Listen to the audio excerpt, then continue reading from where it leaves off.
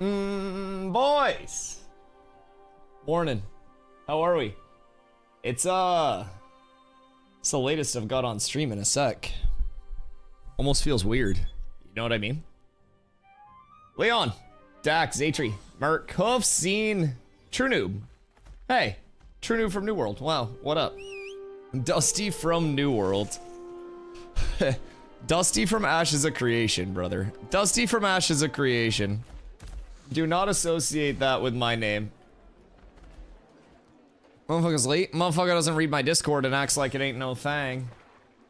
Yo, McCoyski, what up? How are you, my friend? Maybe you're just a fake fan, Seat.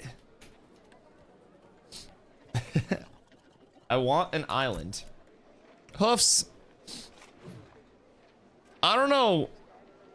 I don't necessarily know your monetary situation. But there's a gap between 600 gifties and island owning. Like, so I'm not one to like pocket watch. Just be aware, islands do come in all sizes though. Maybe small island. But like there's some expensive big islands. I don't know. I'm not pocket watching. I don't know the situation. Maybe you're secretly Steven. I don't fucking know.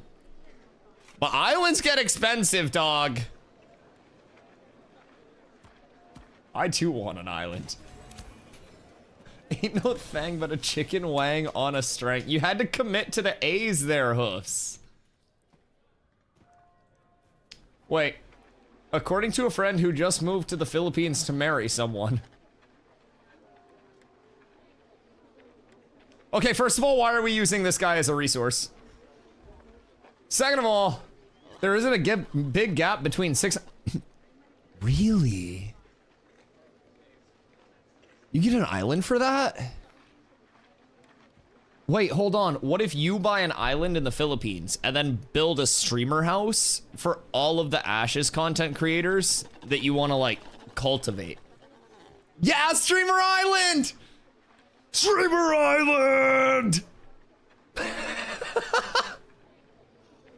Let's go! We're on the same page here. What up, George?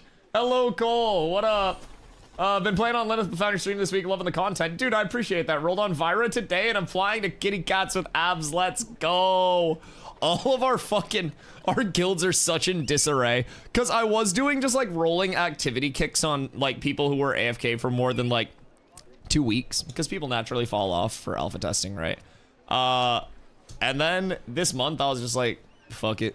It's too much work. So I was just gonna make a third, make a fourth. So I don't even know who's where, but make sure you're in the Discord. We'll get you an invite to one of them. There's a spot somewhere, man. I'm doing good. Eat well? Yes, I did indeed. I did indeed. Yes to both. We had a fantastic egg hunt. Hello, Carla. Love you too. Where are you getting your food? I had to remind your people you were starting late today. Dude, anytime I'm like 10 minutes late, hold on, my chair sunk. I had to go looking for the place. Wait, how? It was literally, wasn't it like the same address? Just like a different like unit? I tried to get one that was like right next to your work. Hey, hello paid actor. It's cause the curtains are open, there's sunlight.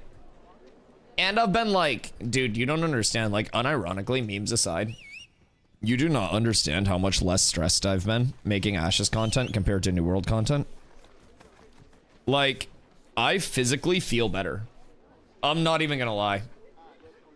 I physically, since I have come to Ashes, feel so much better than I did when I was playing New World. It's weird. But I'm like, I'm less stressed. I'm happier on a day-to-day. I feel like I got more to do. We're cooking. Fuck, doing God's work. Dude, I'll be like 10 minutes late and motherfuckers are dying. How's Ashes PvP scene? Ashes is a full PvX, dog. Ashes has more PvP than New World does. Like, Ashes is a lot of PvP. Yeah, if you were a PvP player, you can PvP a ton of different ways every single day for your entire gameplay loop. Hype for it to come out. Well, what if I told you that you could just play it the entire time it was in development? It is out for playtesters. So with that being said, boys, I think it's about time we hop into our first one of the day. Now, Mr. True Noob, his Twitch used to be True Noob Amara because he came from one of my Fresh Start servers on New World. I remember True Noob. I remember. I'm not one of those streamers that forgets about the people that were there when I had no viewers. I remember True Noob. Oopsie. Thank you for the gifty, brother. So, for True Noob, we'll bust this out. We'll bust this out. No, true. You may say, Dusty, where do you steal this from? Which graphic design college did you rob for their Mona Lisa? I made this shit myself. They're fucking cooked. Ni hao, ni hao, ni hao, ni hao. Ni hao, Mr. Monies. I have good news and bad news. The burrito is bigger than my arm. What? It wasn't even that expensive. I thought it was gonna be like a big burrito, but I didn't expect it to be that huge. Oh my god. I'm pretty sure, by the way, I got Carlo lunch. I'm pretty sure I tried to absolutely kid it out how you would like it. And then you also got dessert. So, enjoy. Enjoy. Eat up. It's huge. Wait, send me a picture. Did you already? Hold on, send me a picture of it if you haven't. It looks so... This bitch texts me, it looks so good, thanks, I love you. And then doesn't send me a picture.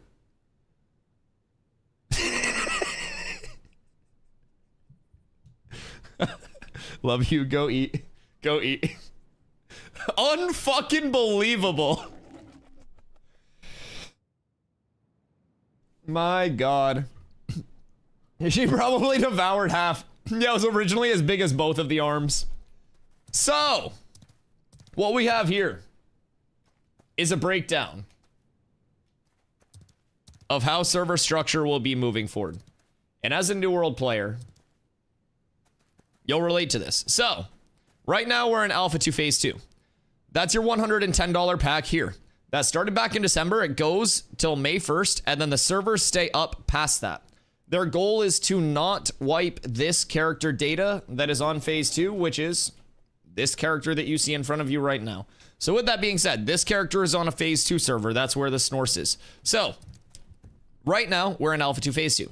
This is the $110 pack, like I mentioned. Servers are up Thursday, Friday, Saturday, Sunday, and Monday. Servers are down Tuesday and Wednesday for development. So, past that, starting on May 1st, we go into Alpha 2 Phase 3. This is your $100 pack. If you already have Phase 2 access with the 110, you don't need to buy the 100. Either of these packs get you in at this point of entry or this point of entry, and all the way through development until the game launches. So, once May 1st hits, we have Fresh Start servers. Except, instead of it being after the game launches and like, you know, it being a panic Fresh Start server, it's simply because development's progressed so much that the entire progression, economy, and everything else is going to be completely different this time around. So, we have Fresh Start servers to be excited for because it will be an entirely new set of circumstances leveling second time than it was the first time. Gearing out the second time versus the first time. We have 4 biomes by the time Fresh comes around instead of like 1.5 of a barely functional one. So, there's a lot that's happening right now. So, basically, Fresh Start servers are going to be absolutely insane. Once we hit May 1st on top of these Fresh Start servers, we also have 24/7 server accessibility. So, there will be updates, downtimes for updates, shit like that. But, again, no downtime days, no more Tuesday, Wednesday downtime. My hair just poked me right in the eye, but I'm going to keep persevering with this. And then from there, this is going to last at least a year. My guess is a year and a half. And then we have 2 short betas, denoted by the S.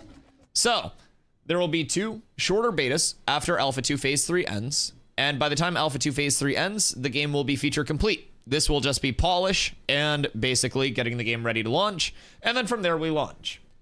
When the game does launch, all of this playtesting data is gone. We are simply playtesters. We are trying to find bugs, find exploits, fix exploits, report them, find something as simple as a world seam. I'm sure we'll see a couple of those today. But every single day, we find bugs, we report bugs, and it makes the future of Ashes entirely better. So, past accessibility, depending on how much you followed, you may or may not know like the leveling times on things. So, for the most part. Your first time leveling. Did they confirm no wipe? Just doing 2 persistent for PT, for P3. They've talked about not wanting to wipe for months. Yeah, there's been more indicator that they don't want to wipe because Steven has said it on multiple streams and like said it in text multiple times as well. He said their goal is to not wipe these characters because even though the economy is fucked, like they still get data from these characters existing, and if they wipe now for phase 3, they essentially lose all of these existing characters for those people who don't want to re-level on phase 3. So, if they don't wipe, then no one's gonna play on the server. That's false. That's an absolute falsehood. So, fortunately, I went through many rounds of fresh starts, legacy servers, fresh starts, legacy servers, fresh starts, legacy servers with New World. Same exact structure. The legacy servers, while they become less populated, still have a smaller number of players that do not want to go through the entire releveling process, and as fresh start servers will be extremely populated on RIP, people may want to wait until that wave of players passes through leveling. On top of that, we'll also be getting the June Dark 4 days before fresh start hits. 4 days? No. It might be the week before, actually. Oh, what the fuck? Bear scared the shit out of me. But we'll be getting the June Dark like the week before fresh hits. And so people won't have the June Dark entirely looked at, entirely checked out. Like, we will be getting map expansions and massive patches right before that. So, from a playtesting standpoint, there will be people that are absolutely going to play this. I know all of Envious Polar going to new server. This server is dead. I hate to inform you that there are many more players than Envious and Polar, and while Envious and Polar are a very outward group of players, they are not the largest group of players in the game and do not represent a majority of the community. I do hate to break that to you. Just because Envious and Polar leaves doesn't mean there's no data that's going to be grabbed off of this server and these characters existing. Cats is also leaving.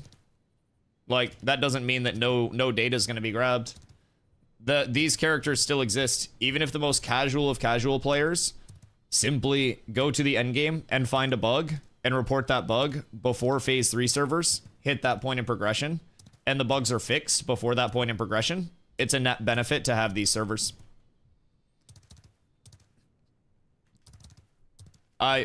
Yeah, I don't know.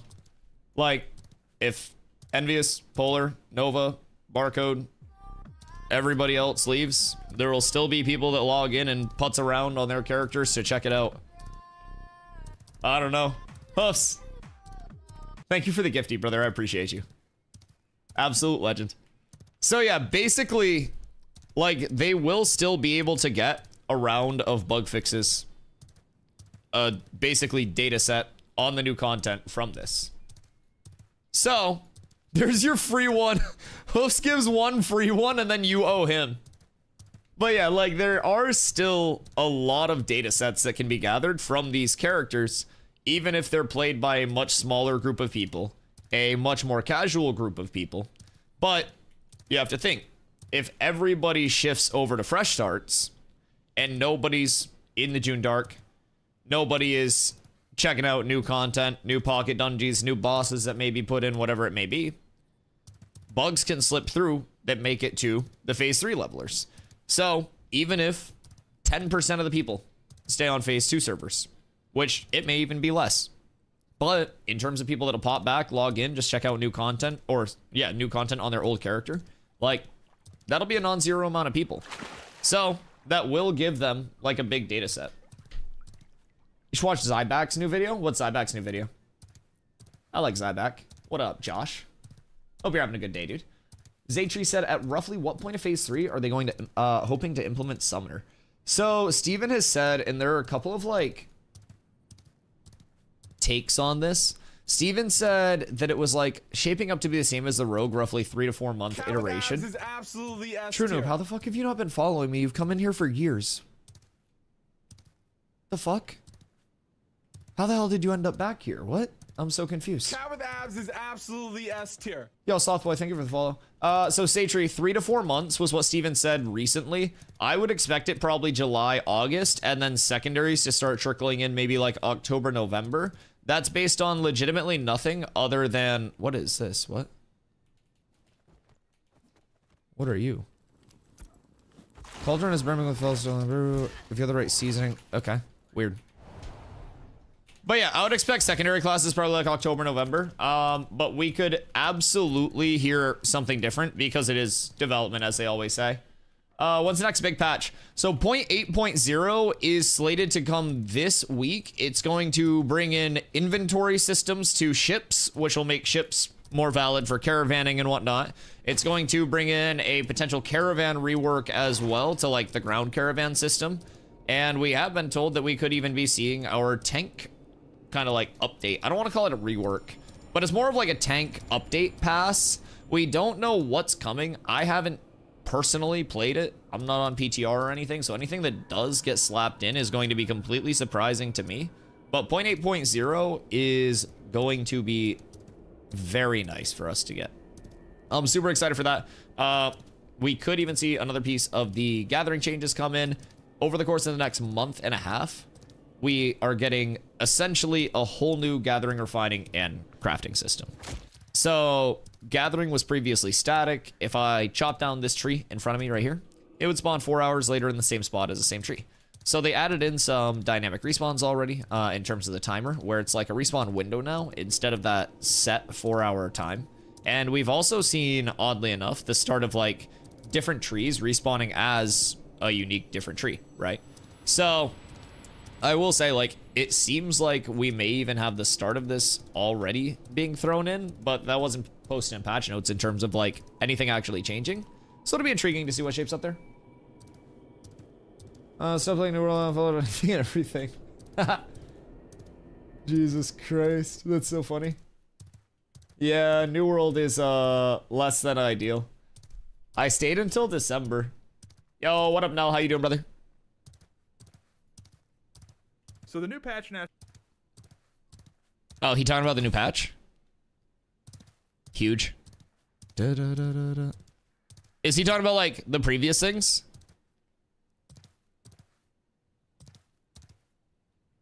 Or is it like new things coming in? We'll have to check it out. Wait, this might be good for React Day too. Because Tuesdays, Wednesdays, we usually do a bunch of videos. And by a bunch of videos, I usually mean like one video over the course of an 8-hour stream because I give so much commentary when I start react to that. Can you do me a favor? Are you in my Discord? Or if you're not, can somebody throw that in my Discord in the React submission channel? And then Tuesday, as soon as downtime hits, we hit. Then upload your React on stream or on YouTube. Yeah, I gotta act like I'm like a Zyback poser or something for the big takes. We gotta play it up. The big manufactured beef. It'll be like those like industry plant rap beefs where they just write planned out diss tracks at each other and then they just count their bucks. Or like every Jake Paul boxing match that's scripted. Speaking of reacting, Lenneth is doing naval scrims today, and the boat movement physics are interesting to say the least. Is it happening right now? Can't believe they deleted my messages about the guy selling for USD but do nothing to him. I would recommend reaching out to a community manager directly in DMs, I won't lie. They probably deleted it to stop it from being like a witch hunt type thing, right? Because if it just goes into the public Discord, then it could turn into like a really witch hunty thing. And who'd you message and did you hear back? Because yeah, if they like have someone reaching out with definitive proof of somebody trying to RMT sell items in their alpha, and they're just like not responding to that, then that's a little concerning. But I'm sure if you DM somebody directly, they'll reach back out. With like how I don't really like, yeah, like they deleted it from the Discord, probably to stop like people from just like going into it there. Nixon Roshan, it may be in their DM like their DM requests as well, because they probably get a lot of DMs. Is there a way to open a ticket in the alpha cord? I don't really use it for much other than announcements. I keep the announcements tab open at all times. I need to know when those downtimes are hitting.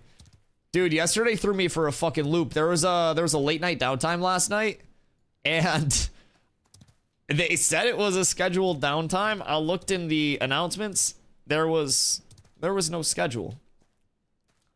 Just ended a few minutes ago. Oh, perfect. Dusty timing. As soon as I want to check something out, they stop it. I talk box. Hope you're having a good day. But yeah, I'm sure with that person literally reaching out in your DMs and being like 33 USD, and you're like, what about in-game gold? And they're like, I have a lot of in-game gold. Like, dude, I guarantee that's an instant Thanos snap.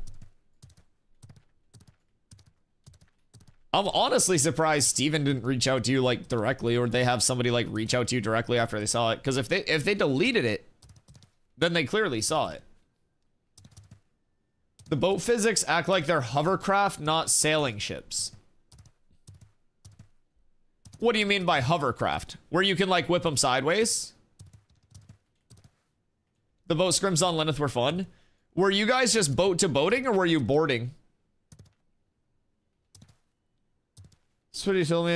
I got too much gold. Oh the fuck? That's a first. Just got stuck in a goddamn tree. It also drifts like a hovercraft. Oh yeah. Yeah, we did some boat versus boat stuff against the fucking Black Maiden crew over here. And we were literally just like full Tokyo drifting sideways strafing, because if you're going like cannon to cannon, right? Then being able to like stay on their front will stop you from getting hit by their cannons. But what you have to be aware of is if you line up on the front of a boat, a bard is going to give uppies to everybody that's on whatever the point of the boat is called, like the schnoz of the boat. So basically, like, you go up on like the pointy part, the bow. No, that's not the bow, not the pointy part. Like because there's like there's like the boat tip, and then these boats have like a pointy, like, it's literally like a boat dick. Shaft? No, that's just a dick joke. Stop. That's just a dick joke. That's not called a shaft. But yeah, there's basically like a boat boner. And so if you're up on the boat boner, it points up. And so like if a bard gives uppies, you can just launch off of that onto another boat. So there's this level of like, it's almost safer to stay on the side of the boats and tank the cannon fire to avoid being boarded. Because a lot of people just get to that point where they're like tip to tip and then they get boarded. How do you guys feel about the boarding after having done scrims over there? I personally think there should be like a significant player-to-player damage dampener when you are on a boat. I feel like the emphasis should always be like the boat-to-boat interaction while on a boat. And like, I don't know. I just feel like there should be significantly reduced player damage for being on a boat. If you hop in the water, you lose that player damage reduction. Like, it's an incoming damage reduction, by the way. So, you're on the boat, you get like an incoming player damage reduction. You hop off the boat, you lose that incoming player damage reduction. And that way, like, boarding isn't just this level of, oh, I hop in, oh, you're dead. Because that's literally what it is right now. You get close enough, you jump on, and then you just AoE wombo and everything dies. Maybe hard to implement. Yeah, I talk about ideas fully admitting that I know nothing of the practicality of actual game development. So yeah, I know nothing of like what it would actually take to implement that, what it would actually like require, but I do know from like a player standpoint, it does definitely feel like there is a lot of emphasis on just getting your boat close to somebody and then jumping on their boat and then just hoping that you outpower scale them. Now, I know that's essentially what the caravan system is right now as well, and boats are basically an extension in a larger caravan. So, it does make sense. It almost diminishes like the entire point of the boat.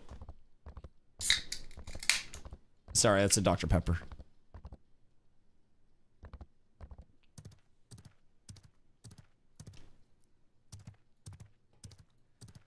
You don't have to code the boat to give a bubble around the boat that moves with it to give buffs to enemies or just your players. Yeah. Globally, everyone on it.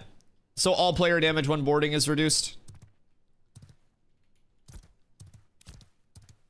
Hey, what up, Golden? Yeah, I think it would just be a global incoming player damage mod when you're like on a boat. And then the weird part of that would also be exempting the cannon projectile from player damage, I guess, right? If we're talking from, again, I don't want to say I'm talking from a coding perspective because I don't fucking know coding. But I'm assuming from like that logic, you would probably have to like, you'd probably have to code the cannonball, even though it's controlled by the the potion. You'd have to like control the potion as a player and then have it coded as like not a player projectile, I guess. I don't know. It's a slippery road that I don't know how to go down. I would sit on my butt and scoot, basically. Jealousy bastards, I want Dr. Pepper in Australia. Got to level 15 and made 2 caravans. Made 2 caravans or did 2 caravans? What do you mean made 2 caravans? I want to go check Braidwood Alley real quick. Yo, what up, Bed? How you doing, brother? Do you have Mr. Pibb? Oh, dude. Pibb is so good. Like, so hear me out. Pibb is what Chipotle had, right? Cat with abs is absolutely Yo, Joshua, thank you for the follow, brother. I appreciate you. Thank you, base god. So Pibb is what Chipotle, like back when I went to Chipotle a lot, had. I don't know if they still have it or not, but like Pibb is better cold than it is warm. Dr. Pepper is better warm than it is cold. They have different flavor profiles, but they are that similar kind of, ooh, Braidwood. They're that similar kind of like, I don't know. I don't want to call it like spicy soda. Every drink is better cold. Hot chocolate, you fucking fent fiend? What the fuck? Besides coffee or hot tea?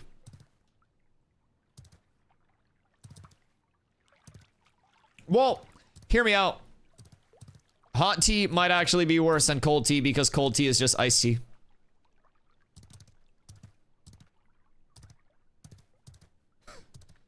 They already have a bubble tech implemented on the caravans now that you mention it, so they could do it with boats too.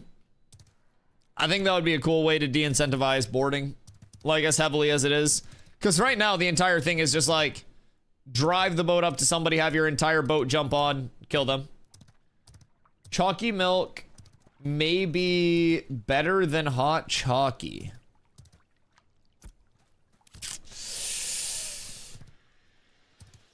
What climate do you live in? Are you in like fucking Jersey or some bullshit?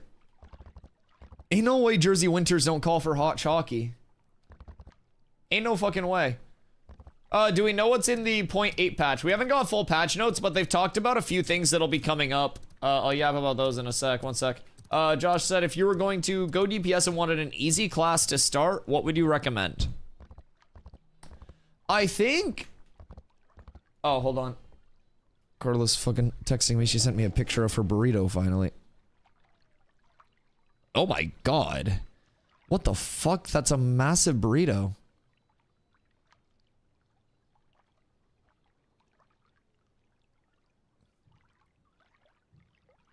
She sent me a picture of the burrito next to her arm. And my response was just, that's so fat. And then I had to specify the burrito. I sent a follow-up text immediately that said the burrito. So, I'm safe. We're safe. We're safe. Yo, Sasuke. Thank you for the raid, baby. What up? I hope the stream was fantastic for you today.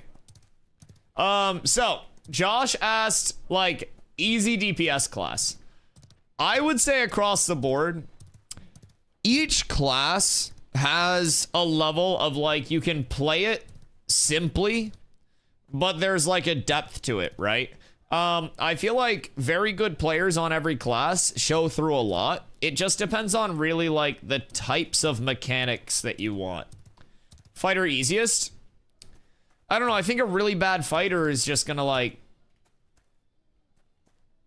I mean, are we talking like PvE exclusive or PvP? Because I feel like PvP fighter would probably not be like the most friendly for someone to get into for like node versus node wars and stuff, because melee's just in a really bad spot in Zerg versus Zerg.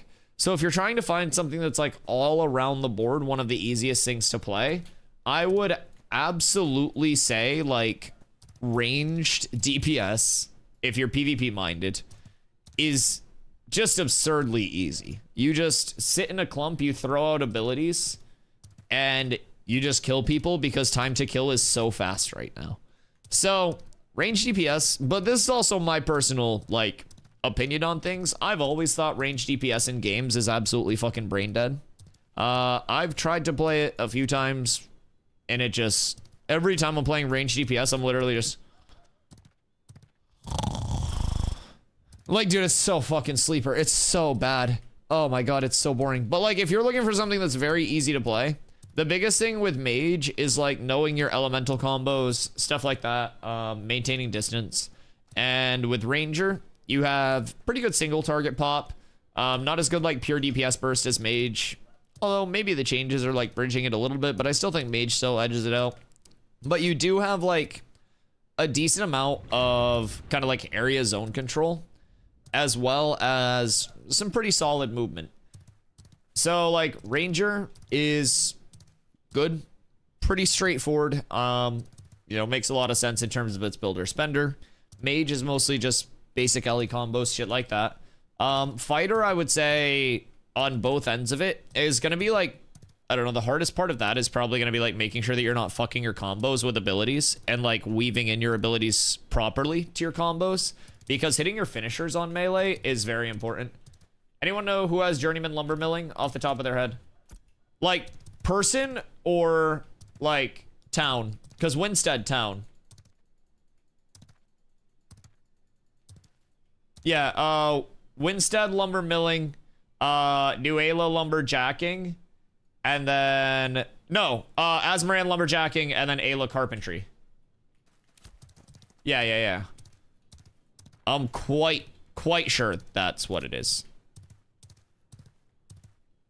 Josh on YouTube says how I feel about close-up DPS, the melee DPS. Yeah, it's all preference. Like rogue's insanely fun, but it's gonna be like really zippy, a lot of movement, a lot of things to keep track of, like during your movement, a lot of conditionals with rogue as well. So like for stealth, you have to be 24 meters or more. Is it 24? You have to be a distance away from enemies, and then you also have to be out of line of sight of every enemy when you stealth. Now, there will be ways to get like vanishes and things like that. There will also be abilities that can gap you the exact distance away from a singular enemy that you need. With Rogue, you're playing around Advantage a lot, which is a builder-spender system that basically spends advantage on abilities to empower them. So with Rogue, like, you have a few more things to keep track of, but Rogue's very zippy, very fun, I will say. Tank is a tank. Your primary job is to hold aggro and not die. And so, like, for some people, that's a very fun job. Hi, me. And for some people, that's more of like the worst case scenario job that's an absolute snoozer. And I completely respect that. Tanking is either going to be one of those things where you're like, I love tanks, but I hate doing it. Or you're saying, I hate every other tank and I love tanking. Because if you tank, you've probably had a shitload of terrible off tanks in your experience that have just ruined your life in different MMOs. So if you've been a career tank, you probably hate other tanks until they like prove themselves worthy. And if you're not a tank, then you probably just love tanks in general because we exist to make your life so easy. But I would definitely say, like, in terms of base archetypes for DPS, everything definitely has its own little, like, its own spot, its own identity. Fighter's gonna be a little bit like chunkier, clunkier, but in theory, you would think it would have a little bit more pop. It'll have a little bit more AoE and stuff like that than a rogue will in most instances. But rogue is also just like overtuned as fuck right now. I would say if you like melee and you want something a little bit slower paced, more methodical, fighter. If you want something that's just like insanely fast paced, like combo, go, ability, like weaving in all of that, like Rogue's probably that. Rogue is insanely fast-paced. Insanely fast. Insanely fast. It's so good. I like the more people doing melee since the meta's mage. I think we just lack initiate to deal with a lot of ranged. Like, I say that as I'm absolutely shitting on entire bloodlines of people, like multi-generation families with my wall alone. But yeah, I really feel like we need a form of like AoE initiate that we just don't have right now. Is this braid working? You said braids are bugged today. Thoughts and prayers for me and me specifically because I'm broke as fuck. Okay, that's green. That's fine. Thanks for the response. Yeah, dude, I could literally yap about like character customization and shit like that and like how it can fit into different playstyles for the entire stream. I'm not even gonna fucking lie. It is one of my favorite things in terms of like, not only now with base archetypes, but when you think long term as secondaries come in as well, you're going to have so much customization. So the way that your total class output's going to work is your primary class will determine your like active abilities, right? And then your secondary class is going to augment those active abilities with elements of that secondary. So if you're a fighter, for instance, we've been talking about fighter, and you wanted to cross with a mage, then you could potentially have your fighter charge augmented with the element of a mage that gives you a blink instead of a charge. Or you could have like an elemental trail that follows behind you or an elemental explosion when you arrive. So many, many, many options. And a lot of those will shape up like how your actual like total class output does feel. Past just, you know, I am fighter. Look at me chunk. So who do you know that has long sight recipe? Colton has a long sight bow recipe. And he is, well, do you need the recipe or like the crafter? Because Colton is near 800 qual, I do believe, for his bows. Made a tank with a spellbook. Dude, tank with spellbook was really nice to level with, I'm not even gonna lie. It made leveling so much easier. What? No. What you doing?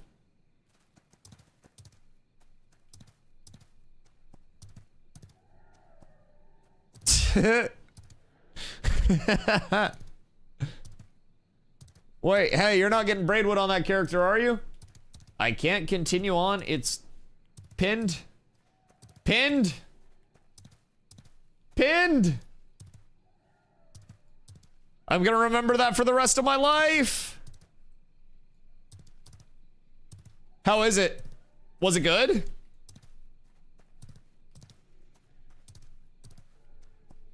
Chad, if you don't know, I bought Carla food. I got her a burrito and some dessert. Did you get your dessert? It's good? Okay. I want you to know I added all the toppings on myself. Like I picked which toppings would be on. Is there anything that's not on that you would add? Or did I basically cook it for you perfectly? I tried to just absolutely like order for you and not for me. And how's their hot salsa? Because they literally said like the checkbox was like the checkbox was hot red salsa. Yes, it's hot. You cooked? Oh, go onto their website and look at how like diverse their ordering is. Yeah, order the same thing. Well, not like order, but like add the same thing to your cart on the website and look at like how many options there are. Making shawarmas tonight? Oh, that sounds so good. What are you doing in Highwayman?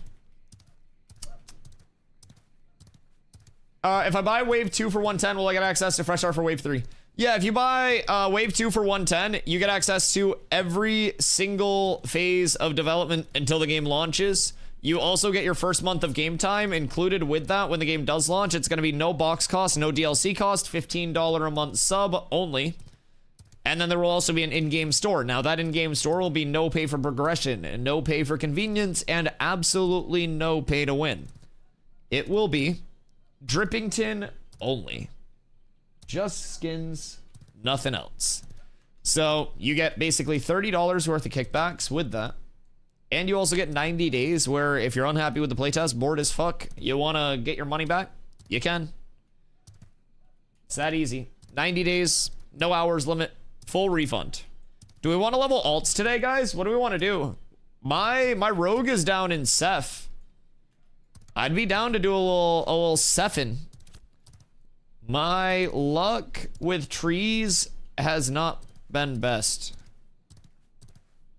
Not at all. What's about the 0.8? So 0.8.0 is going to include a few potentially very nice changes. First and foremost, Steven has talked about how in 0.8.0 we are going to get... Ooh, Bardcore playlist is fucking slapping. 0.8.0 ships will be getting their inventory system. So just like a caravan. So you'll also be able to transport relics on ships. We'll be getting the pass to like the actual source. This is all from Steven directly. There aren't patch notes. Everything I say comes from Steven. I don't make anything up. I'm not someone who says, oh, there's a rumor that servers are merging, but there's no confirmed source. You can find everything that I'm about to tell you in Steven's last dev stream and Steven's last personal stream, between those two. So essentially, ships getting their inventory, caravans getting a full rework, the Tropics getting its entire build out in terms of the like flotsams, shipwrecks, stuff like that. From there, those are like the biggest things to the Tropics, but we'll also be getting, for me, tank rework. So rework, huge tank patch, probably. So there are a few other just systems that are up in the air right now that could also potentially be fixed. Those are the main things that are confirmed, though, is going to be the entire like Tropics, basically like life to it. Because right now it's like the biome, right? But this will include, and this was in the last dev stream, like the underwater build out, the life for the Tropics, potentially like shipwrecks, shit like that, explorable areas. They hinted towards a relic in the Tropics as well, which would tie into the ship inventory system being added because you need the ships to transport certain relics back. So set to be a really big patch to actually add the functionality out here. And then I'm hoping from there, we also will see another pass to the gathering, refining, and crafting reworks and another step there. So that's more of a speculative because they did say in their original that we would be getting steps with the 0.8. We did also get respawn timers, like respawn timer variants ahead of cadence. So we'll see. But they did mention in the original article that we'd be getting a 0.8 kind of like implementation for those reworks as well. So we could see maybe like the node area respawn. We could maybe see some surveying. Any changes to that though will be great changes coming in. So those are basically the largest things coming in. We'll probably see more come in with that. But yeah, it's set to be a large patch. Again, it's going to be a huge implementation before fresh. Absolutely massive. What are you trying to look for? Moin Tarvo. Trees spawn on a timer still by hour. It's either 4 or 5 hours. Then after 3 or 4 hits, the tree goes away and a new type spawns. Okay, that makes sense. That does make sense. Include new hunting. He did say that progress was being made on like the new hunting stuff. He did talk about that actually. He didn't say that that would be coming 0.8. But he did mention that specifically because he was asked about it and how like the hunting kind of like mini game type shit was going. And he did say that they were making progress on that, so that's good. Tested that shit all night. I stayed up until 6 a.m. on this braid and then an ash spawn finally and replaced it. Jesus. How many hits out of that braid did you get?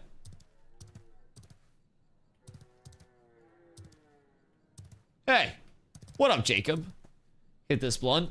Did you pass it to Jesus first? He's always first in my rotation. How you doing, brother?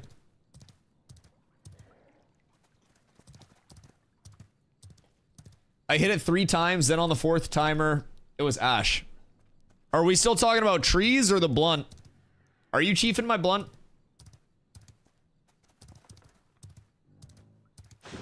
Close your curtains. No, I'm gonna put on the deep voice filter soon.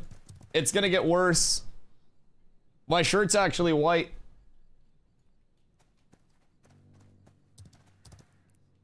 Hope you're good. Oh, dude. Dude, I'm great. I went up and I actually, funny enough, I mentioned the whole, you know, smoking a blunt with Jesus thing. Today was my family's Easter. So while I did not smoke a blunt with Jesus, it was a very good day. I went up, I hung out with my family. We still do an egg hunt, my brothers and I, their wives. So we all do an egg hunt. It was a banger. I took home some huge prizes, including, hold on while I chop this tree. This guy. It's a gnome. Hold on. Wait. Peep! And he's got a little snail on his head. So, it charges up with solar power, I guess. And it's supposed to light up. But I don't know if it's lighting up. Oh, I think I might have to unscrew this and put batteries in it or something. I don't fucking know.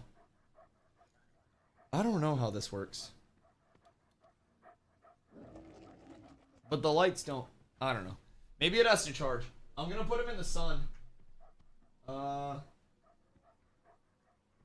I'll put his back towards the sun. I guess that's not gonna work. Hold on, I gotta go get him sun real quick and I'm gonna close my curtains. But yeah, he has a little snail on his head too. So, just like my mount. Oh, what the fuck? Wolves are getting shifty on me. Alright, hold on, be right back.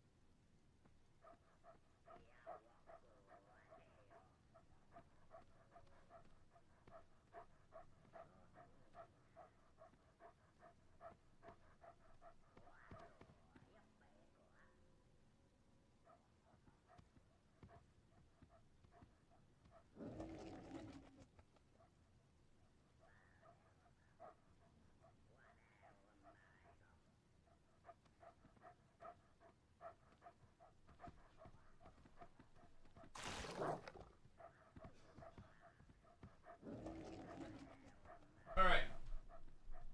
My little Nomi is safe now. We have returned. Deep voice filter? Yeah, like those FBI informant videos, Tarvo.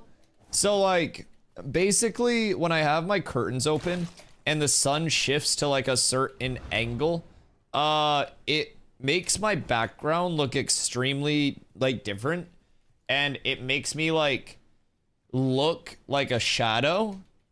And like I'm kind of like, I don't know, the whole FBI informant video where it was just like, you know, the super deep voice with the filter so they couldn't recognize people. It's kind of what it starts to look like. Creative to think the new characters we make for phase 3 are going to stay until launch. Oh yeah, it's absolutely fucking Insano style. I'm very excited for it though. I really am, because I think it's going to be a great chance to like actually long-term test things and hit the ceiling. Are we sure that the snail on the gnome isn't a snorse? We haven't seen it stand up yet, but there's no way to disprove that. I need more cake. Wait, how were you so full with the burrito that you couldn't physically continue, and then you're like, I need more cake? What do you mean? Eat more burrito. You got more food. You couldn't finish when you ate the cake. Well, like, she saved room for the dessert, but I don't think you can double down on the dessert. We're gonna apply to the guild. Don't see a post on the Rider Discord. Just exclamation Discord, and then just do request access in there. We have a lot of guilds active right now.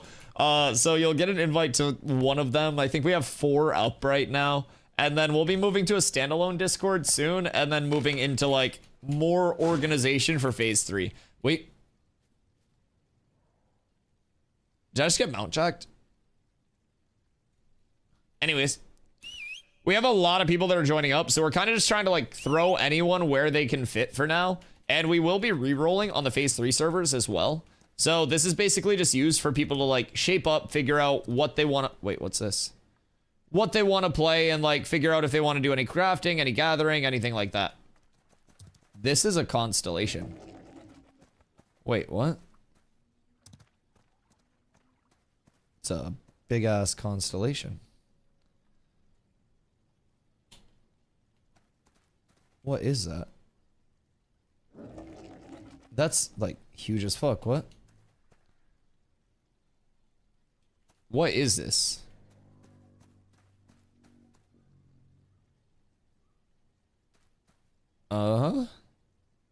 That is a massive constellation, chat. Like, that might be the largest constellation that I've seen. What the fuck? It goes all the way down. Then it also what? It starts down there? What? Where are we looking right now?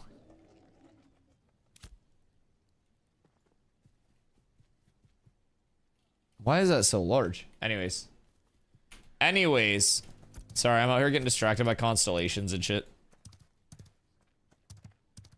Like, so constellations can actually be essentially puzzles where you can get relics. Relics can be brought back to nodes and owned by a node and provide bonuses to like people in that node zone of influence. Desserts going to a second stomach is crazy. Cake is less dense so you can fit more. She also probably stood up and like did some jumping jacks to compact the burrito. That does make sense. It's like how people will always like tap their ciggies, right? It's to compact and wake up the tobacco for a smoother smoke. So she basically stood up and just like did jumping jacks. And then it compacted the burrito and she was able to eat cake. It was really heroic of her, actually. I believe the Vex are experts on constellations. Now, if I remember correctly, according to my sources, that would line up because Vex live on top of mountains. According to, now these are unofficial sources. But basically, dwarfs live in mountains. Except island dwarfs. Island dwarfs live on the islands. That's the palm tree. This is a regular tree.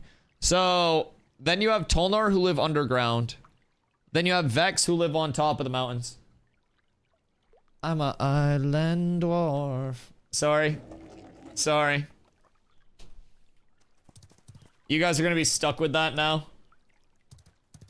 Oh, hey. One of us. Wait, who the fuck is that? They got some gear ready. Cancel him? For what? What'd I do? What? That's actually crazy. I was just trying to sing. I'm sorry that it was that fucking bad, man.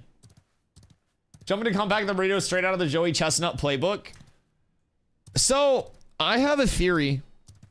What if Joey Chestnut actually just has no intestine and it's just a straight shot colostomy bag under the stage and that's how he can eat so many hot dogs because it's just a constant bypass? Have we thought of that? Like, his performance and longevity is fucking unmatched. I'm putting that out there. I can't eat anymore. You gotta power through. Cake got me.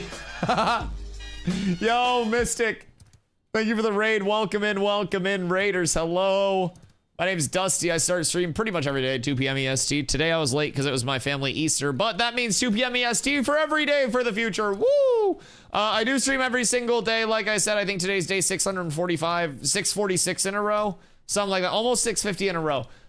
So we're vibing. I do play Ashes every single day. I play over on Vyro. We have 4+ guilds for cats. We'll be re-rolling for phase 3 servers. I'm gonna hop over on my rogue and do some Ceph farm soon if anyone wants to come through and do that. So yeah, if you guys haven't dropped in before, make sure you drop the follow so you know when I go live every single day. Feel free to ask me anything about Ashes. We're about to play, like I mentioned, some rogue leveling. I did a little bit of loops on the tank to try to find some trees, some form of anything, and I quite simply couldn't. I didn't find shit. I'm not even gonna lie. So everything's been pretty well picked over at this point. I'm gonna run back up to Winstead real quick, park there, and then we're gonna do a little bit of rogue leveling. How are you liking the rogue? Oh, dude. Oh, dude. It's fucking bonkers. It's actually OP. Like, now with that being said, I don't really think about like numbers, right? In terms of right now as an important thing. Obviously, if it was launch and it was hitting for 12k with people having 5k health, that'd be a problem. It still is a problem, but I think the more important thing about Rogue is that it feels very fun to play regardless of numbers, right? I think the best thing for any patch that implements or changes a class is that the class feels exceptionally good to play. Regardless of numbers, if the buttons themselves feel satisfying to press and give you a little bit of like, then that alone shows a good class. Numbers are all relative and can be changed at any given time. That's simply just backspace and a new metric, like literally a new number. That's all that is. So I would say overall, Rogue feels insanely well put together at 25 as the biggest thing that I notice. Way more than I would expect it to be, but yeah, it feels real good. I can't wait to see the rest of the kit. I can't wait to get some Rogue secondaries eventually on my tank as well, because that's what I've wanted to go, is tank Rogue. So I'm pretty hyped. I'm pretty hyped. Glad you're enjoying it. Yes, sir. Ski, what you been doing? Anyone got a faster mount currently on a wolf? Nelly would absolutely have one. So, Tarvo, you asked about the implication of the stars, yes? So, with the stars, you have within those different constellations. There are constellations and multiple moons in the night sky of Vera. Constellations and moons rotate and change throughout the night. Constellations may only be seen at certain times at specific locations. So, from Steven, the constellation system is another predicate system. And when I say it's a predicate system, I mean that certain conditions will yield certain constellations being able to pursue, discover, and achieve. And they span the realm of interfacing across adventuring level, artisanship, nodes, relics, policies. There's a lot of different things that constellations can touch because at its essence, it's a predicate system. Now, once players have achieved identifying a certain location that yields a constellation, and they've checked off that box, okay, I've achieved this thing, it can serve its purpose for kicking off a new storyline for that individual. Kicking off a new storyline for that individual's micro-communities or pseudo-factions if necessary. It can serve as a broader kickoff. One person discovers it. 3, 4, or 500 people get to participate now in it. That's an opportunity. It can yield the location of an achievable world relic that can be brought back home to a particular node. Relics just got added. There's a lot of different things that are possible in order to see the constellation and to actually achieve that. It could just be as simple as looking at your character's viewport into the night sky at a certain location at a certain time. It could be far more in depth, which is killing a certain raid boss for a particular number of times until it drops a particular item that yields a map that sends you to a location that sends. There's a lot of different layers that can get added on how do we manifest a particular constellation. The intent here is to provide an immersive system that keeps the player in the world and allows their in-world movement and interactions and immersiveness to yield a result that's unique and that I think is a fun and compelling interaction, especially as it relates to adventuring. So, yeah. And then they can like emulate seasonal cycles, all of that shit. So in terms of the moons, they're like actual moons, but the stars. Are you asking, wait, whether the stars are actual stars as own interstellar objects in the universe of Vera? The moons are. Not each individual star, though. That would be an absurd amount of world building. There's a lot of stars up in that bitch. Like, all of these is what you're asking? Because, like, there's the moon over here, which you can like kind of see. It's kind of like eclipsed right now. But yeah, no, all of those are just skybox. But yeah, so moon. Fuck. What are you shooting at? What? Oh. Just bringing mobs back today.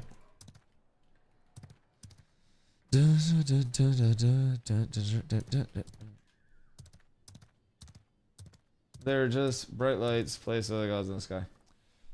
I mean, I can link you the wiki on it. It doesn't really go in depth about the stars at all, other than constellations. So, yeah, it talks about constellations. There's not really a lore build out to each individual star. I don't really know what to tell you on that one.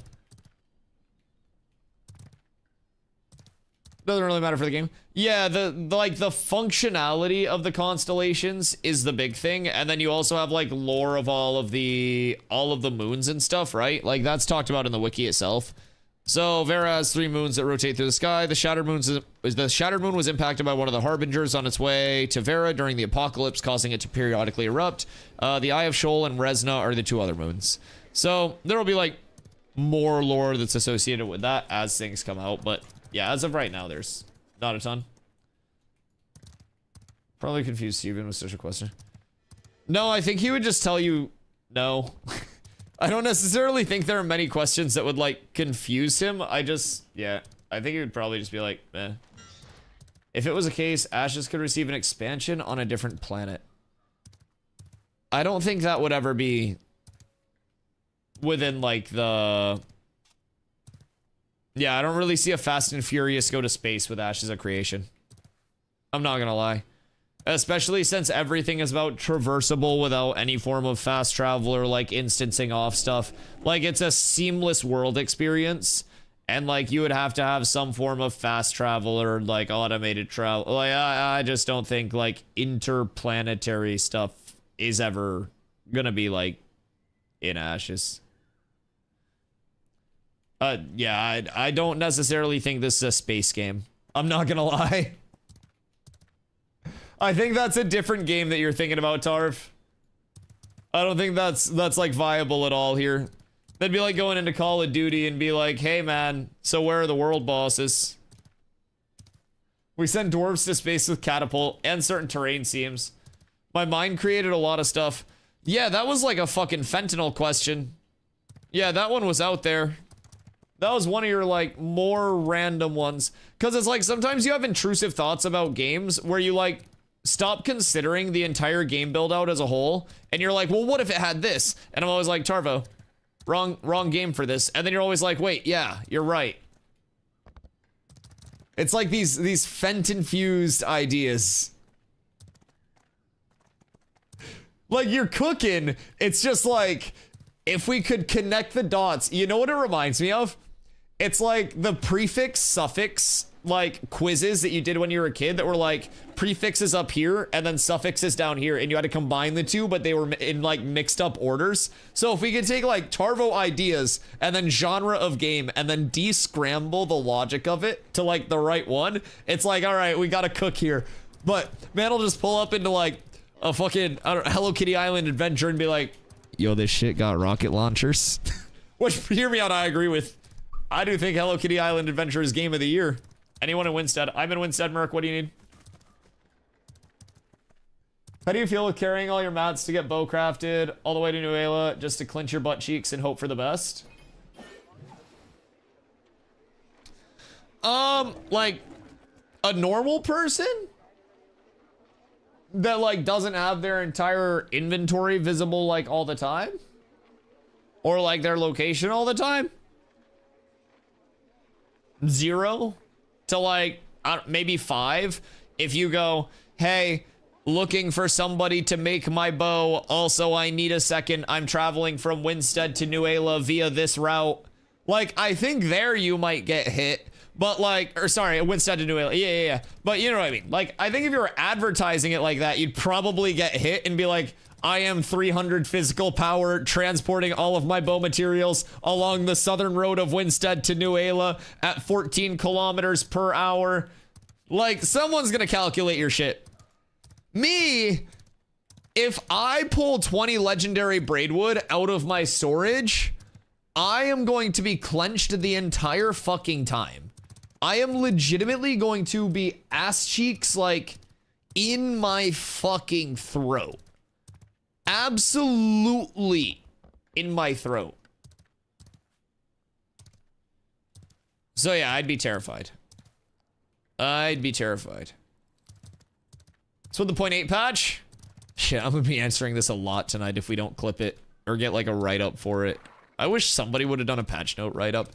Basically, ships getting their inventories, caravan rework, potential tank rework, potential further implementations of the gathering, refining, crafting system rework. And then we have a lot of systems that are in limbo with certain things. So I would expect to see like system implementations as well. Past that, we see the possibility of getting our like tropics. What's it called? Not like dressing, right? But like staging. Nodes, biome staging for the tropics. The shit that's out like in the biome. So like you'll have shipwrecks, you'll have stuff like life. That's where Steven showed like the Kraken movement and stuff like that. So we don't exactly know all of what the staging will hold, but staging could be present in the 0.8 update as well. So a lot of good things coming out. I'm personally really excited for the tank implementations to see what they give us there, and the changes to caravans to see what they did there. That's a system that I personally, I just think doing caravans is boring. Like, yeah, you can get some good PvP, but like, I think caravans is just like, or caravans are like boring, but that's also my personal thing. I would just rather, like, my ideal PvP on like a just day-to-day, like, what will I do outside of Node Wars, Node Sieges, Guild Wars, stuff like that once I'm geared for PvP. Dude, I will spam arenas 6 hours a day in this game. I'm not even gonna lie. My 10-hour streams will be 6 hours a day of arenas once I'm geared. I will not leave arenas with my arena team. We will be sitting in arenas. Pretty sure I had a tree move. So Merc was doing some sourcing because they have started fucking with it a little bit in terms of the gathering system. I'm gonna switch over to my rogue, but they've started fucking with the gathering system a little bit. So we do already have more dynamic respawn timers, kind of like an increased variance there. Merc said that it's either on the 4-hour or 5-hour timer still, but someone also said that they had a tree respawn like very, very quickly comparatively to the old 4-hour mark. Now, someone said is always an unverifiable source of whatever, you know? But the patch notes did include changes to the like respawn timer itself and how those nodes and gatherables were being respawned.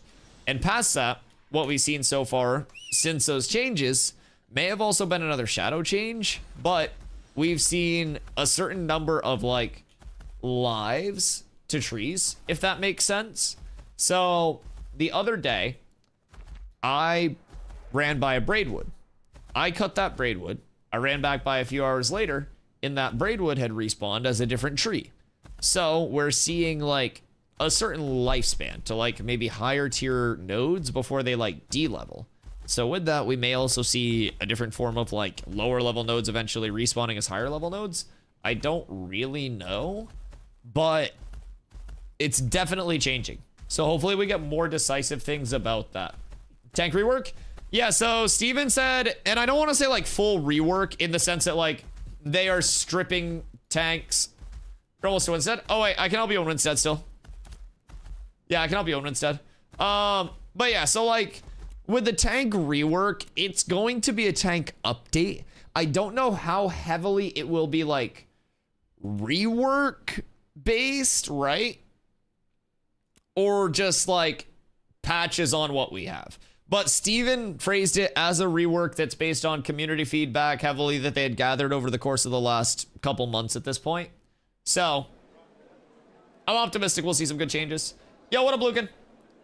How are you playing the game? Is it with a bot key? Yes, I purchased my key back in January. Well, technically Carla purchased my key for me. Bought it for me as a gift. So Carla paid for my key. But I got my key for myself with Carla's money. Thanks, Carla, love you. Back in January of 2024. And so I've had access for a little while. I didn't end up actually playing until December of last year. So I had access for like 11 months-ish before I actually played. I just waited on it to be a little bit more developed and a little bit more in a spot where I was like ready to hop over. So yeah, I waited a little bit after I had my access, after my pack had been acquired. And I hopped in fully ready, fully aware of what I was getting into, and I have loved every second of it. Thank you for the follow, Lucan. Yeah, feel free to ask whatever questions you have, dude. It's odd, but work in progress. I mean, personally, I'm happy to see variance in it. I would rather have no fucking idea when and where a tree is going to respawn, and also have, like, everybody else having no fucking idea without surveying, right? And if they survey, they should get that information. But if you're just out there whacking trees, I don't think you should have information about where and when something's gonna respawn. So the more randomized that is, the happier I am with it personally. Do you think we should have equalized arenas like in Guild Wars 2? Like gear equalized? I actually talk about Terrace Land arenas because they were quite fun. Do you mean to hold these for you? What's up? I can't craft your bow.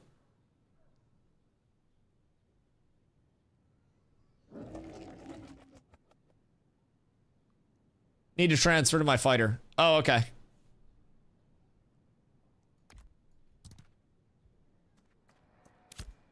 It's already in Winstead. Huge. Let me just go pop the important stuff in my storage real quick. Okay. Materials. There. All right, we're PK proof. Whew! Okay. My goodness. Yo, Slacker, thank you for the 60-day streak. Zaytree, two things. First, would you open a main at launch, summoner, or tank? Tank.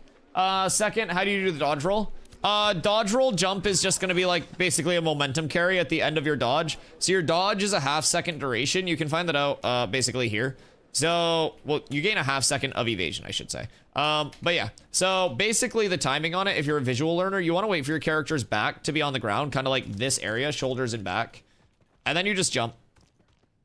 So that's the biggest thing. You won't notice it as much until in your stamina tree you get Spring Step, because Spring Step increases the dodge distance by 50% without increasing the time of it. So without Spring Step, you still do it a little bit, but it doesn't carry your momentum nearly as much as if you do have Spring Step. So I would recommend while you're leveling, just go directly up the middle of the tree, get Spring Step as early as you can, because that's going to give you the, like, that. And then from there, you'll also end up eventually getting, like, movement abilities. So different movement abilities will have different animation cancels as well that you can utilize for, like, momentum carry and shit like that. So maybe tank will be able to tank again. What do you mean by that? I personally don't mind tank right now. I think in terms of the core functionality of tank, it's really not bad. I think the biggest thing about PvE tanking is that it's, like, probably 3 to 5 seconds short on the second stack of grit. In terms of actually adding something, I would like mitigation and a few seconds more on like grit timer. And then I would also like shields to be deterministic of whether we have that additional threat modifier or not when we are tanking. So basically we have that like that secondary part underneath our ability damage where it's like this ability generates this much threat, right? And with that, I would like that to be disabled unless we have a shield on. Add an ability to have an AoE taunt. Please never add an AoE taunt. Please don't. AoE taunts are the least skillful thing in fucking history. I think that... Oh, and 100. Oh, Jesus Christ. My bad. I didn't even notice that. What the fuck? My fault. My bad. I looked down. I was like, what?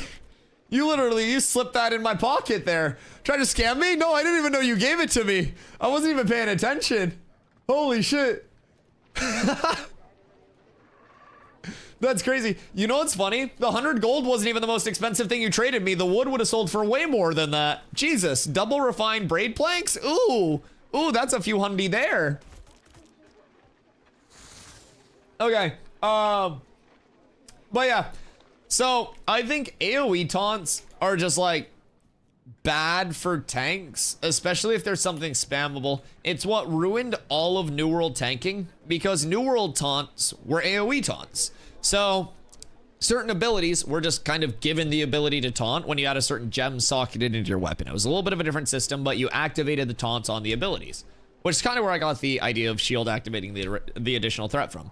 But one was like Defender's Resolve. So as a tank, you would literally go bong bong, and you would tap your shield twice, and then everything would go, huh? And it would just walk towards you.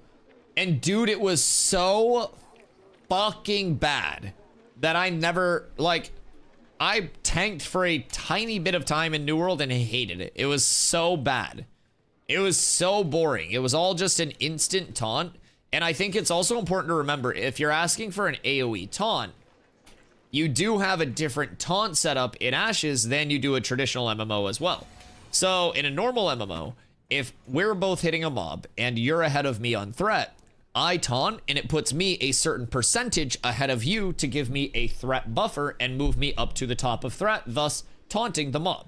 Now in Ashes, your taunt has two mechanics. The first is generating a set amount of threat equal to twice your max health, and then you also apply Humiliated to all of your target, or well, I should say your target that you taunt, because I was thinking about the AoE. I was reading your fucking question. I said all the target. It'll apply Humiliated to the target that you taunt, which means that if they're hitting anybody else, say that taunt doesn't rip aggro, or even in PvP, you can basically reduce somebody's damage by 15% to everybody that's not you. Pretty safe. I like the stream. VG taunt, it was cool. VG and flail were actually unique weapons. I mean, VG taunt was cool because you had to hit the target to taunt them. Yeah. Yeah. Just an option to taunt, to let you change it to AoE. If you did do like an augment, I'm kind of picking up where you're going now. Anytime someone says AoE taunt, I get kind of triggered. I'm sorry. New World did it so poorly and it ruined every aspect of tanking for me in New World. I hated it. But yeah, so if you were taking like these mechanics of taunt, and then you basically just had like within the class tree itself, like put it over here or something, where it was like, instead of applying Humiliated, taunt all enemies within X range, and then it's a longer cooldown as well. I can see that. I do also think we kind of have an AoE taunt already, just pseudo though, because this generates, hear me out. Our taunt is twice our max health on a 10-second cooldown.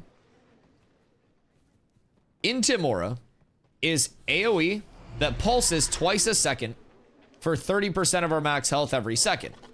So over the course of this having an 8-second uptime, it's doing 16 times 30%, which is going to be 480%. Is that off? What's 16 times 30? 480, get fucked. You're all idiots. On the Mensa Scholar, 480% in an AoE. So I would say based on taunt, like you wouldn't really need that on a 10-second cooldown, because if you need AoE threat, you just do this. And that actually puts out more AoE threat than a taunt would on even a 10-second cooldown in an AoE. It's intriguing to think about, but our taunt is really not that good for actually taunting and generating threat. Our taunt is basically spam it on every single tank that you have, so everybody else in the group takes less damage. Maximus, thank you for the 55-day streak, by the way. Not all taunts were AoE in New World. Shield Bash was direct enemy taunt. I know, but New World's like AoE taunts were so fucking bad, is essentially the emphasis of it, to the point where you did nothing else. Yo, what up, Steez? Is Sewers back? Is Sewers back? Steel Bloom Sewers? Wait. What do you mean? What do you mean? Sure, my 55 streak mid-rant got left on red? No, I just had to catch up.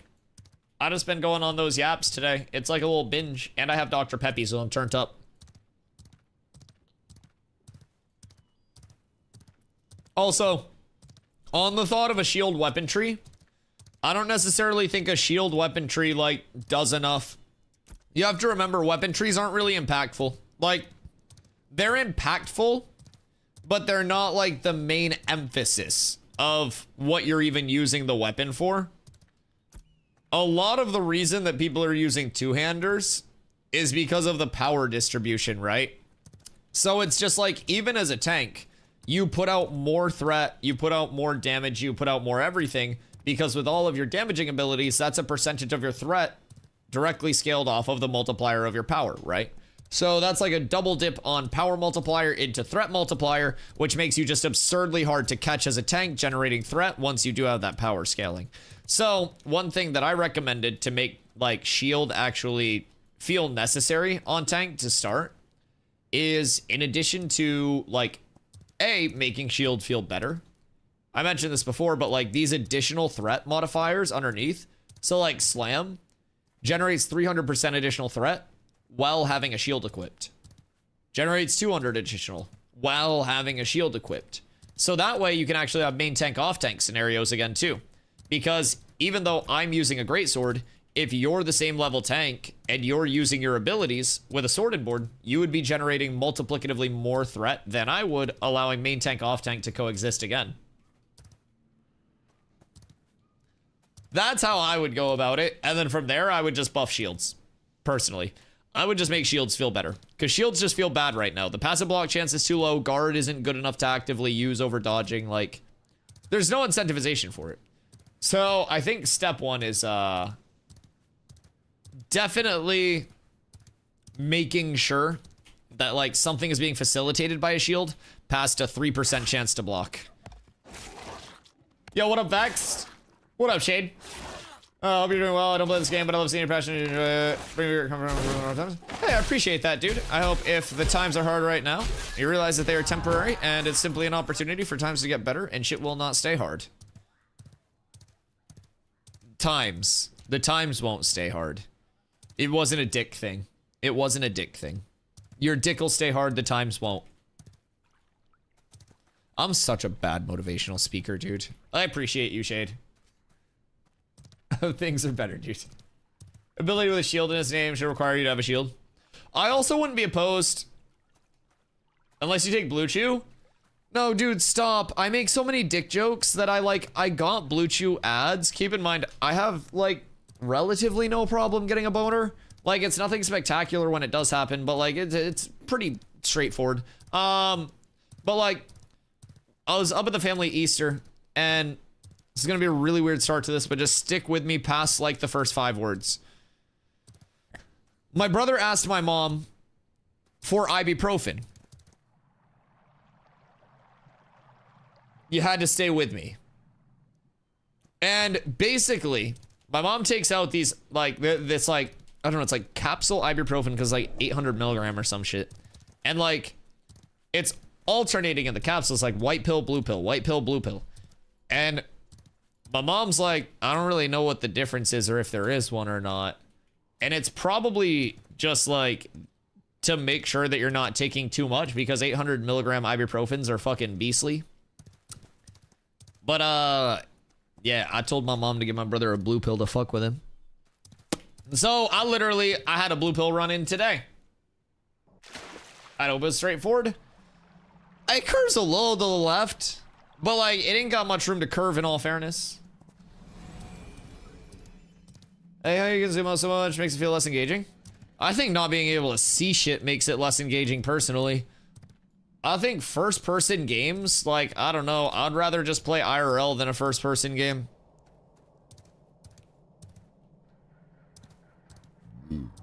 Blue pill like Matrix? No, more so like you can't get his peen hard.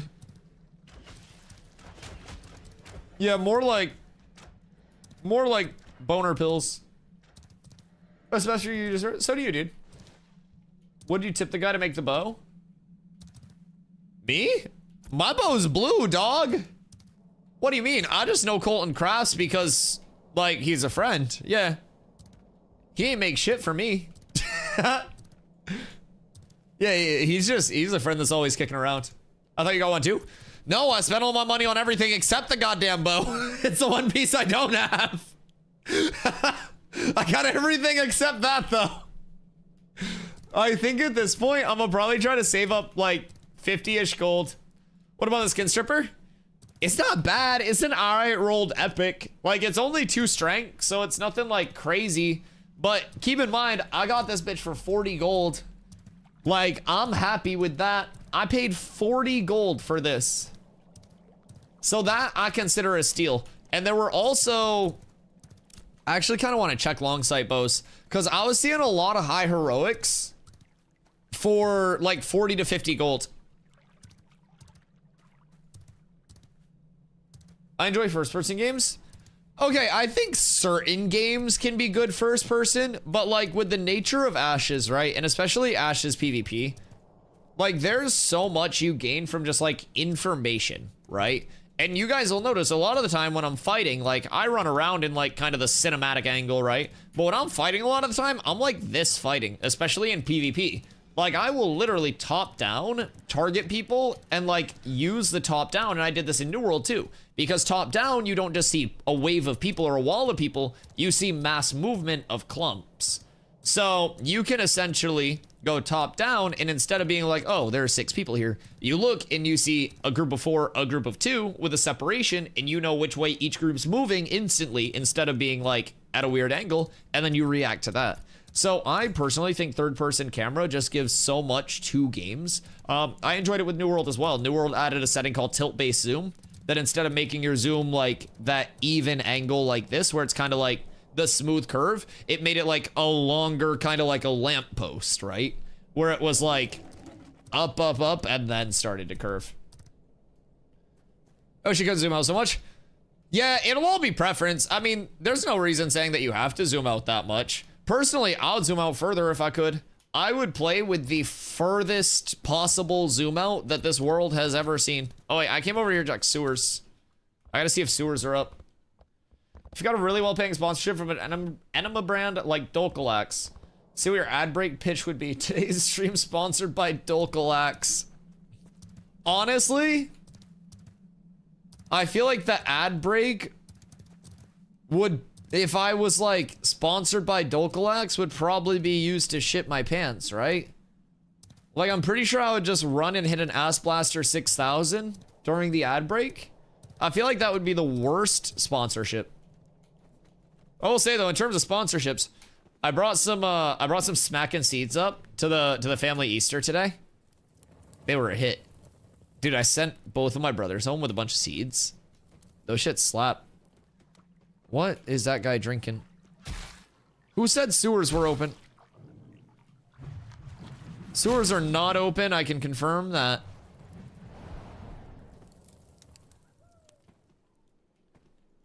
What huge patch did I miss?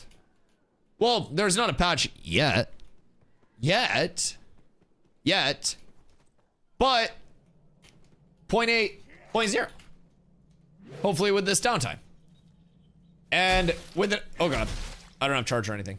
With the next downtime, we're hopefully getting more in the gathering, refining, crafting shit. I'm hoping, because we're already seeing, like, we're actually spitballing a lot of what's in right now. So far, we're seeing that these rat bastards are hiding things from us. So there is, for some reason, now they did announce that there's like a varied respawn timer now, right? But for some reason, when people are hitting like braids and shit, there'll be like a certain lifespan of the braids where it like gets hit a certain number of times and then changes to something else. People have also said that their trees are starting to like move around a little bit on respawn, so they're not the same like node, right? So we think they might already be kind of like sneaking more in, but that may also just be our creeping paranoia as a community because everything's so cryptic, but also well communicated. But with that being said, ships getting their inventory, so you'll actually be able to use those for possibly a relic. Caravan rework, which was something that Steven talked about. Now, I know nothing of what they're actually going to be doing with caravans, but Steven mentioned like the caravan changes coming in simultaneous to the actual like ship inventory system coming in. So I wish I knew more specifics about that. I have scoured everything that I could, from rewatching the dev stream to rewatching his last personal stream to everything. Dude did not fucking say a thing about caravan rework specifically, but just said caravan rework with the ship inventory system. So past that, I'm hoping that we may see the tank changes, which they've talked about, could be coming in this week as well. Coming in with the supposedly month plus of community feedback. So I don't know if I want to call it a rework or changes, because I don't know the extent of it. But I would also assume those would have to get PTR'd first, and we haven't heard anything about PTR notes recently, which is weird. So we've been told that there are a plethora of things that we could be seeing. We could also be seeing a great debate. I don't know. They could just make me out to be a fool. They could get me all bricked up and excited for maybe some tropic dressing, some new tank stuff, a lot of shenaniganism across the board. And they could just leave me flat, floppy, and sad. Yo, what up, Wrath? Are you able to share what server you're on? Yes, we are on Vira. And we have room for everybody. Feel free. Do you chew the seeds versus suck on them and crack them open for the seed and spit out the shell? Do you mean like just chew the entire seed into like a pulp? Finally got myself a key. I love that, dude. I hope that you enjoy it when you hop in. We've got just under a month now until phase 3. So remember, now is the perfect time to explore. Just familiarize yourself. There's no rush because the community is going to reroll on the fresh servers. So definitely take your time. Don't feel like you've got to get up to 25, anything like that. That's what fresh start's for. So, Jen, my brother AMC, I don't know if he still is, but he used to be a psycho that would chew the entire seed into, like, a pulp. And then, like, I don't even know if he would, like, eat the seeds. Like, I'm pretty sure for a while he would, like, literally swallow the seeds after chewing them. But yeah, he was, like, a seed chewer. I'm trying to think of how to phrase this without it being an out of context clip.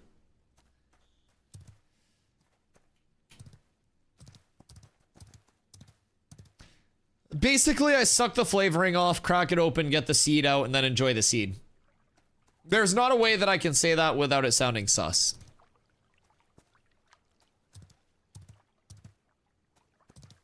There's no way.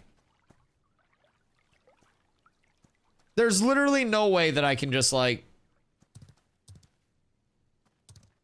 say that in a different way. Like, I Doctor Stranged that shit and ran through about 72 million different ways to say that. And they all came out sus. And that was the least sus. But yeah, I cracked those shits open. Poisonally. I've seen smacking commercials and never see them spit. Well, I also feel like that's because you probably just don't want to, like, fucking hawk to it in a commercial, right? Relatively new to MMOs, but I'm a Sherpa. I love that. I love that. We have a lot in the community. We have many people that like to be guides that love sharing their information as well. So make sure you hop into the Discord too for if you have questions. I'm not live. Well communicated and cryptic or a tiny bit contradicting. Well, like, they communicate very well, but they always leave a level of, like, mystery to the systems, right? So they introduce the systems and they're like, oh, you know, these relics are now introduced.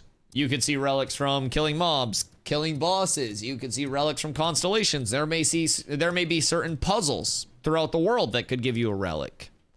And that's what they give us. And they're like, go solve it.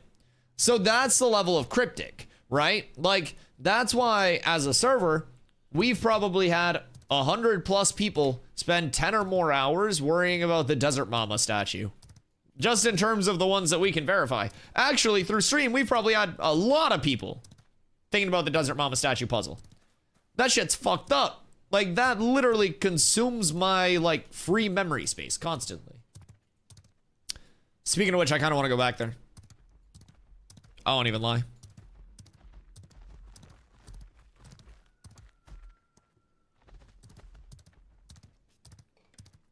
That puzzle is for sure bugged, isn't it? It has to be bugged.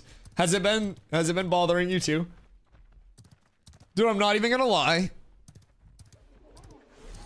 I would rather Steven Planendorf and GM John have broken into my house with, like, pillow sacks filled with pennies and just fucking slam the shit out of me with the pillow sacks than put the, like, build out actually underneath that door.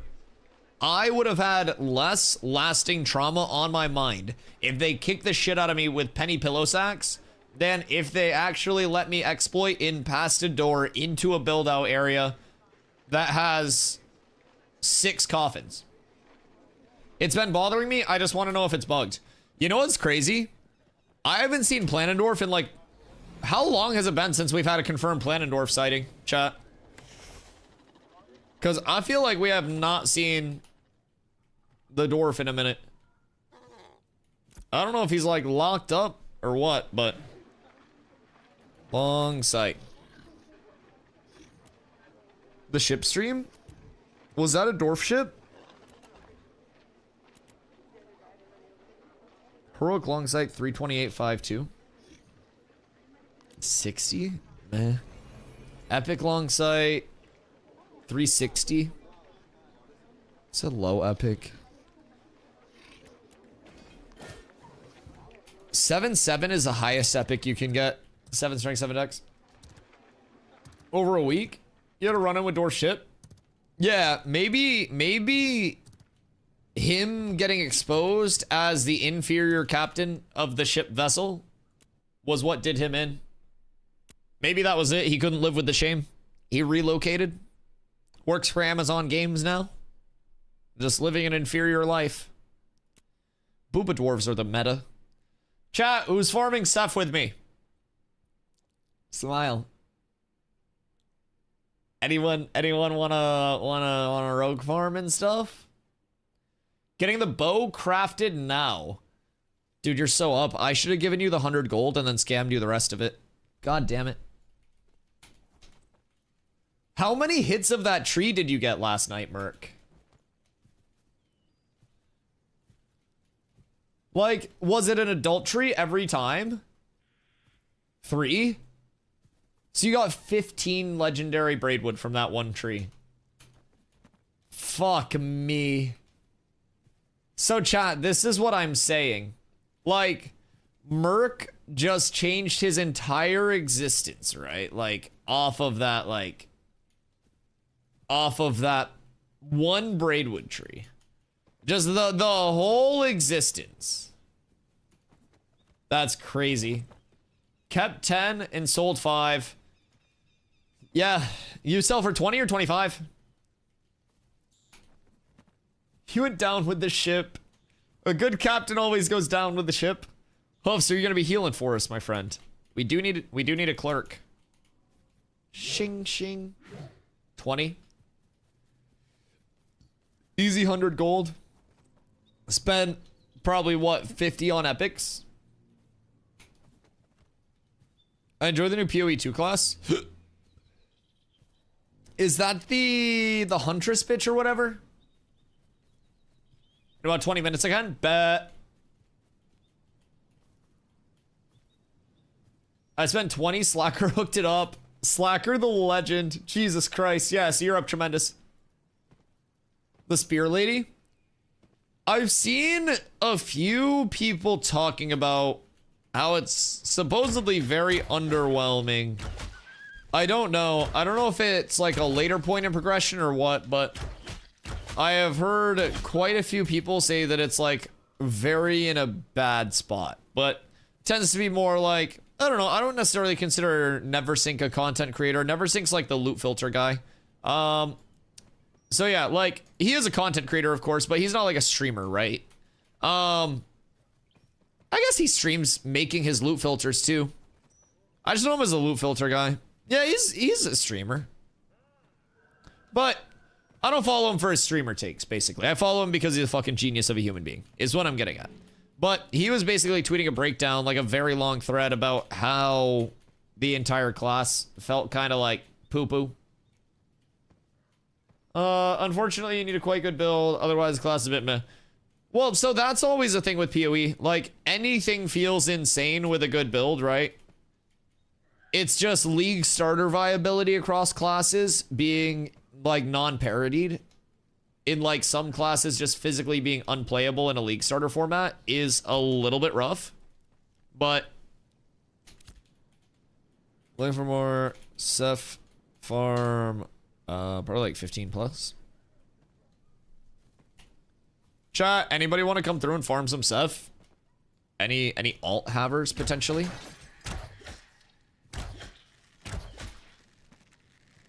Rolls around, 2 spear throw abilities, explode in different ways. That sounds cool. Sounds canonic at least. I personally, I don't really like do anything PoE related anymore other than hear people's takes on Twitter. That is legitimately the only interaction that I have with PoE.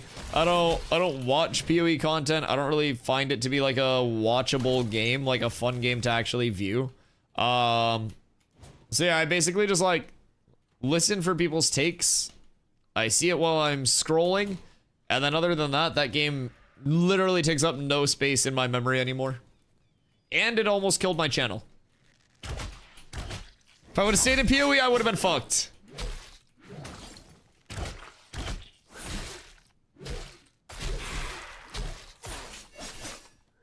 Oh yeah, I mean, Neversink's a fucking PoE hero.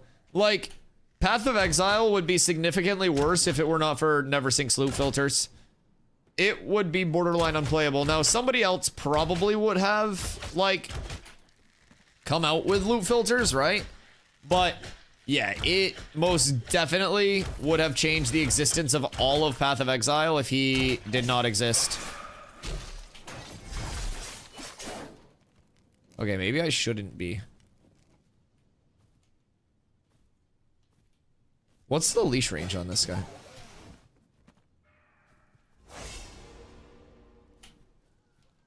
Can he see me? Interesting. Okay. That's fine. I do not want to switch to my bow, thank you. Everything's fine here. More language itself for loot filters. Yeah, I know nothing about the back end of it. I'm not gonna lie. I literally know nothing of that shit. I just install the loot filters and play with them. But I don't even do that anymore. I probably will not play PoE 2 past, like, the amount that I played it. Because I don't play anything off stream. And I'm not gonna play that shit on stream. Because by the time that is anywhere close to actually launching at this point, Ashes is going to be close to launching. So, yeah, I don't know. It would be like asking me about soccer, you know? It's no longer one of my, not that soccer ever was, but yeah, it's not one of my areas. Oh, thank God for that fucking Soothing Shadows. Soothing Shadows makes me so happy. Patch incoming. I mean, it'll just be like our normal downtime stuff, but we'll get, hopefully some good changes with that. Soothing Shadows is fucking OP. Huh. Yay! Yay! Okay. Cindy. Frizzlethor. Sorry, I was locked into... Wait, Ralos and I will join. Wait, Ralos is Cindy? I did not think Cindy was Ralos. Oh, that was just some random name Cindy.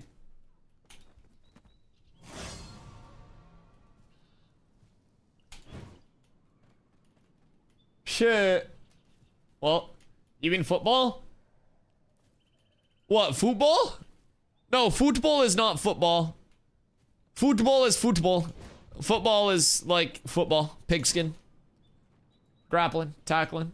Running backs. Oracle. I'm doing fantastic. How are you? Wait, why am I being fucking gang stalked?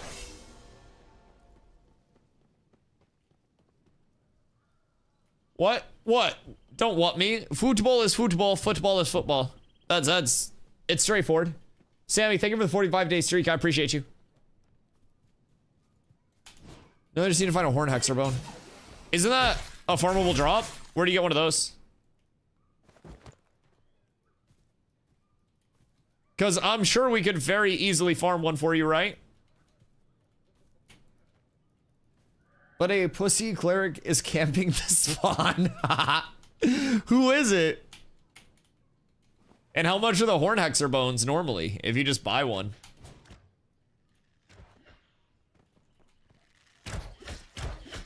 Yeet.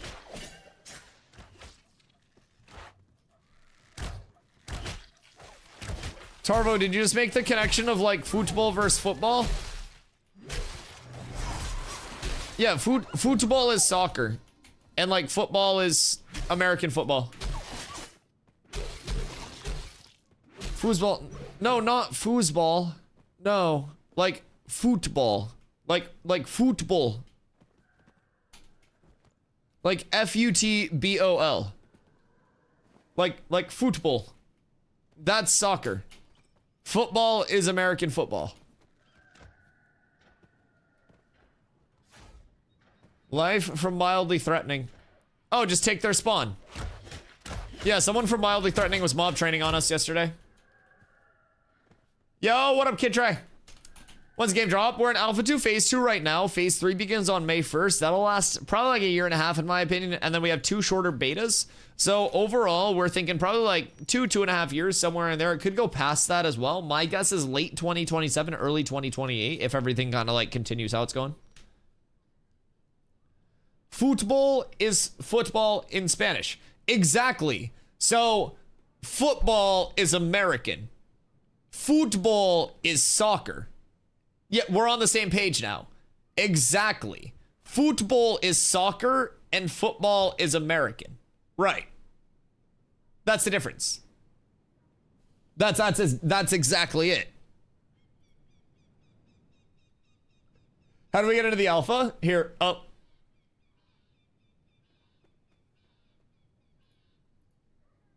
Here. Wrong graphic. Don't worry about that. We'll get into that later. That's your next level class. That's once you're in. Anyways. This is how you get into the alpha. If you want to hop in for the remainder of Alpha 2 Phase 2, instead of waiting until May 1st. Now, May 1st, we do get fresh start servers. So if you want to wait till May 1st, that's going to be $100 for your access. And that gets you access starting on May 1st all the way through the game's development up until it does launch, which again, estimated to be like 2 to 3 years from now in that ballpark. If you want to hop in before May 1st, it is only $10 more. The pack becomes 110 instead of 100. You do not have to buy both packs. If you buy this pack at 110, you're in now and all the way until the game launches. If you wait till May 1st with the $100 pack instead, you save 10 bucks. You wait till May 1st, and then you're in the entire time until the game launches. So it just depends how much you like $10 and how much you want to play Ashes of Creation before May 1st. It's the only differentiator between the two. Either of these packs also get you your first month of sub time when the game does launch. It will be a $15 a month sub. No box cost, no DLC cost. So, with that, you get your first month of sub time, and there will also be an in-game store that is transmog only, no pay to win, no pay for convenience. You get $15 in that in-game store as well. So you'll gain no power from that. It is only skins, only drip, only transmogs, dyes, stuff like that. And this is a Phoenix. So, if you have any questions past that, let me know. You can also do !ashes in chat. And if you create your account using that link that just popped up, a portion of all of your purchases come back to me as in-game currency for that skin shop, that transmog shop, so I can stay looking drippy, and I don't have to pay anything for it. So that'd be really cool. And if you don't use anybody's code to make your account, then that 15% just goes into the oblivion. So, use somebody's code. You also get a referral code when you make your account. So make sure that if you have friends getting into it, you give them your code, so then you can maybe get free drip. Pretty solid system. You don't get anything other than that, but it's cool that they allow it. I learned BE in school. What is BE? Trevor, I have no idea what BE is. American football is hand egg, and football is... Well, no, football is football. Football is soccer. I don't understand how that's so hard to grasp. There's football and there's football. I think that makes sense. I don't think I'm crazy. British English? Oh yeah, I mean, I guess they probably don't say football for football either. They probably say football for soccer, but that's incorrect. It's actually appropriating our culture. So, yeah, I want that out there. It's I just lost half my health. The fuck? The fuck? It's their language? Heinz beans and toast is their creation, and that's also a goddamn mistake. Sometimes things just shouldn't have been created. My parents tell me that very frequently when I ask them how my childhood went. You tell me they love me sometimes. But yeah, I stand by it. Football is football. Football is soccer. And hockey is the worst sport to watch ever, because the only time that hockey is fun to watch is when they stop playing hockey and they start fighting. Yo, Meta coming in with the T3 for 3 months. I will woo to that. Woo. Thank you, brother. I appreciate you. I appreciate you. Much love, dude. That sparkly banana looks fantastic on you. I appreciate the 3 months. Here's to many, many more, boys. Yeah, my mom was very excited. She asked, she always asks, like, how my streaming's going, right? Because since I left New World, she's been, like, very scared that, like, stream was gonna, like, dry up and shit. And so I explained to her, like, how well it's going over here. And that, like, every metric is just, like, better than it's ever been. And she's like, wait, already? And I was like, yeah, it doesn't make sense to me either, but it's happening. So my mother also appreciates you guys a lot. Just know that. Just know that. All the shareholders, all the subbies. I appreciate you guys. My mom sleeps well at night knowing you're taking care of me. We've been spam more? Listen, I love the spam. I love the spam. Even when it's fucking manic ramblings of, like, Fast and Furious go to space. But in ashes. Where did that... Tarbo saw stars in the sky and then he was just like, wait, they shot another planet.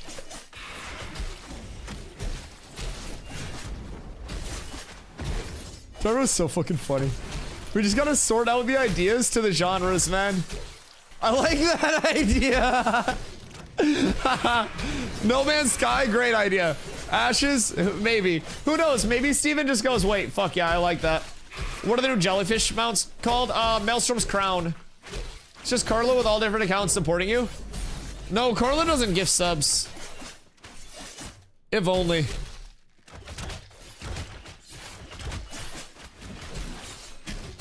No, genuinely, that's part of the craziest thing though, right? Because a lot of streamers that are my size, that just like have very good sub counts and stuff, it's like, it's just one person gifting thousands and thousands of subs, keeping them above 4 digits, right? And this community has so many different active gifters and like people who sub without gifts and like just everything, man. It is crazy how many people genuinely like help support and make this all possible. And I'm just immensely grateful for it. It's a nice piece, by the way.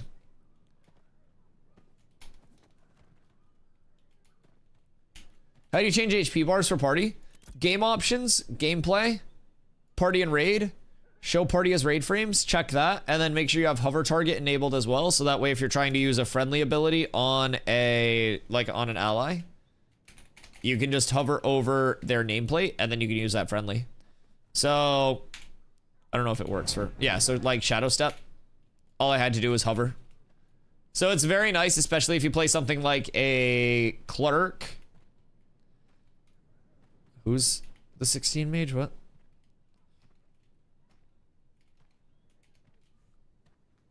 Oh, wait. Dark's Wizards. Wait, I think they're in chat.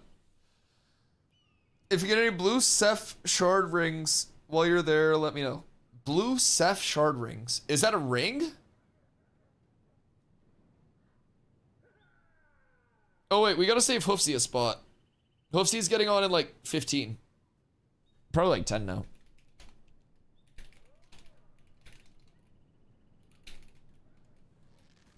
Yeah, so we see the last spot for Hoofs. We should probably pull over here, because this is just extremely chill. It's level 10 Bistring for magic. What's it have on it? In? Probably like in Wiz double stat. That do seem strong though.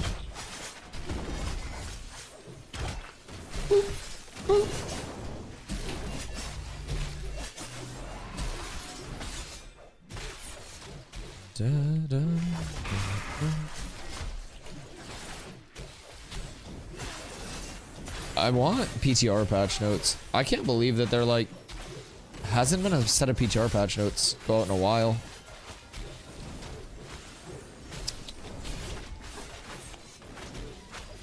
Where's the crafting announcement too?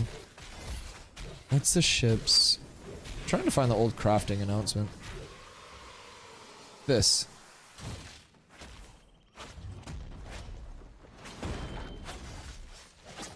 Okay, yeah. So I just went off on a random like mental tangent real quick, wanting to find the dates of all the patches. But 0.8 is April 10th, 0.9 is April 24th, and then 0.10 is May 8th. So 0.8 is going to be the like ship inventory system, caravan rework, tank rework. Let's see, another iteration of gathering spawn system. So yeah, it's gonna be massive. I'm very excited for this. Can't wait for patch 0.10. Patch 0.10 with a 0.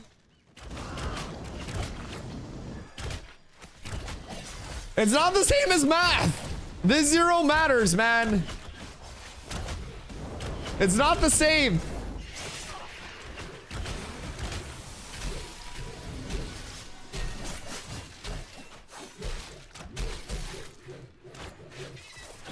Did I hear you say the group is full? Are you getting on?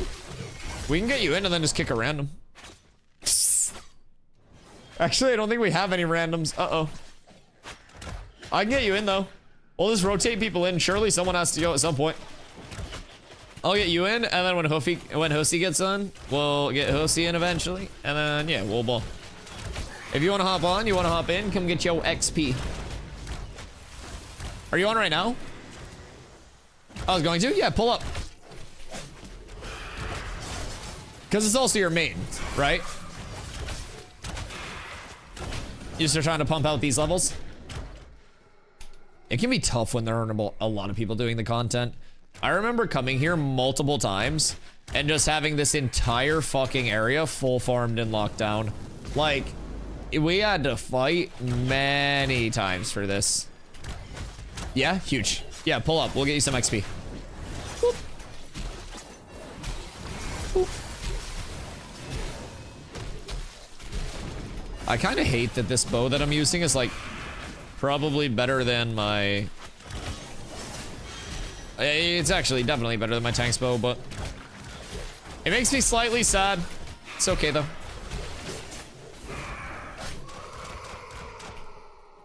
It's 5 times bigger than you. I mean, I do love that like weapons are comically large on dwarves.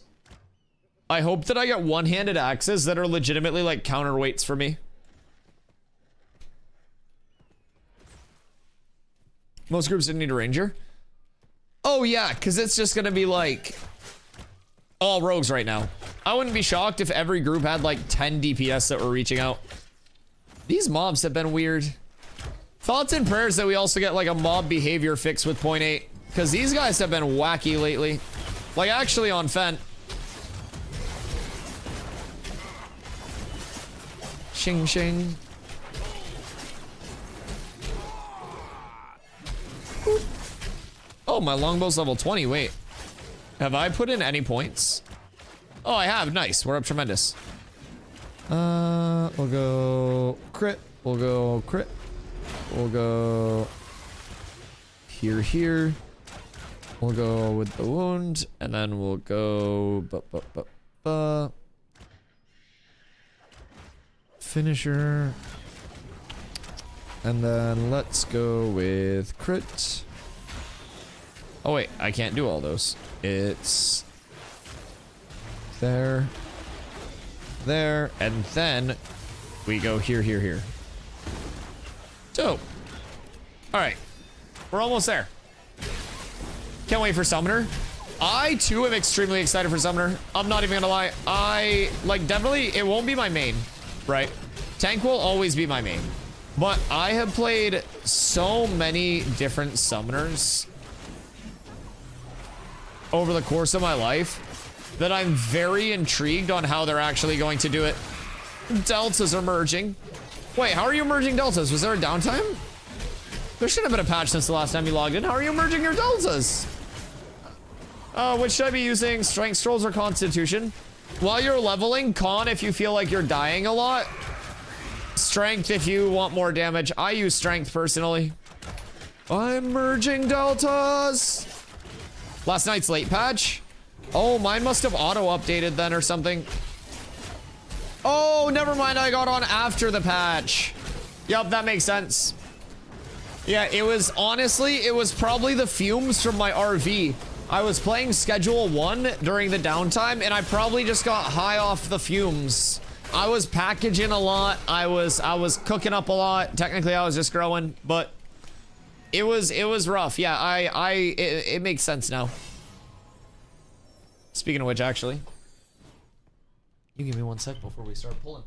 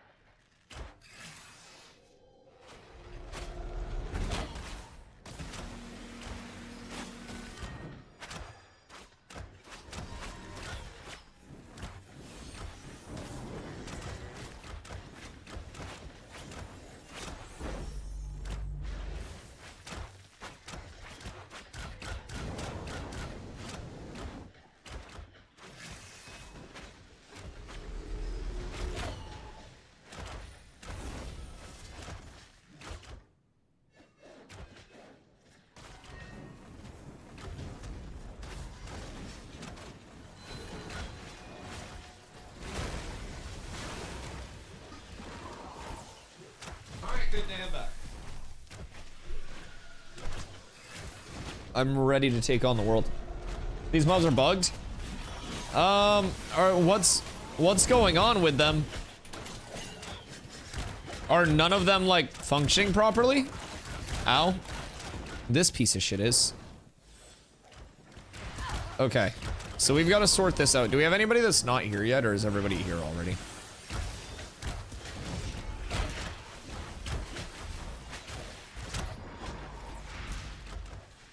What if I tank outside of the group? Yo, what up, Mark? How you doing, my friend?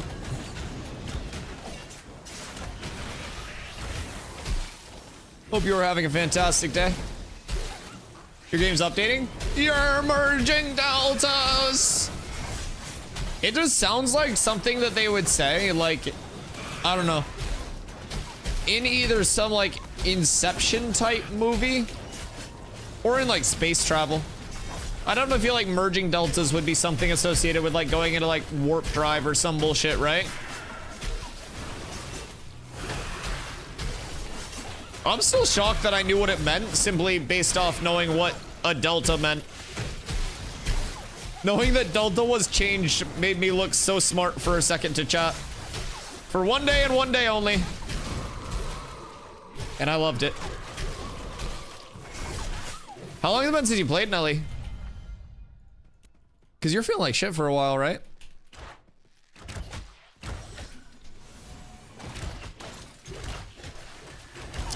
I want to see, are these mobs still fucking up as well? It's kind of what I'm curious about. The second question. Do I want to level lumberjacking and lumber milling on this character as well? Or no? Where do we lean?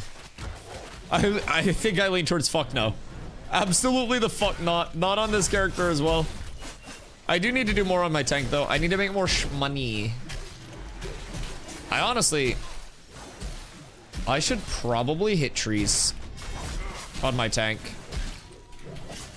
Early last week or last weekend, work got in the way a lot this past week too. Just quit. What do you mean? Phase 3 soon. You gotta make time. You gotta risk it to get the biscuit.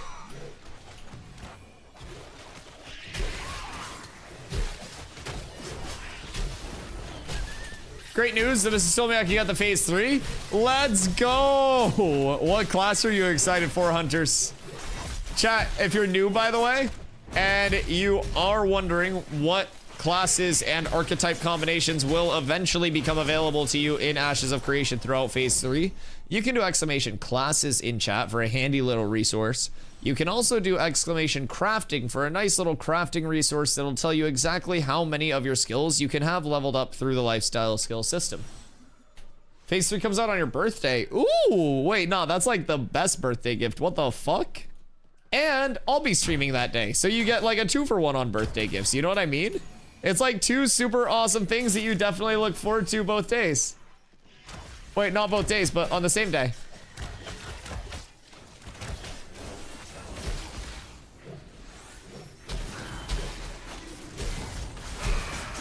Cleric to go to High Priest.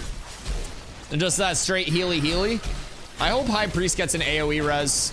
I think that would be cool as fwick, personally. Skirt. Yeah, what up, Boo Bomb? How you doing, my friend? Hope you're having a great one.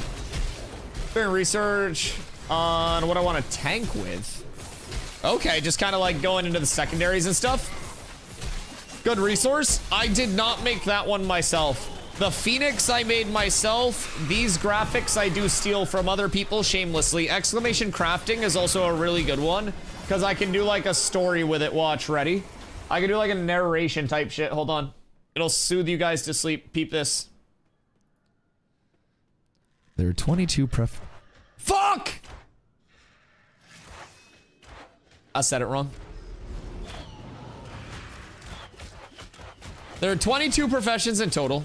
All of them start as novice. 5 novice can become apprentice. 4 apprentice can become journeyman. 3 journeyman can become master. 2 master can become grandmaster. And this is the final result. Without me stuttering. I went to full sell it cinematically, and I stuttered on the word profession. It's what cooked me, boys. Wait, Slacker Bard. Hey. What are you doing here?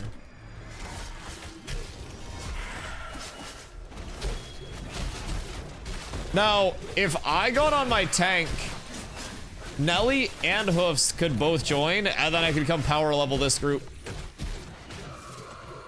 I'm just watching, as you do, as you do.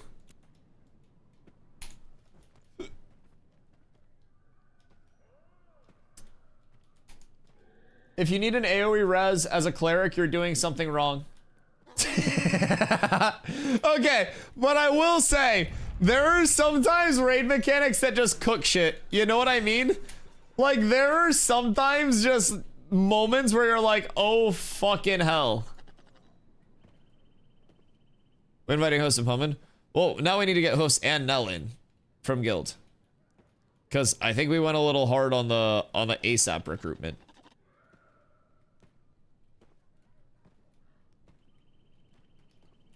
Because now we have a lot of guildies. Because this is like peak guildie level. You take Nelly, I can heal from outside of res. Okay. And then as soon as someone drops, we'll just invite you. We're too popular. Oh wait, Nelly's not in this one. Nelly, let me know when you're in. Sounds like I'll just make a second group. Well, I don't know if we have enough for a second group. Slacker's over here on his 24. So, I don't think he's like pumping this. But if we do have more, we could absolutely make a second group. This game on 4K OLED is beautiful. Are you playing cinematic settings as well? I bet it looks insane with just like a setup that's emphasized around like looking beautiful and not necessarily like, you know, the highest frame output or anything like that. All max? Oh yeah. Oh, I bet that shit looks nice.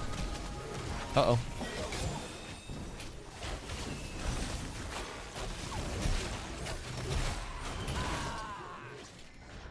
Huh. Oh. Oh no, I just stealthed! I just stealthed. Ah! There you go. Yeah, right now guild invites are slightly weird. Someone made the 4th guild and we don't know who's in the 4th guild. So 3rd guild, oh nice, we actually kicked people, I guess. So that's good. I can invite 5 people. First 5 people that need guild invites to post their in-games or whisper me in-game get guild invites because you had to be online. Hello, Corla. How was your food? I like to play different tunes. Heals will be my main. Tank would be my first alt. Alts are gonna be tough. I mean, like, alts will absolutely be doable because all you have to do is make a new character, right? But in terms of, like, keeping progression going on your main and not, like, falling behind on that, it may be a little rough. I definitely plan to just, like, one-trick it. But I also am someone who always will just do one thing obsessively. But yeah, you can absolutely go the route of alts. Just know on launch, the leveling process will probably be like 250-ish hours to level 50 for most players. Now, that'll be, you know, able to be sped up significantly. But Steven intends it to be like, for an everyday player, like a month-long loop. Zaytree. Oh. Oh, God. We're good. We got 2 in. I got 3 spots left. Game almost done updating. You're up, Tremendous. Is there going to be a hardcore server? No, they have no plans right now to do any other forms of, like, hardcore or PvE only servers because, like, there are too many systems in Ashes where it's like you just kind of are intended to die at a certain point, right? Like, you could have the sandbox level of, like, making a hardcore character or even, like, a hardcore guild, but like a true hardcore server in Ashes wouldn't really work very well, I don't think. And they've said, like, in the realm of, like, PvE stuff as well, it's a full PvX gameplay loop, so there's just too much that would be missing if they were to change any aspect of the gameplay, because every system in Ashes is intended to, like, work in. So I'd be deleted within the first 10 minutes of play if I was hardcore. Yeah, and I definitely think, like, a hardcore server would just be, like, grief, right? Like, I most definitely think as soon as somebody gets ahead, they're just gonna find any way that they can to wipe you, kill you, anything in between. Also no add-ons for hardcore ruling? What do you mean hardcore ruling? Like if you were to do it on like a live server instead of an official like hardcore? So people could essentially just like get around it. Also, hi Roxy's. Yeah, it would definitely be like, I think Pock said he plans to do like a solo self-found on launch. And like, that stuff's entirely within the realm of possibility. It's just, I don't necessarily see like Ashes ever having deady servers for that, you know what I mean? Mage and Cleric main alt, you can literally share gear. That is true, but I do hope that changes. I really hope that changes. Your hair is so long and luscious. I know, I need to get a haircut. Like, not like a fucking buzz cut or anything. I just want like a little trim, you know what I mean? It's just, it's very long. I definitely agree. Long and luscious is an accurate descriptor of it. Yeah, I do really hope though. I do really hope that we see more variants in gearing. The fact that right now, what C said, where it's like, you have a cleric main, you got a mage ult, perfect. You got a bard ult, perfect. Long term, you're gonna have a summoner ult, currently perfect. You can just trade gear to the ults across the board. It sucks. So I hope that they add more variants in terms of like attributes actually weighing in on, I don't know, the class impact, right? Maybe different like waterfall stat makeups for different classes and shit like that, but we'll see. We'll see. That may be something that we would probably see later on, but we do also have a potential attribute rework coming with 0.8, so that may or may not be ready for 0.8, but that's also something that we could be seeing as early as like this upcoming patch for attribute rework, which would be really, really cool. Buzz cut for Vegas. Oh god, I wouldn't even do a buzz cut for like a dono. Nah, like it would take so much. Like if someone fucking filled my entire TwitchCon dono goal right now, I would probably let them like pick my haircut, but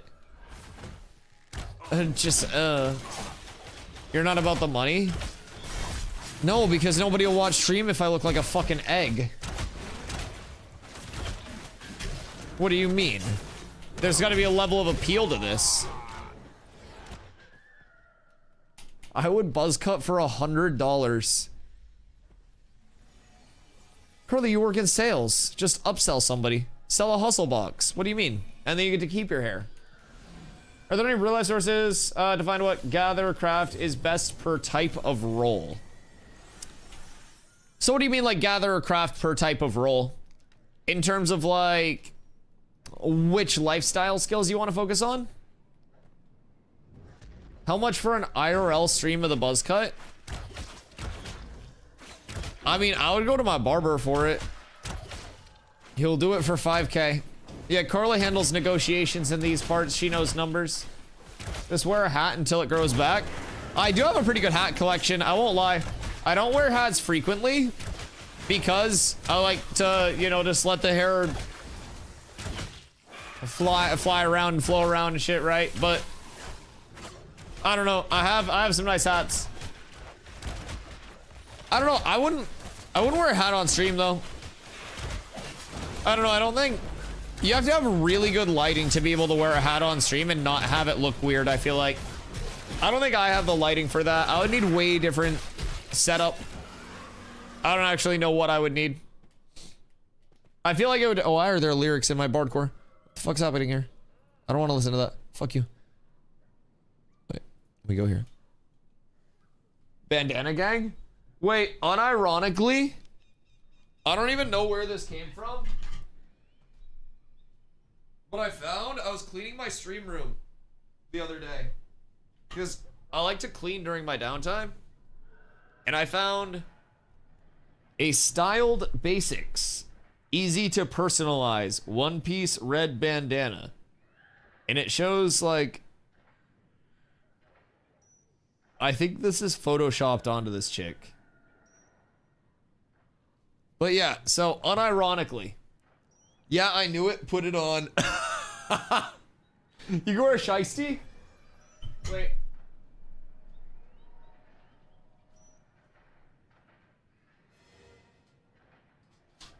It appears I relocated my shiesty out of the stream room.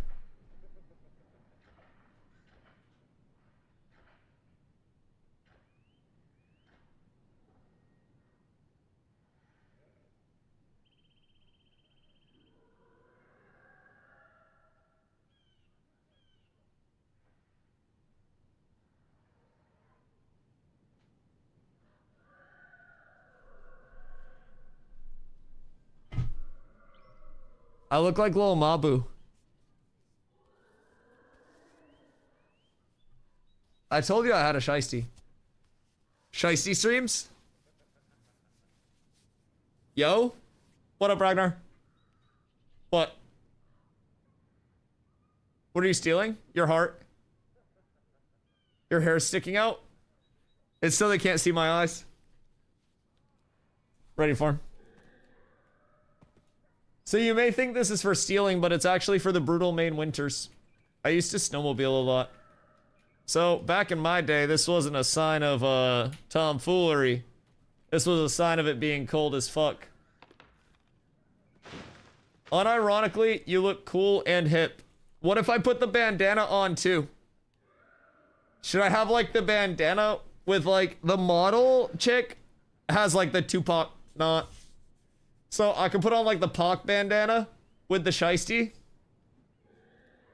It's fucking hot in this thing. How do people commit crimes with these on? What the fuck? Holy shit. I'm like fogging up. Dude, how do you commit a crime with a fucking shiesty on? Maybe that's why they pull the nose out. I'm a fucking mouth breather. Holy shit. Whew. I need a better ventilated shiesty. Chat, shiesty dono goal coming soon. Any shiesty Rex? Any hoodlums in the chat? Any Kia boys?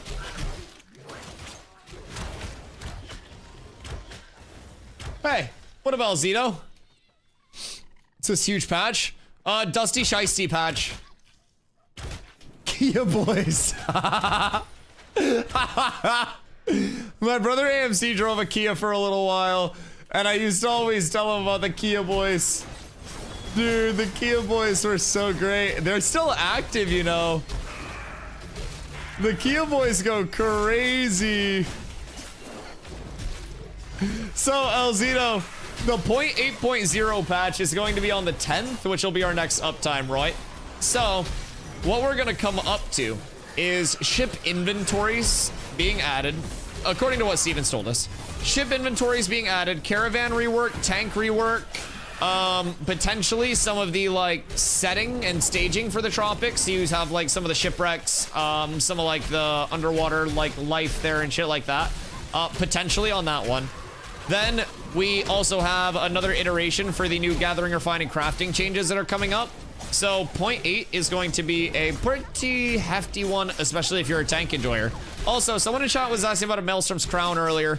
Chat, if you're looking for Maelstrom's Crowns, Alzito has been cooking them up. Nelly is also our in-house animal husbandrist. So either of them can get you set up with any mounts that you guys are looking for. Shing shing. Meowdy.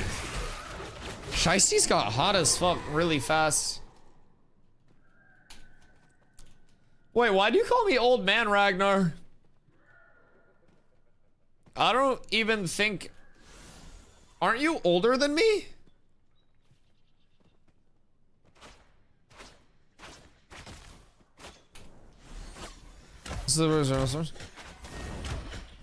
How much are they? I feel like there's kind of like a standardized pricing though. Imagine being almost 30. I'm not even close to 30. I'm not almost 30. I'm literally not almost 30. It's a libel, slander, and it's simply just wrong.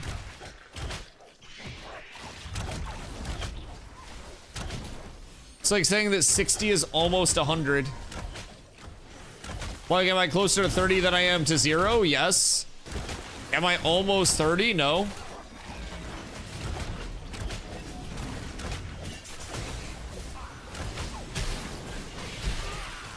It is. 60 is not almost 100. 60 is more than halfway to 100. 60 is a significant portion of the way to 100. But it is not... It is not near 100. It's not almost 100. You're a year away from 30. I am not a year away from 30. I am more than a year away from 30.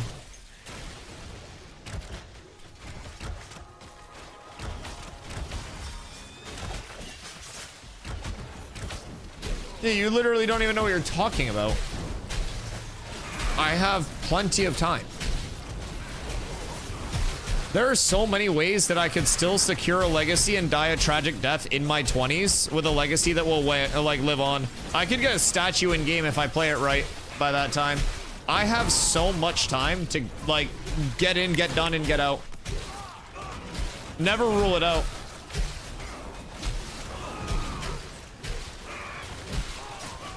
It's like just the right amount of timing if you ask me. The most tragic comeuppances are the ones that are cut short. You got a Sunny V2 about me? A more Pegasus? Careful with this age rounding up to sound Dr. Disrespect got in trouble. Yeah. Yeah. He just... So he was doing the... What is it? The half age plus 6 or whatever. And he just, he took it a little bit too far with a missed number.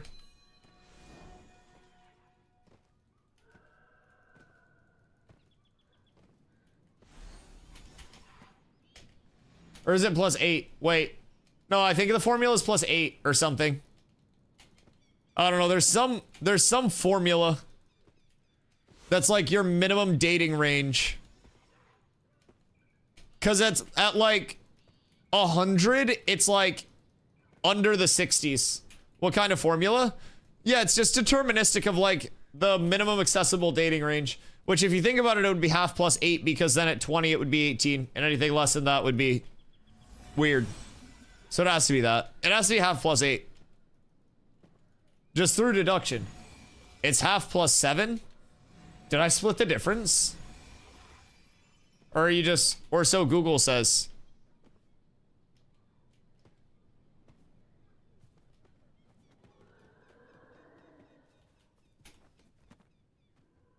I mean, anything past 22. Yeah.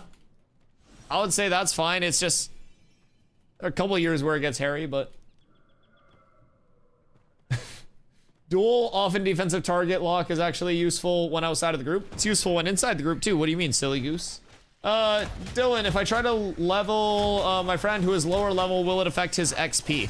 It depends on how much lower they are, but if they're outside of like a 5 or 6 level difference, yes, they will get significantly reduced experience. What you can do is, if like depending on which class you play, if you're a tank, for instance, you could just hold aggro on mobs outside of his group, and he could get, like, the mob kill, so to say. Like, you just let him do all the damage on it, so that way he gets the kill credit. And then you would be outside of the group, so he wouldn't get, like, reduced experience or anything. So that would be probably the best way if you wanted to go back and, like, power level somebody that was lower, depending on, like, what the level gap is. But if it's only a few levels, it won't make a big difference. You just want to be not like 7 or more levels away. Uh-oh.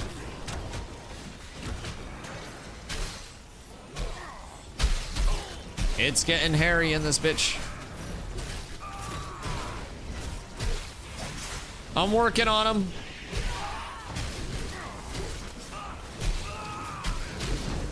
Okay, we're cooking.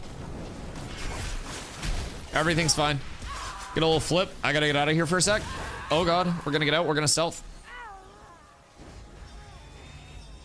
I got sniped out the goddamn sky. That's a little unfortunate. That's a big pull. It's okay, the XP's still so insane.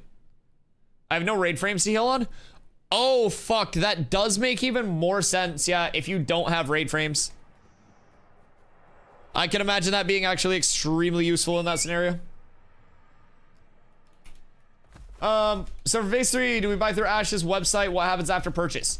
So for phase 3, if you haven't made your account yet on the Ash's website, you can do exclamation Ashes in chat. If you do want to use my referral link to create your account, 15% of all of your purchases come back to me as in-game currency for the in-game store. So with that being said, if you do want to use that, you can. But past that, you'll go on the Ash's website. You'll create your account through there. You'll purchase your phase 3 access. And then on May 1st, you'll have access. You'll be ready to hop in. Past that, if you do want to hop in for phase 2 and you did buy the phase 3 access, you'll be able to upgrade for just $10. It's not like anything additional. You don't have to pay extra to upgrade past what you would have for the purchase itself. So if you do see anything in the meantime, like this patch hits on the 10th or anything like that, where you're just like, oh shit, like it's time, I'm in, then we'll be balling. All right, so we have Nelly in right now, so that's good. Oh wait, we only have 7. Who else do we lose? What do you have room for? Bard? A Bard would make everything so good. Oh wait, a Hosi, duh. Okay, perfect. We're up tremendous. Now we actually have everybody. So it all works out in the end, I guess. Hoofs gets in. Nelly gets in. We get the pump.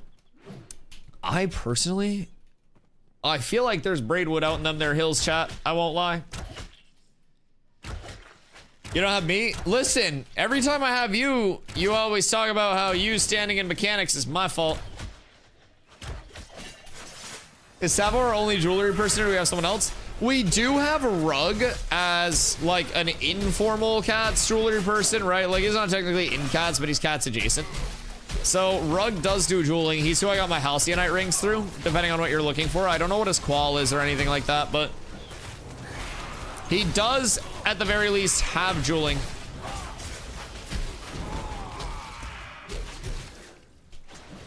Excuse me.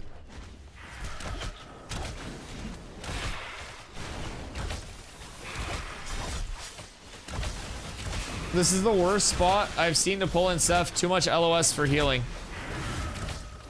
What do you mean? This is like my favorite spot to pull in Seth. So we're also doing it in a really weird spot. Like the mobs are bugging right now. I don't necessarily know what's up with the mobs. But yeah, something about them is a little strange. Their responsiveness is not the highest. Sometimes. Like I feel like some of the mobs will just kind of like stand there, glitch out, like they don't fully reset. I mean, for example, these 3 mobs may have been something since stealth came in, but these 3 mobs were just like super stagnant and standing here instead of full resetting, so I don't know.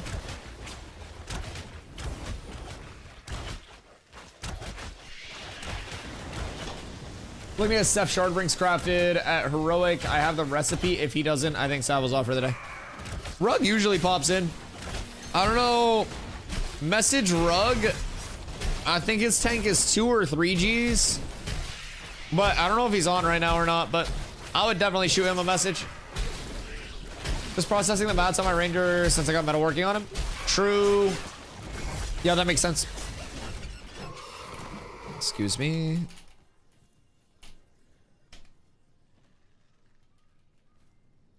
Hoofs, where do you prefer to pull over this?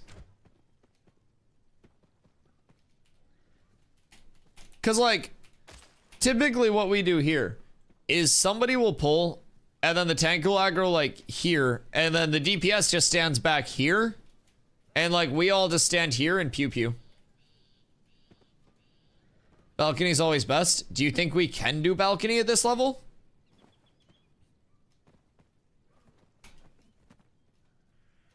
Because I feel like we might be too low for Balk. I mean, what do we have? I'm 16, 16, 16, 18, 16, 16. I guess that's not bad. I've always done balcony. Yeah, I mean, as long as the ab doesn't get pulled.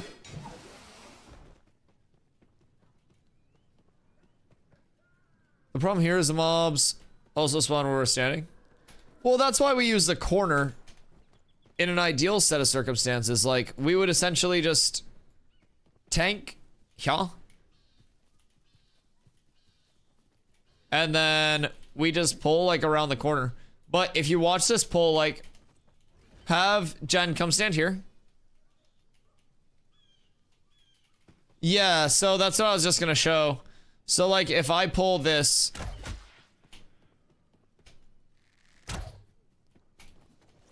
Their LOS is behaving really weird, so careful of that foam. So I don't really understand, because they're also double spawning there. And this guy's just, like, unresponsive now. Yo, what up, Ethan? How you doing, brother? We are leveling the rogue a little bit right now. I went up to my family's today for family Easter, and that was an absolute blast. We do an egg hunt every single year. I came home with some goodies. I also got a gnome friend to bring home, so we're up tremendous. I got leftovers too, so everything's great.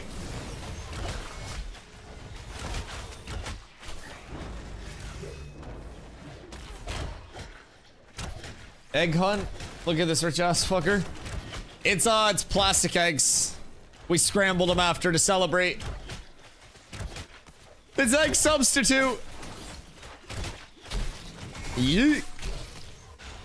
So my parents hid 50 eggs outside, and 50 is not a ton, but my parents hid 50 outside. 50 is one of the smaller that we've done, and my brothers, their wives, and myself all go out. And just like, it's a free-for-all. It's like a mosh pit of a fucking egg hunt.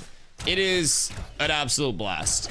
So some of the eggs will have numbers in them. At the end of it, everybody gets the same amount of numbers. The numbers determine your order that you go up to, like, the quote-unquote prize table. And then there are a lot of, like, sealed, closed bags that you're not allowed to touch. You can look at, but you're not going to be able to see into. So with those bags, you just grab one. That's your prize. So it's all RNG. And I hit pretty much every single time. I also let the dog pick a couple of my like prizes. So it was a good time, dude. It was an absolute blast being up there. Spending time with my parents is always fucking good. The family's great. Like, it was just a good day overall. Really refreshing. Yo, what up, Boogies? Why the question marks, brother? I was in the middle of talking. I'm sorry. I'm sorry I didn't get to your question quick enough, my dude. Let me just jump the queue next time. What MMO would you compare this to? It takes inspiration from a lot of different MMOs. I would say if you've played like Arcade or something like that, maybe like a Lineage 2, I hear a lot of familiar comparisons through there. Personally, it does draw a lot of inspiration from a lot of different areas. So I don't necessarily think there's like a one-to-one comparison on it, you know? But I would say it definitely draws inspiration from Arcade heavily. Steven has said that, like, in his mind, this is kind of like the predecessor for it. Or not the predecessor. Is that the one that comes after? The successor. Though the one that comes after, not before. The successor to, like, Arcade for him. So a lot of that vision was in this. Now, I was never an Arcade player. I did not play Arcade. So a lot of the systems here feel extremely fresh for me. I use my two primary MMOs of like WoW and New World because those are the ones that I have thousands and thousands of hours in as reference, right? So for me, the simplest way I can describe it with like my MMO set. Now I did take like, you know, 500-ish hour stops in different MMOs, but I don't really consider those like significant. So basically what I try to describe it as is like the ability selection and chess matchup abilities and everything like that of something like WoW, where you just have a ton of, you know, ability options, and through Ashes you actually get a ton of build variants as well. So two tanks won't necessarily build the exact same, especially in terms of their abilities once secondary classes come in, and you'll see a lot of variance in that. Then from there, it has like elements of an action combat. So you have the 50 stamina dodge roll where you can jump after it and you can B-hop after that to kind of like maintain your movement speed, right? So it mixes in a lot of like non-traditional things to what a tab target system would typically have. In addition to that, you kind of have like the alternative cam, right? So you can press C to go to more of like an action type cam. But in terms of the gameplay loop, it's really, really PvX. So there's PvP that can pop off whenever. You got a PvE for the PvP. You got a craft to get the best items. Like, it's huge. Yo, what up, Jakku? Hang out here from now on. Another micro stream.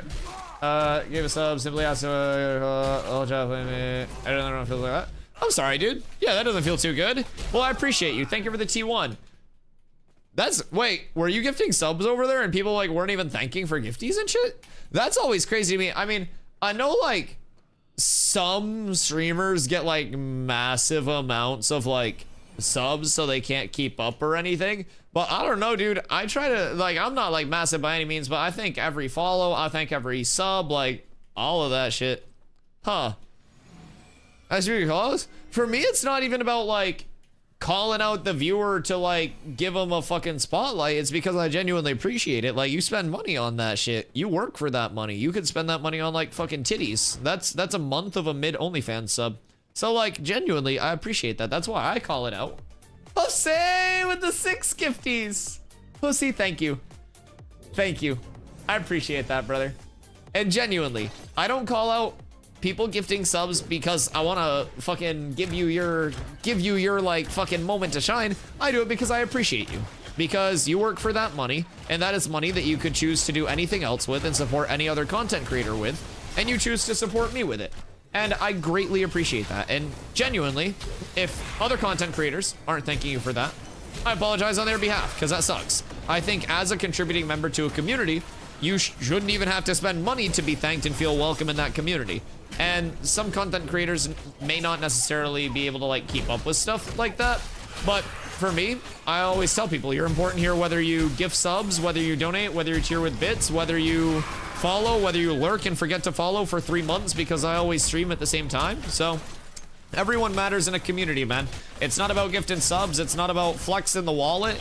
It takes a lot of different people contributing to keep me here streaming full time, and that's what it's all about. So sometimes people lose sight of that, but I promise you we never will here. Thank you. Thank you for being here. I appreciate you. The 600, the big 600. That's fucking insane. Pussy, I appreciate you, dude. Thank you so much, man. Pussy, the actual GOAT.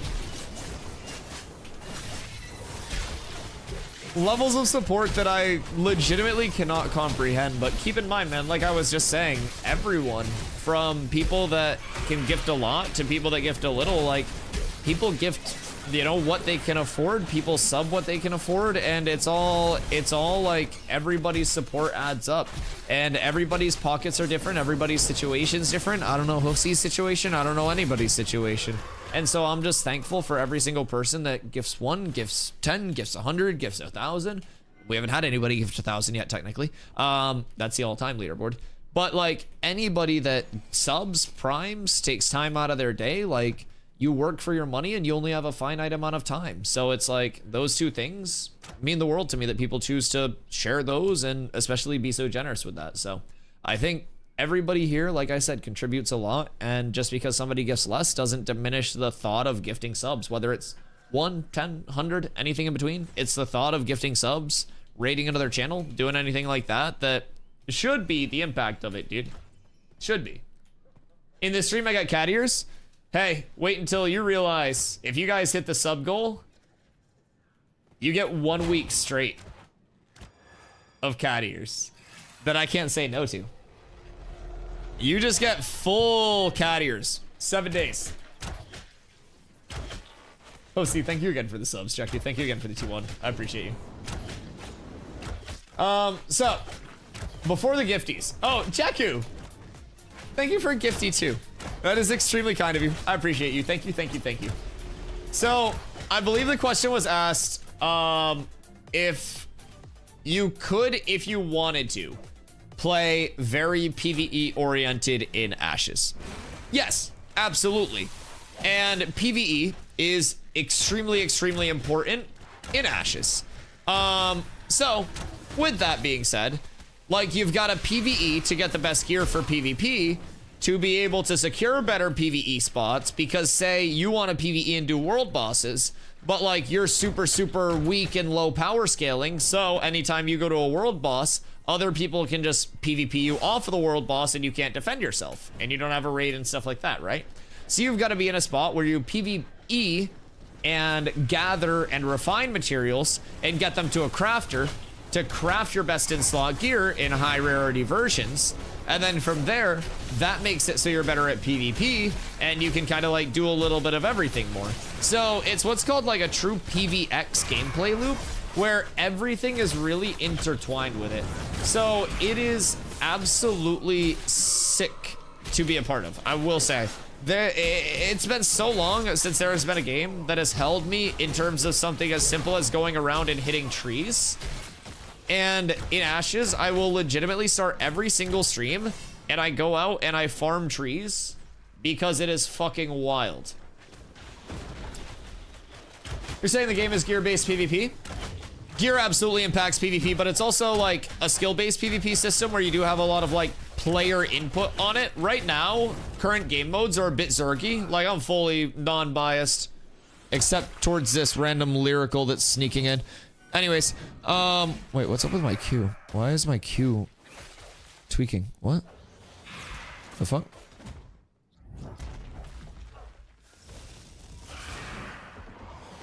Sorry, my Spotify's like hard tweaking right now. Anyways, sorry. So right now it is a bit Zerg based in terms of like the size of popular like PvP modes. Just, wow, I just got fucking destroyed. What the hell? 2380. What's my max health? Was that a one shot? Wait, what? I was at half, but how much health do I have?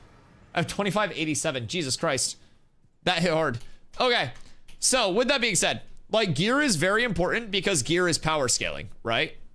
But there are also scenarios where if you are slightly lower power scaling, you can outplay somebody.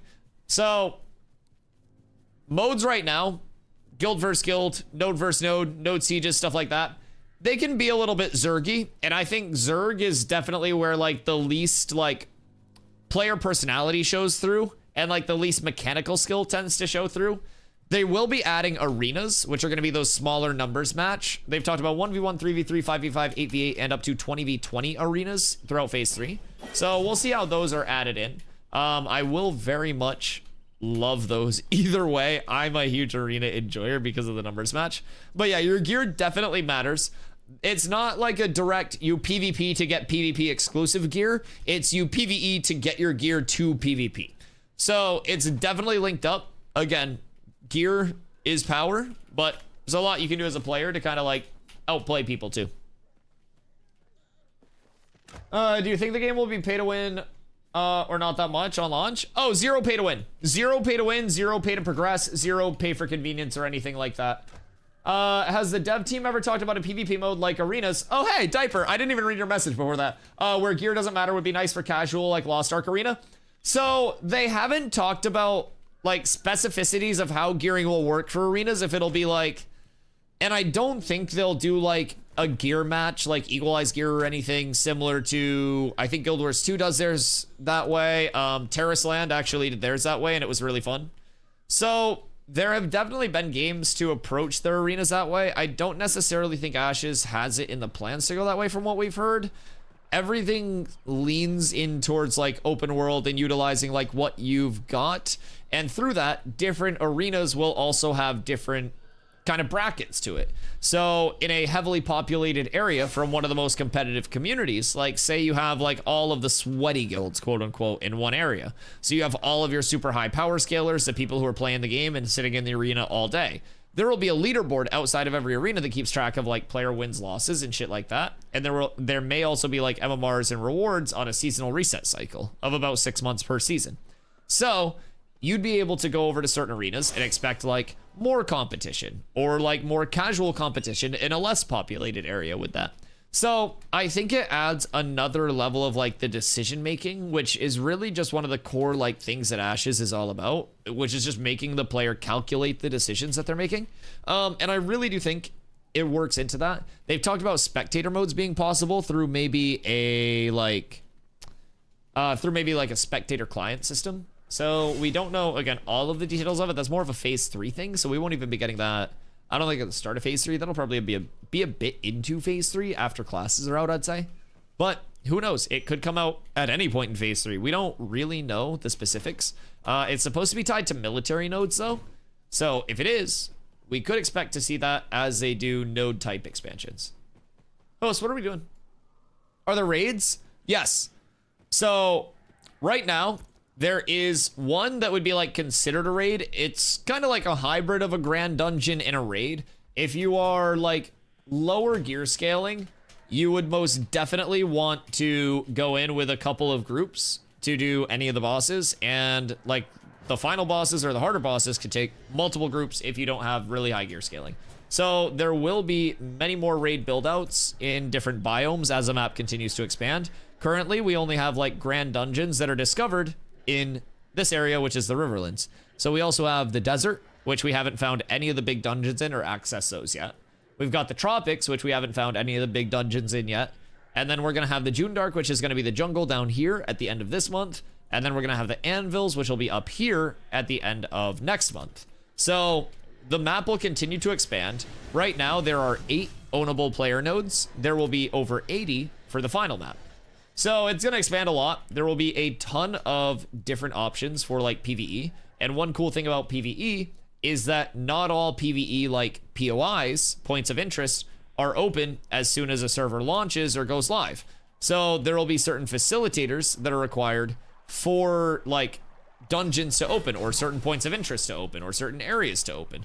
So on a fresh server, you will not have nearly as much open as you do on this server. Things will open differently on different servers based on progression as the map continues to expand. So you may not have the same dungeons open on every server, which means different loot tables, different gearing, different metas. A lot of small differences. So really cool concepts. A lot of dynamicism like server to server that keeps it fresh and stops it from being like a solved game, even in the PvE scene. So yeah, if you are a PvE grinder, it is important to note that it's open world based right now and will continue to be heavily open world based. on launch, it'll be 80% open world dungeons, 20% instance dungeons. But the instance dungeons will have a lot of replayability because those will be kind of like almost like a pseudo M+ system, I guess would be the easiest way to describe it. But basically the first part of the dungeon is used as like a calibration. And once you kill the first boss, the rest of the dungeon difficulty would adjust to your group's performance. If your group performs worse, like bad, right? Slower kills, people die, whatever, you get fewer and worse rewards from the dungeon. If your group does better, then you calibrate higher, dungeon is harder, and you get better rewards. So that's kind of how the instance content is looking so far based on what we've heard. Everything's subject to change with that, of course, but based on what we've heard right now, that's right in the ballpark of it.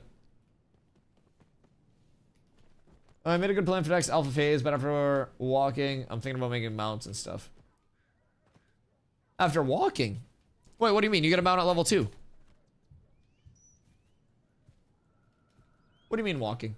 Did TTK get tweaked yet? TTK is going to go through multiple tweaks. There's an enchanting rework that's like still on the horizon, and we're also getting an attribute rework in 0.8. I think it's going to be 0.8, which is going to be the next patch. Steven had said that that's probably going to be 0.8, so I'm pumped for that. Question? We don't answer questions here. Shut up. I'm kidding. I'm so sorry. Assuming the quest lines and all that people don't do because they're mob farming are still being worked on. Because some of these chains do finish. Yes. Yeah. Absolutely. They are absolutely still working on questing.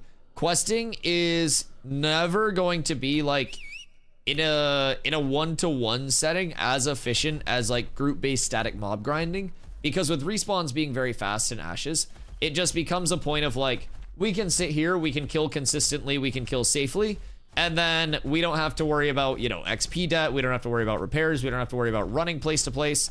So if you are able to static grind with a group, it's always going to be probably your #1 XP per hour, just with how Ash's systems kind of work. And the world being so large that a lot of the quests can require you to run distances that are like pretty grand.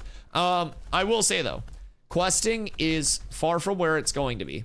Questing in an ideal state, I think, would be, you know, a knowing decision of like, this will be less efficient than group grinding, but it's also still fluid and fun to participate in. Because right now, some quests just feel bad. So one thing I always tell people that are committing to questing, since you're in an alpha, it's not all about that final level of progression, getting up as fast as you can. It's important to have questing feedback and bug reports on quests that simply feel good and feel bad. So with that, if you are questing and you hit a series of quests where you're like, oh, these quests felt really, really good, you could submit a report that's like a positive report about the quest, where you could be like, oh, just did this batch of quests and it felt really fluid. It felt really, you know, really fast, really smooth, super easy. So then if you run across a batch of very bad quests, on the contrary, you could be like, oh, just did all of these quests and it was way too spaced out. The objective just didn't drop. It seems like it's a super low drop rate where you have to grab a ton of them.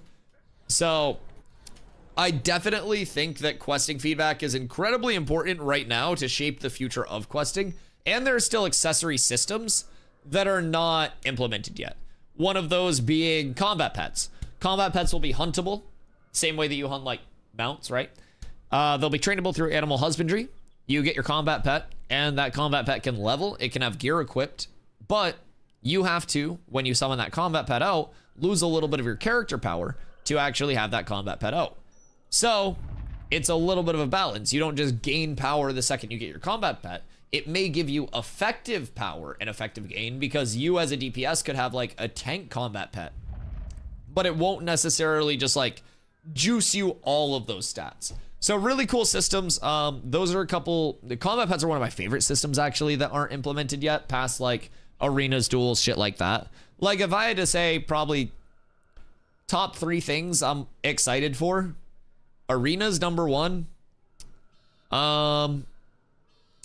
Secondary class is #2, and combat pets #3. I ain't even about to lie. Combat pets are just gonna make the game so much better for so many fucking players. So many players. That was easy. This dude just logged into a group invite. He's living large. Yeah, I'm really excited for all of those. All right, I'll be right back 1 second. I'm gonna fill up my water. Darks is in the ground. All right, I'll be right back 1 sec. What are we doing? Wait, what? Your mom. Farming. I'm getting water real quick.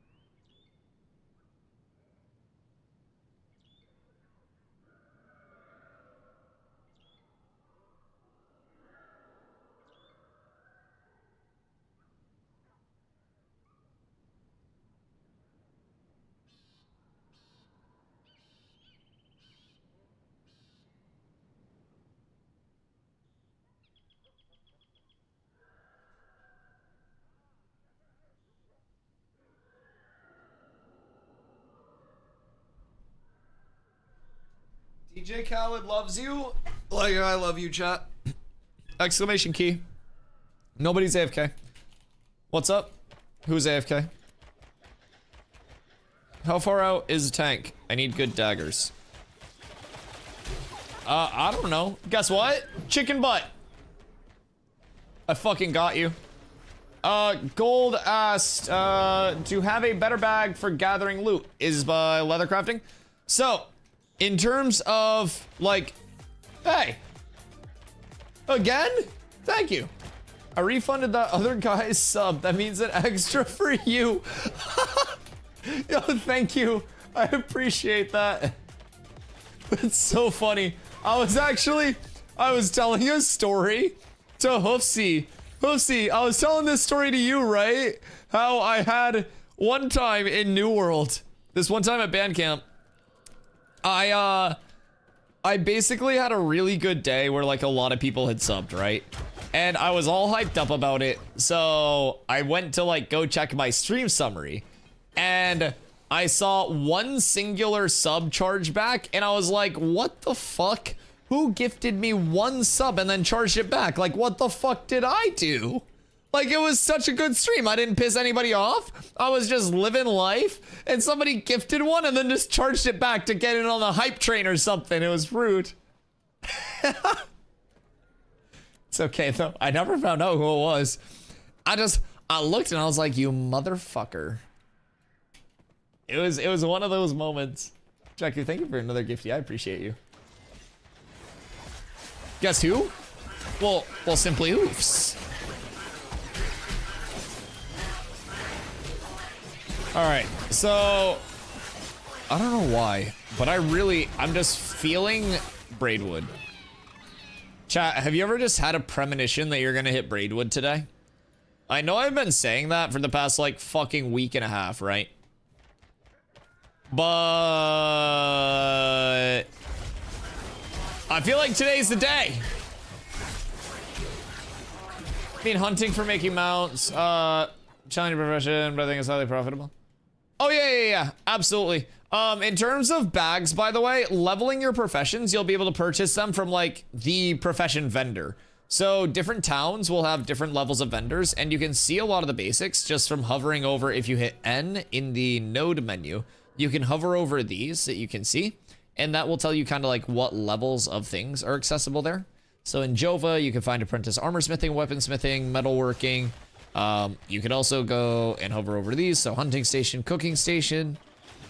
So that'll kind of tell you like which like skills I guess you can progress there past that point. And through progression, you'll get access to better bags. So on my tank, for instance, I have journeyman lumberjacking bags. And those journeyman lumberjacking bags have like a ton of vertical slots, but something like a hunting or a mining bag are very good because those have a bunch of square slots. So even when you're not using those for mining, they serve like a double purpose. Oh no, you're fine, you're fine. Not sure if you answered me yet, but it's the TTK 2. So TTK is gonna go through 2 tweaks. The first one is going to be I can't talk right now. The first one's going to be an attribute adjustment. The attribute adjustment is going to come in with the 0.8.0 patch, which is the patch that I'm all hyped up about. That's also going to bring in a ship inventory rework, a caravan rework, a tank rework. So yeah, we'll be getting the attribute adjustment then, and this is a really big patch. I do think people are kind of like underhyping how large this could be based on what we've been told. It'll also include more changes to the gathering, refining, and crafting system. So I think this is going to be a massive patch as we come out of this downtime. Granted, each of the next 3 deployments will be large deployments for us leading up to Fresh Start, which will be our 0.10. So, oh, what's that for? I definitely think it's a great time to be in Ashes. I will say. So we'll get the attribute rework. Then we still have the enchanting rework on the horizon.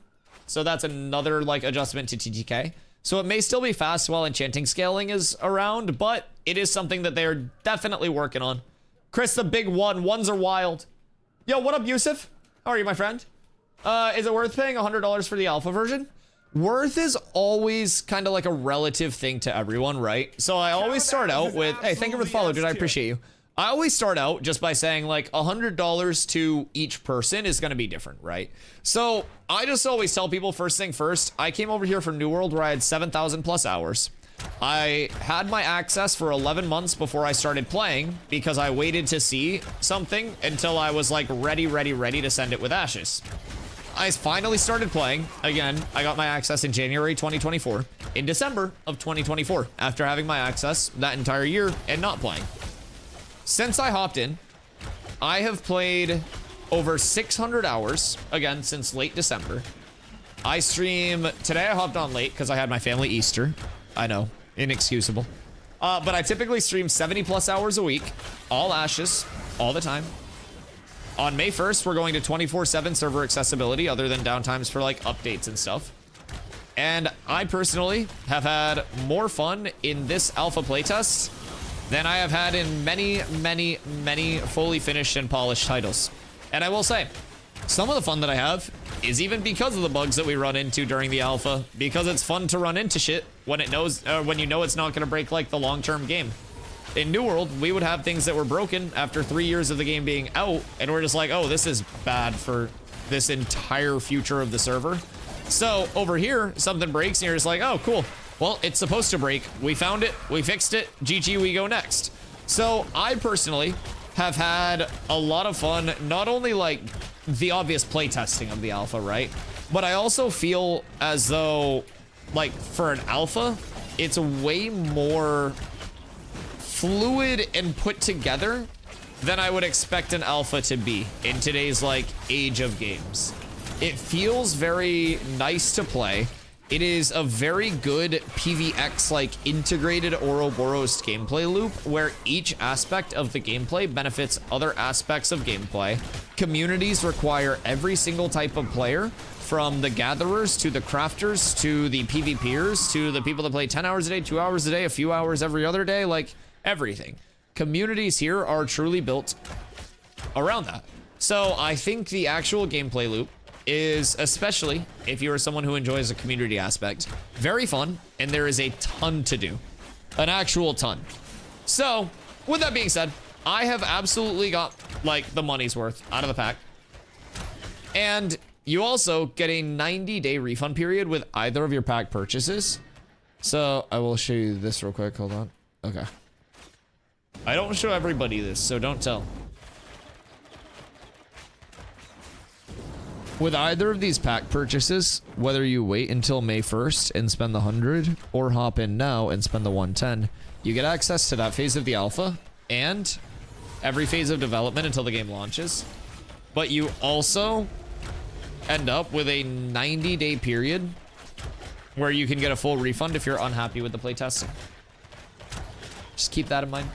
90 days with no hours limit, where if you're unhappy with the playtest, you can just get your money back. So in terms of like a protected purchase, there is no way that you do not play enough to actually decide if you want to stay in. It's not like you'll get to level 5 and be like, oh shit, I'm about to hit the hours limit. Do I want a refund? You can play 90 days. And if you are unhappy and you're like, I want to wait until launch, I don't want to play test anymore, you just get a refund. It's very simple, very protected, very safe for you as a consumer. Quite reasonable. And if you do exclamation ashes and create your account using that link, I'll love you even more. How close of a sandbox is this game to UO?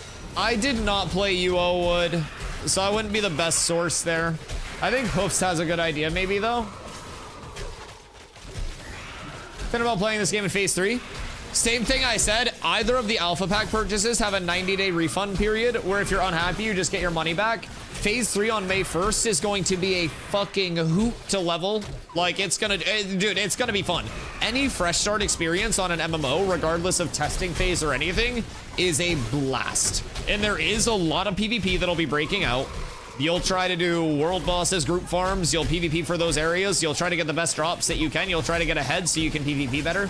Like, dude, it's going to be fun, even if things are still buggy. Then by the end of phase 3, we'll have the game near feature complete. As of right now, about 70 to 80% of the core gameplay loop is in, according to Steven. So, with that being said, by the end of phase 3, it'll be near feature complete. Betas are just meant to be polished, so 2 shorter betas, and then we're launching.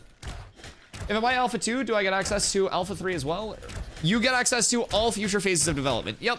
So you only have to pay for one of the packs. If you buy Alpha 2, you can download and play today. The only thing to know with Alpha 2 that's like the big inconvenience, other than us all rolling on fresh starts on May 1st, is the fact that like there is Tuesday, Wednesday downtime for the remainder of Alpha 2. But as soon as we go to phase 3, you don't have that Tuesday, Wednesday. So again, if anyone is picking it up and you guys haven't created your account yet, make sure you do exclamation ashes in chat. Create your account using that link, and 15% of all of your purchases come back to me as in-game currency. Not gold, silver, copper, but the skin store. It is transmog only. No pay to win, no pay to progress, no pay for power, no pay to gain anything other than look and fly as fuck. And as a full-time streamer, I try to save as much money as I can. So this lets me have an excuse to buy skins and look cool. Can I join you, P3? Yeah, anybody can join us.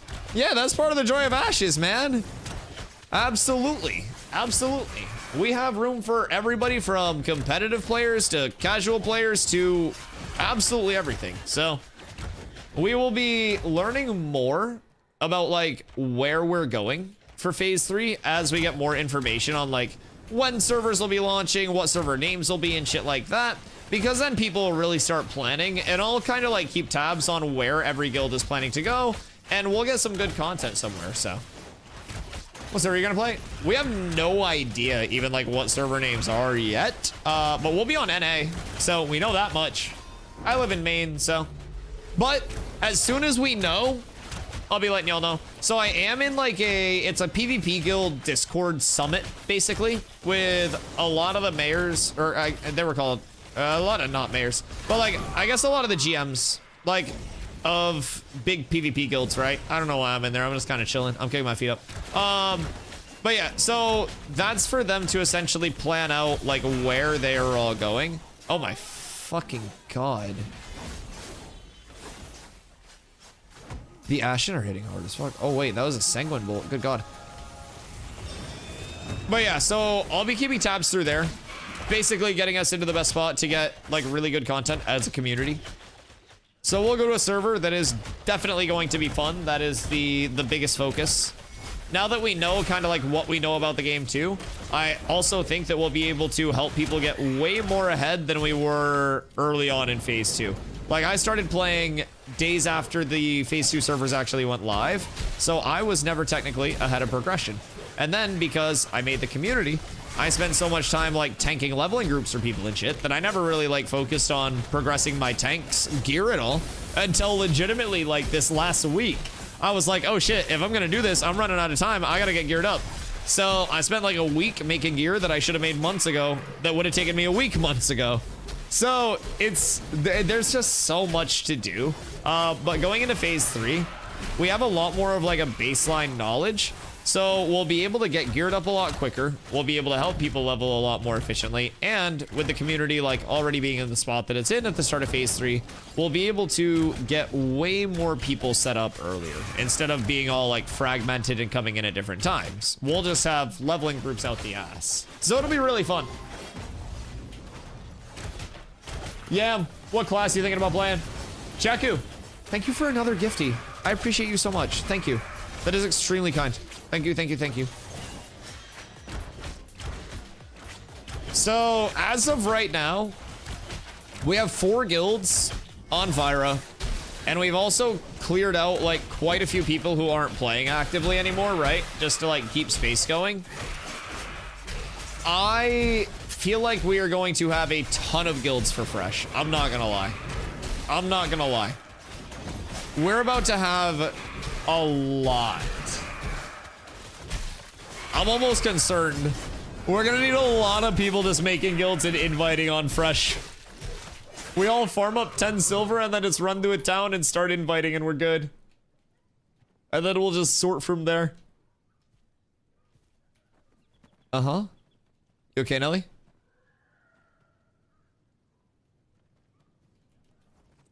Be oik to you.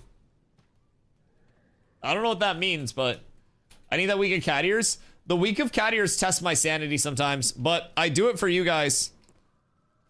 What were you trying to say? Was trying to type too fast. No pull. Oh. Yep, that makes sense. Be oik.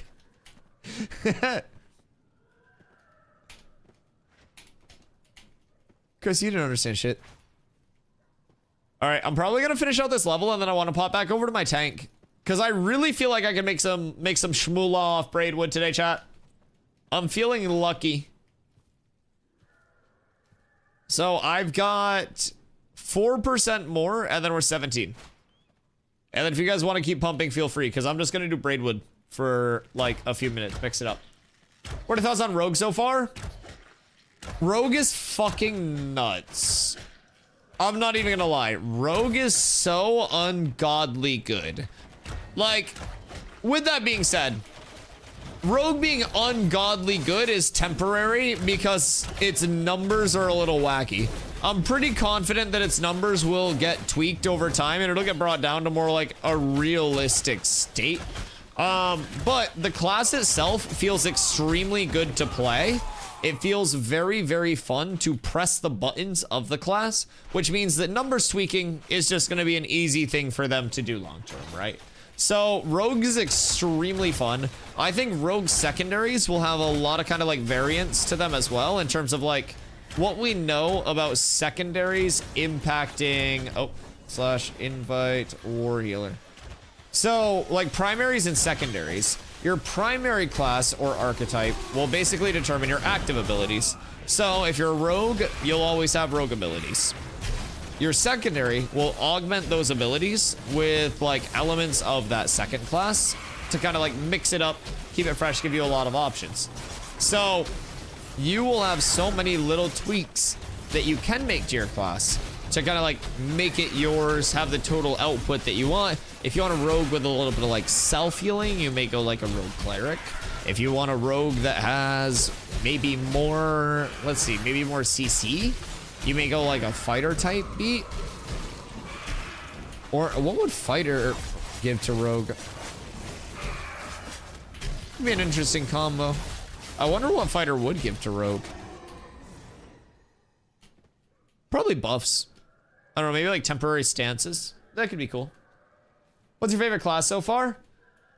I personally play tank as my main. I love tanking in MMOs. It's my favorite role. It's my favorite thing to do. I am a huge tank enjoyer across the board. Get your ashes. Oh, fuck. Thank you. So I love tanking, especially in ashes. I think they do extremely well. I will forever play tank in this game. I am fully in on it. So I will absolutely always play tank. You can find me on that. With that being said, I have an appreciation for all classes. The class that I think is currently the most put together at level 25, with level 50 being the eventual level cap, is Rogue. I think Rogue currently has the best level 25 kit, just based on like how it feels, you know, throughout leveling, throughout progressing. Like, it feels insane. But again, a lot of the Rogue numbers are also very like wacky right now in terms of how good they are. And you also have Rogue being the most recent class that was put out. So it's probably got the most recent, like, you know, data going into it. Like, Rogue is also meant to be something that feels very nice to play too, because it is known to be such a zippy class. Like, very fast movement, very agile. So with all of that, like, Rogue feels extremely well put together. But I don't necessarily think that there's a class that feels not put together. I would say the two that are in the roughest spot right now, especially like lacking identity wise, are going to be Ranger and Fighter. But we don't know what like the second half of their class tree brings in. We also don't know what secondary archetypes would do for them. So there will definitely be a lot that comes in with those trees still. Ranger just received a bit of an update as well in a recent patch. I don't know, was that last patch? I think it was last patch. So yeah, Ranger just got a little bit of an update pass as well. They had Focus added as a new class resource, so that can add up to 15% damage to some of your abilities and shit. So pretty cool resource if you're able to like build it and spend it. But yo, what up, Michael? How you doing, baby? Emu 07. Hope you're having a great weekend. Actually curious, what does he play before Ashes? Most recently, I played New World for 7,000 plus hours. I had thousands of wars in New World and was one of the players with like the most wars over there. I played Melee, Great Axe Warhammer, big frontline enjoyer, big initiator role. So I very much like going into clumps, seeing the entire clump die, whether I live or die. Why do you call Michael baby but not me? Shut up, ho. Dead. Fucking idiot. You're the idiot, Thogly. I gotta ask, do you like tab or action combat better? Like, overall, if I could pick a system or in Ashes specifically. Holy gasp. Quadilla fuck. How are you, my friend? My city's going to the finals for college basketball. Which city?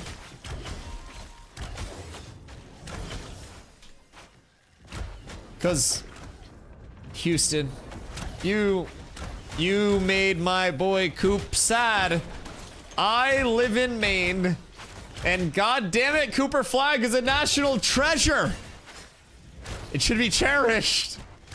You made him sad, and he kind of left that little short range bunny short. I think he makes that 9 out of 10 times, dude. I'm not even gonna lie. He's hit that shot so many times this season. That's literally his shot. Oh my fucking god. We can keep pumping. We got a good pump here. We just got War Healer here. Keep pulling. I think we got to figure it out now. Does he gift more subs than E? Carla's so frantic she can't even type. She's shaking. Ugly, what you up to today? The big grab. Those emotes are so old. If you could pick one. So, if I could pick one, there are a lot of things that go into it. Like, I think New World's just combat system at its peak, with like the full aim, like action combat, the stamina management, the movement that it provided within those systems. But also with New World, you had like a weightiness to melee. every different weapon had a weapon tracking to it in melee range. Like, so basically you see how I'm swinging my sword and my character's not moving anywhere. With New World, since you had to like aim it, I would basically have to put my crosshair on a target, and if I was within a certain range, my weapon would carry me a short distance and like pull me to them. And so that was how they kept melee like playable when range was a thing as well, because you would have that little bit of a gap close. Now, I don't necessarily know that like weighty melee weapons would feel good in Ashes just because of how the combat system is. So like New World's combat system for me will always be just a combat system at its peak that was pretty unmatched in what it offered, especially in being, in my opinion, like the cleanest iteration of an action combat. I think there's only so much customization that you can add into a tab target to make it feel different than another tab target without just like doing unnecessary weird shit, right? So I think tab target's kind of like the wheel, and action combat is more so like the level of people are still cooking with it, figuring it out. So there's more leniency with it, right? But like WoW established tab target. I mean, in terms of like a mass scene, like obviously tab target was done before WoW. But like WoW put that in such like a grand scape as like, this is what MMOs are going to be known as for their target system. So through that, I think anytime there's a variance to tab target, it's like somebody's favorite meal tastes slightly different and they're like, is this poison? So what I think Ashes does well is take the best elements of tab targeting and combine them with a combat system and a movement system especially that feels like it's a good integration of action combat elements. So the fact that I can be like dodging with 50 stamina, getting an iframe for half a second where I can't be hit, and then I can also jump after the dodge, carry my momentum, and then keep jumping, and if I time my jumps right after the second jump, I can just keep toe tapping and carry more momentum and like bunny hopping, right? So that's not normally something that you're gonna see in a tab target. And it's something that feels extremely nice because it's something that works in both the tab target, which I play on most of the time, and their action cam, which you can also play on with a soft target lock and a tab target full lock. So there are both options, and having played New World, I'm pretty comfortable on both. I will say, I feel like I have a lot more control over my game in tab target, which is why I play on it. But if I'm just like AFK farming and I just want to chill and like press mouse 1 and AFK, like pressing Z and then just holding mouse 1 with a weapon out is absolutely the best AFK strat.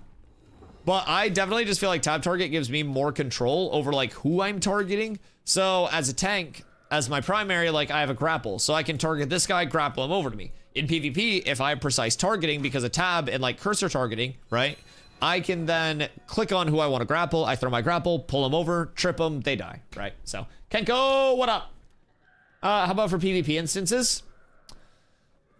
PvP and Ashes, again, both are applicable. My personal preference, I like the tab target in Ashes because I just feel like it feels better, right?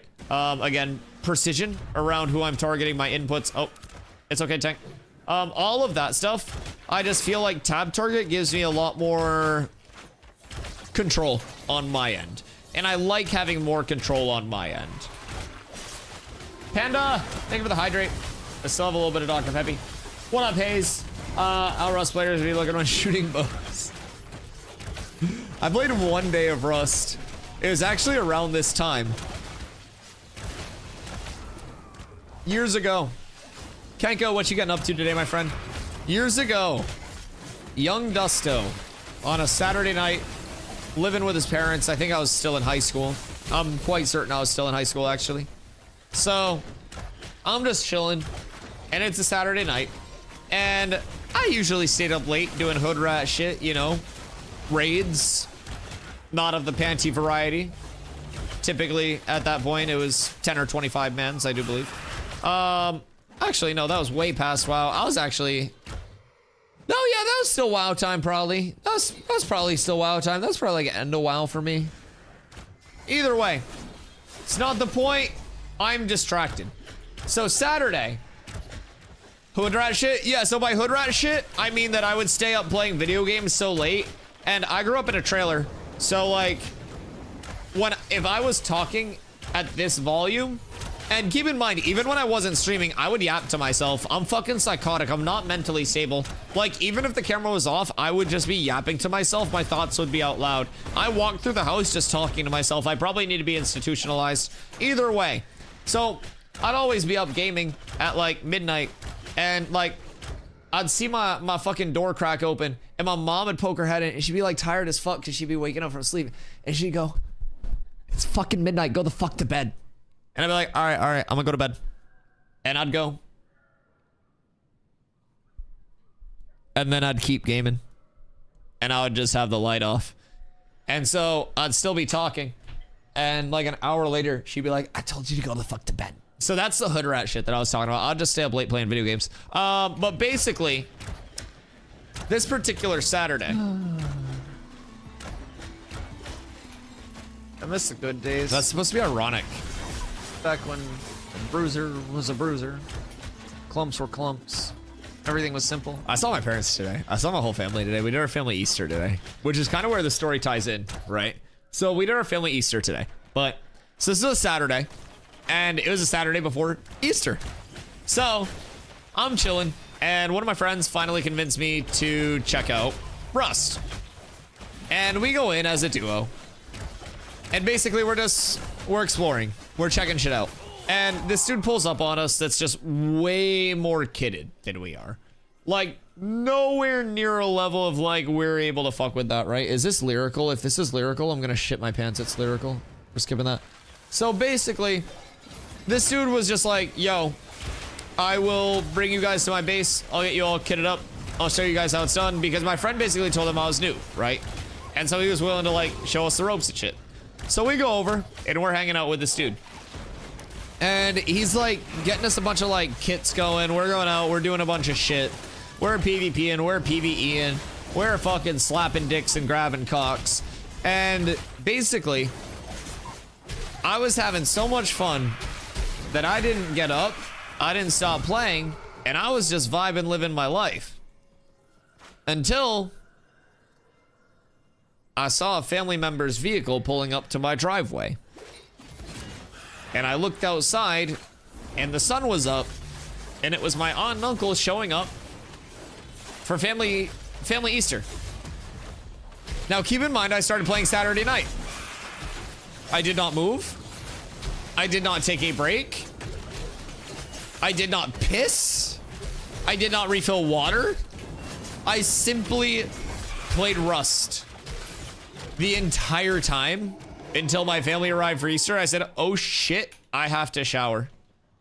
And so I hopped off and I uninstalled Rust and I said, "I'm never fucking playing that game again." I'm convinced I would be dead by now if I had continued playing Rust. I said I was never playing that bullshit again. That literally like siren song to me through an entire Saturday. The game be like that sometimes. The money bag and the hunting bag have the same size. I want to say like total slots in each tier of bag is the same, but they're distributed differently, right? So a logging bag looks different than a hunting bag. Is it same total slots? I'd have to double check that. I might be talking out of my ass. I do know mining and hunting bags are like the most preferred for carrying shit around because of their layout. Like, logging bags just tend to be slightly inconvenient, but... Mom would wake up for work and you'll still be up? Oh, yeah. Oh, yeah. Yeah. My mom was a waitress for, like, a lot of my childhood, so... Yeah, she would definitely get up for work sometimes to go to open, and I would still be awake. Yeah, she would be pissed. Thinking of good ways to practice 1v1s? Do some people do 1v1 scrims using the caravan? Yes, Emu. Until we get a duel system in phase 3, that's gonna be the popular way to do 1v1s. Kenko, what do you start today? You said Dr. Stone? Watch the first 20 episodes today? Is that what you did while I wasn't here streaming? You're like, "Oh, Dusty's not on until later." Anime time. I don't blame you. I don't blame you. So what is, like, what's the premise? Without spoilers. I'm still watching. The multitask is insane. Are you a subs or dubs? Tell me you're not. Tell me you're not dubs. Chat, subs or dubs for anime? One word in the chat right now. Subs or dubs. Subs or dubs. Please tell me we have people of culture. Subs, subs, usually sub, sub. Thank you. Thank you. But this dub is really good. Dubs just feel wrong. Dubs just feel like poop going into your butt instead of out of your butt. It doesn't feel right. You know what I mean? I don't know. I don't know that I can vibe with it. Chainsaw Man dub was good. Fuck anime, neither. Why the anime hate? What the heck? What the freak, man? Why hate anime when you could hate me instead? How do you do subs while doing anything else? It's very simple. You independently direct each eye at a different monitor. How do you think I play and read chat at the same time? It's like over here, I'm moving this one around and then this one's just stuck on chat. I got a lazy ass eye now. There's a reason. There's a reason. I never look directly at the camera. I actually don't have a lazy eye. I might. I don't, maybe now I'm self-conscious. How do I play and read chat at the same time? Now that I'm thinking about it. You guys have me kind of on like a rabbit hole. What's your top 3 animes? So, I am very open. I'm a recent starter to actually watching full start to finish animes. I have always had such a like packed schedule and such shitty friends that anytime I was like, yo, what anime are you guys watching? Like, what should I watch? They were like, dude, you gotta start One Piece. And like, they were talking in Discord earlier about like episode 1138 starting and shit. And simply, I'm not gonna do that. I'm not gonna do that, right? So, 1124, I'm so fucking sorry. I'm so fucking sorry. I was off by like 0.02%. Kick me in the fucking balls and twist my nipples. My bad, dude. Fucking 1100 plus. So all of my friends were always just like, oh, Dusty, watch One Piece, watch One Piece. And I'd be like, how long is it? And at the time, it was less than this many episodes.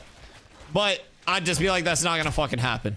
So, I almost feel like I got into a scenario where I took my driving test to attain my license driving a fucking Lamborghini.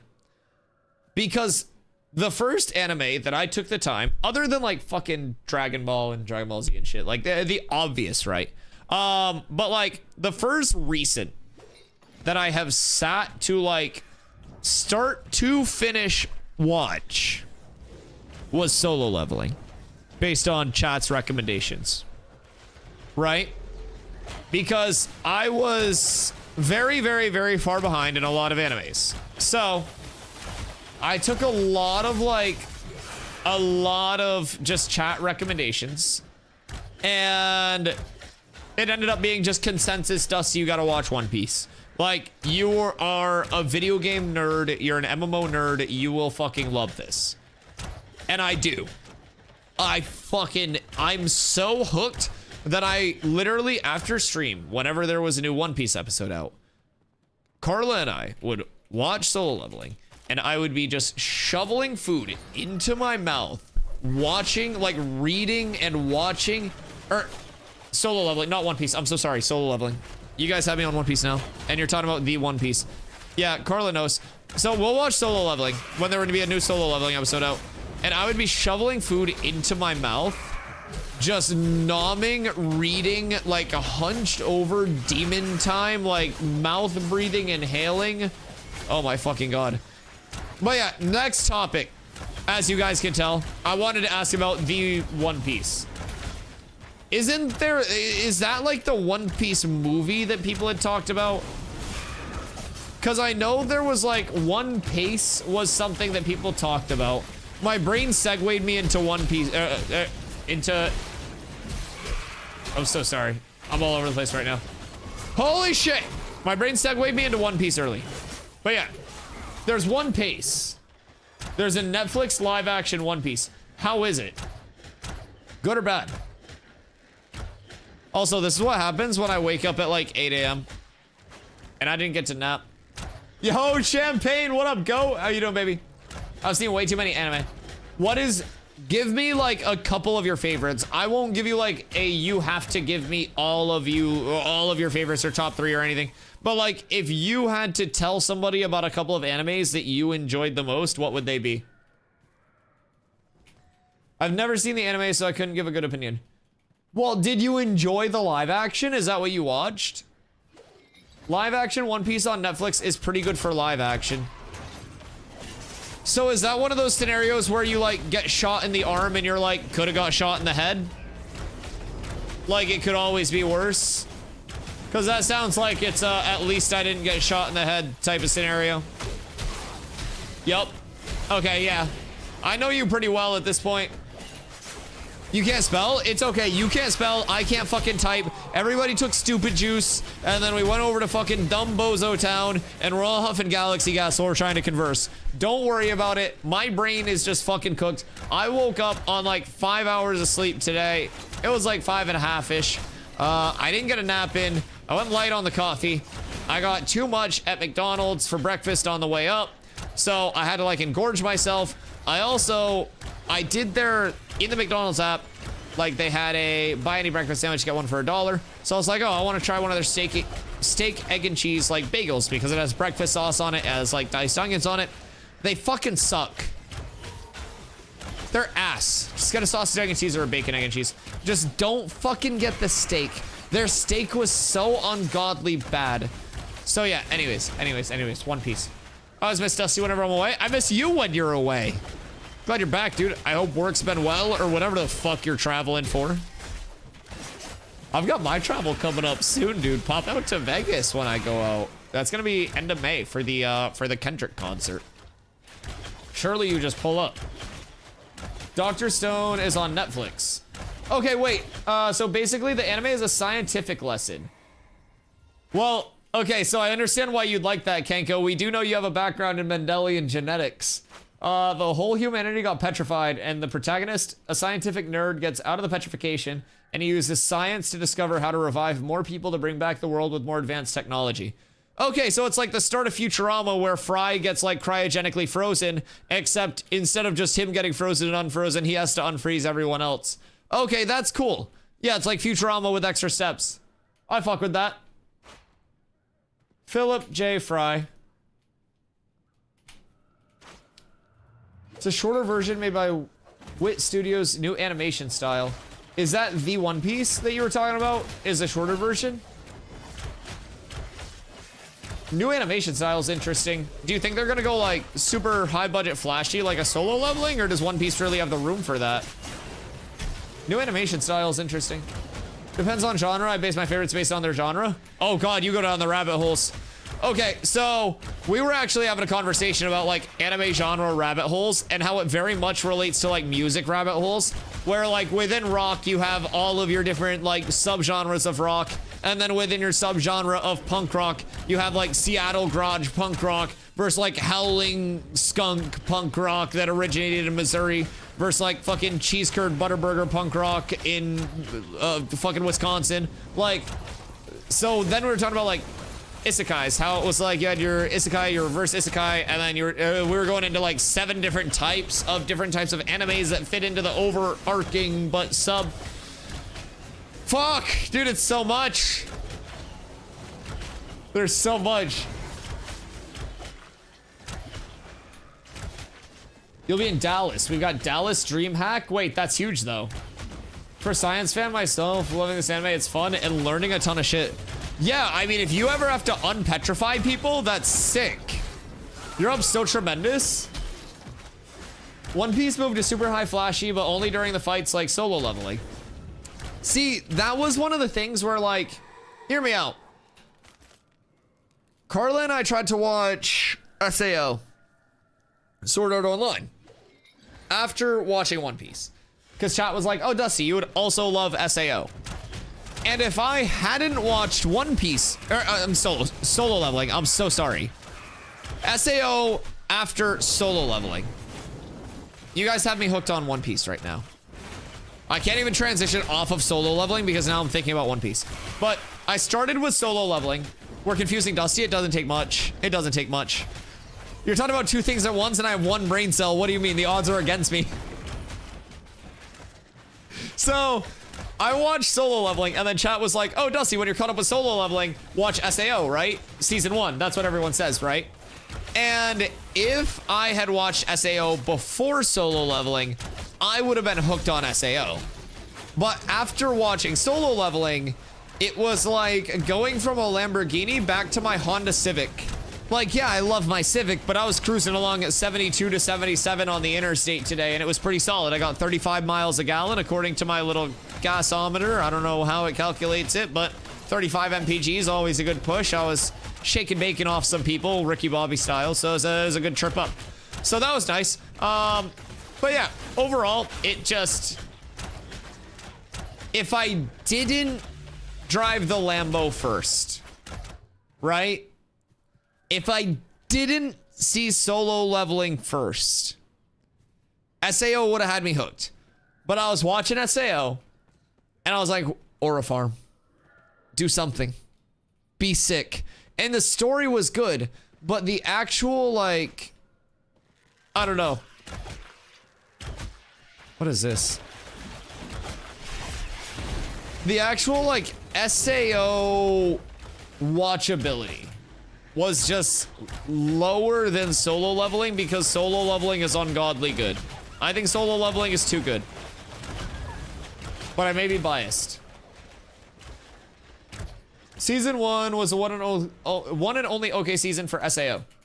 It's literally what everybody says. What happens? What causes it to fall off so hard after like season 1? Not like spoilers wise, but like, was it a directional change? Was it like a lack of world building? Like, was there just not a story extrapolated for them to build off of? Like, what like was the big shift where it was just like, this is not SAO? Shake and bake? Oh, dude, I would legitimately, I set my cruise control and then I let it like kind of catch up to cars where I could like draft off of them, right? And there are a lot of like, I live in Maine, so we get a lot of like 18 wheelers and our interstates are only 2 lanes. So like the biggest road that we drive on is 2 lanes. So I would basically, it's either slow lane or fast lane. I would be in the slow lane cruising along and then I would like draft off of some vehicles for a little bit and just kind of like coast along. And then when they started to slow down, I would full like slingshot, shake and bake their shit. And I would always look over and give them a little wave. And they didn't know that I was having the time of my life. Now, in the entire slingshot, I went up about 4 miles per hour because I do drive a Civic, like I mentioned. But let me tell you, she was fucking purring. It was going. It was good. Hey, what up, janitor? How you doing, my friend? Believe it or not, the petrification is just an excuse for him to have very few people left. It's an interesting plot, but the rest is basically shit. Like the manufacturer of, logging from scratch, making gunpowder when they start to have conflicts. Interesting. So he went the route of gunpowder and not a potion launcher? Peculiar. Jujutsu Kaisen should be your next one to try after solo leveling. I hear a lot about Jujutsu Kaisen. Is it another, like, this will be a stupid question, I'm so sorry. But you have to remember, like, I'm basically learning French here. Is it another isekai, or like, what's the premise of Jujutsu Kaisen? Watching the first few Chainsaw Man episodes made me buy and read the whole manga. After watching the rest of the anime, or you just immediately went to the manga? Or were you, like, caught up on episodes and you were just like, alright, I'm buying this shit? Because I have definitely considered the manhwa for solo leveling, but I don't want to spoil it. Yeah. Another shonen fighting power scaling anime. Okay, I do love power scaling. That's nice. Bad and cringe story advancement. Okay. SAO got too much into the harem girls. Move on over here. Okay. It went harem route. That makes sense. That makes sense. Yeah, I feel like harems are always a trap, which is why I've specified since the New World days coming over here, my harem would exclusively be femboy bard players. Like, that's the only safe harem to kind of like assemble. And it's a system of where it's like squares and rectangles, right? So not every bard has to be a femboy, but every femboy does have to be a bard and in my harem. So it will be happening. Like, there will be a Dusty harem. You've just got to meet the qualifications. No girls allowed. That's fucking gross. Please, please have some dignity. SAO was originally a short story written for a contest. Oh, wait. That's why the pacing is so messed up. It's also why the ending comes so fast, because a contest had a word limit. I'm gonna use that. My stroke game has a word limit. That's why it came so fast. Demons and fighting. Sounds fun. I mean, is there good, like, story mixed in, too? Solo leveling, but demons, ghosts, and shit. Okay. Weird shit. Weird shit? What the fuck do you mean demons, ghosts, and weird shit? There have literally been demons in solo leveling.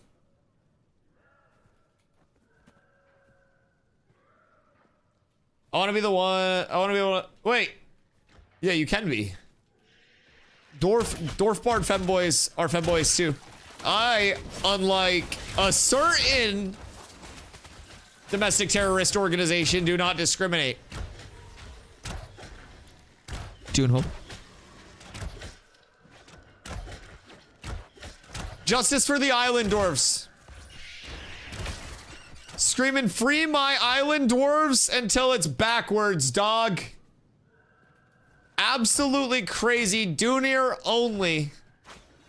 In this day and age. In this Vera. Disgusting.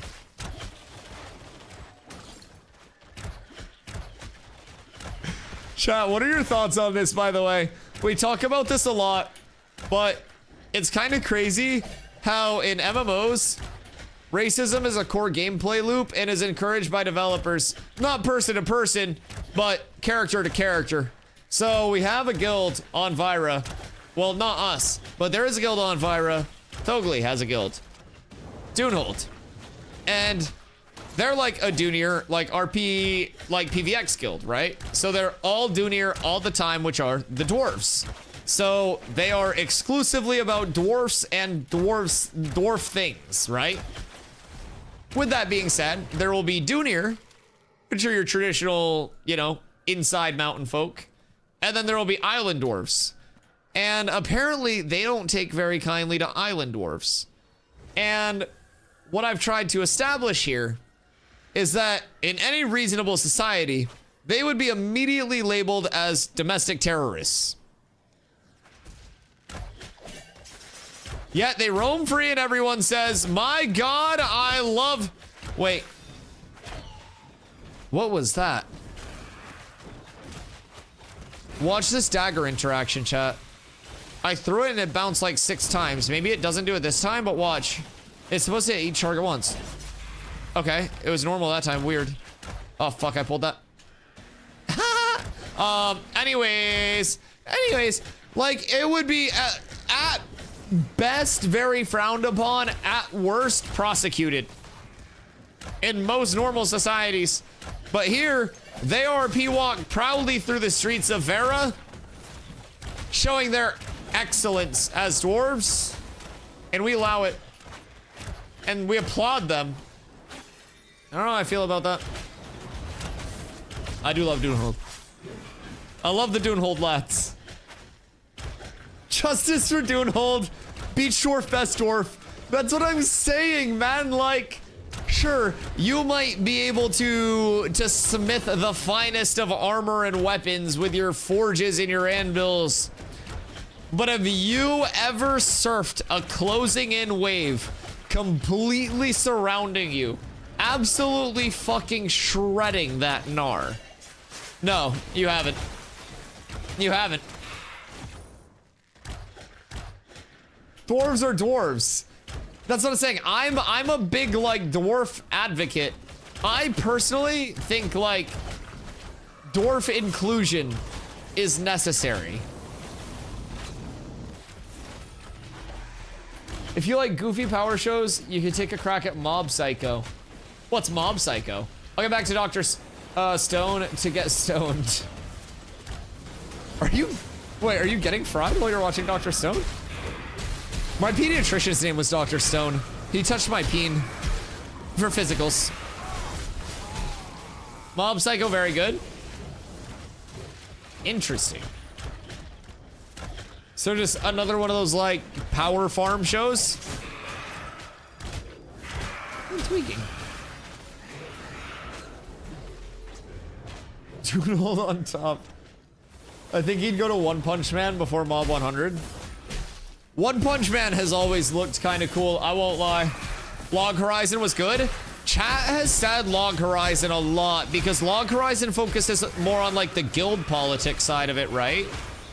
Because I have loved like in solo leveling, I don't want to spoil too much, but all of like, instead of just following one main character, they follow like the macro of every surrounding thing as well. That's been one of my like favorite aspects of it. So people have talked about that for Log Horizon as being a very cool thing. Are dwarfs born without beards? No, Thogli had his beard when he was born. I had zero intention to ever play Junior or Beach Dwarf, but thanks to Thogli, I'll rock that Beach Dwarf proudly just a troll. We should make like an anti-Dunehold Beach Dwarf guild.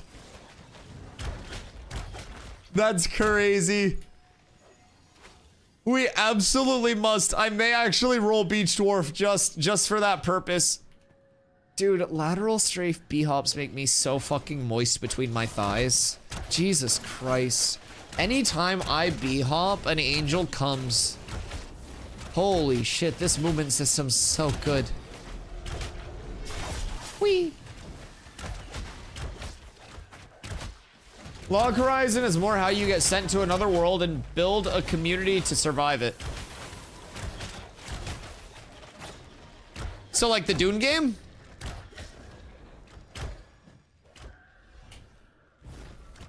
Interesting. I think you would like Log Horizon for sure. Log is also pretty slow. Like, One Punch isn't very deep, but it's very fun. One Punch Man is heavy overrated. That was crazy contrast to One Punch Man immediately, by the way. One Punch isn't very deep, but it's fun. One Punch Man is heavy overrated. The true contrast.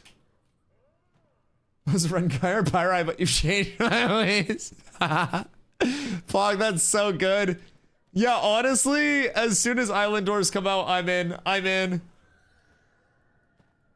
There better be a Beach Dwarf Pirate Guild at some point in this game.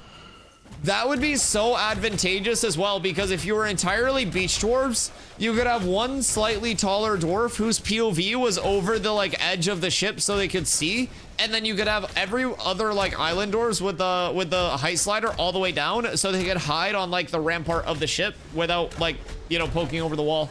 So it would look like an empty ship, and then all of the dwarves pile out like a clown car. I think that might be tech.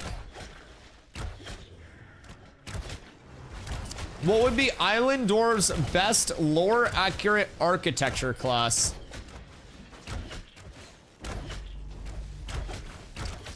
Primary or secondary? Like, are we doing primary only or secondary included?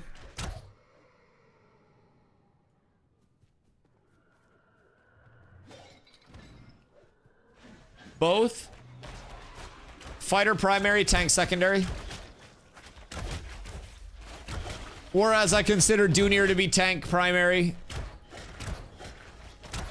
I picture the Island Dwarves to be like the radical, like, shotgunning beers instead of sipping ale out of mugs, like keg stands, like sunglasses, mohawks, like shit like that. Dreadnought? Yeah. Yeah, I could see that. I could absolutely see that. That's the goal of actual pirates. Are the Nakua, like, canonically pirates? Or, like, what's the dealio there? Or is it just because they're from the islands?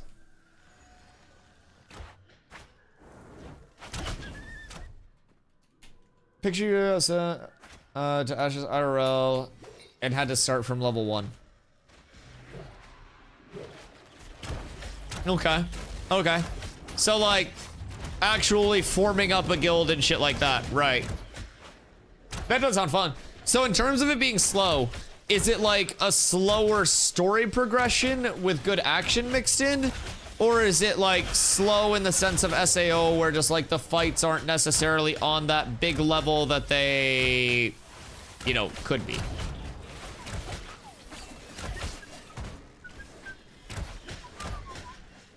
Captain of the ship is always the tallest dwarf. Oh, you fucking know it. You absolutely know it, dude. Don't think so, but they'll take over the tropic, so I'm assuming they want island theme race, so it fits perfectly. That makes sense. Slower story, the fights aren't that grand. It's more about the world building and politics. That still sounds intriguing, though. And is there, like... I know it's probably much less, like you said, much less, like, action-based in the fighting, but, like... Surely that build up to, like, big pinnacle fights and stuff is still there, right? Do-do-do-do-do. Excuse me. Pardon me. Going 30 probably wants a main node to have Nakua architecture. Do we think long term, with how Pirates is shaping up right now, that they are going to be the main node? Because I could also see them constantly getting sieged.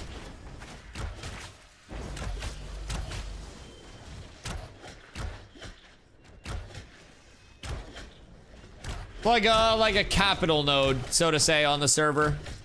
Because previously, like, Thor would always talk about how, like, their node was, like, the most built up on the server and shit like that. And I feel like as it progressed more with that entire thing, they, kind of, like, did not hit that. I mean, their main tropic node will probably be Nakua based. There will never be main nodes. Well, so I think there is a potential for there to be a main node in the tropics. I won't lie. Like, I think you could absolutely have a server that, because of character action, facilitates stuff, but Pirates is the least coordinated guild I've ever seen. Oh, you wait till we get running, baby. Oh, I got some things to show you. Let's see. There are pinnacle fights such as multiple guilds forming a raid to take down an immortal beast.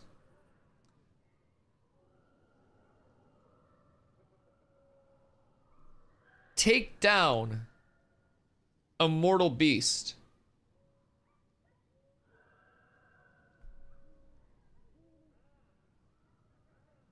Mortal beast. Once it's taken down. So I guess it wasn't immortal. Pirates, no, definitely not. Do we see them getting a Metropolis? Just because of like how much they can push? Is that mine? Nope. That's Steven's ashes. R.I.P.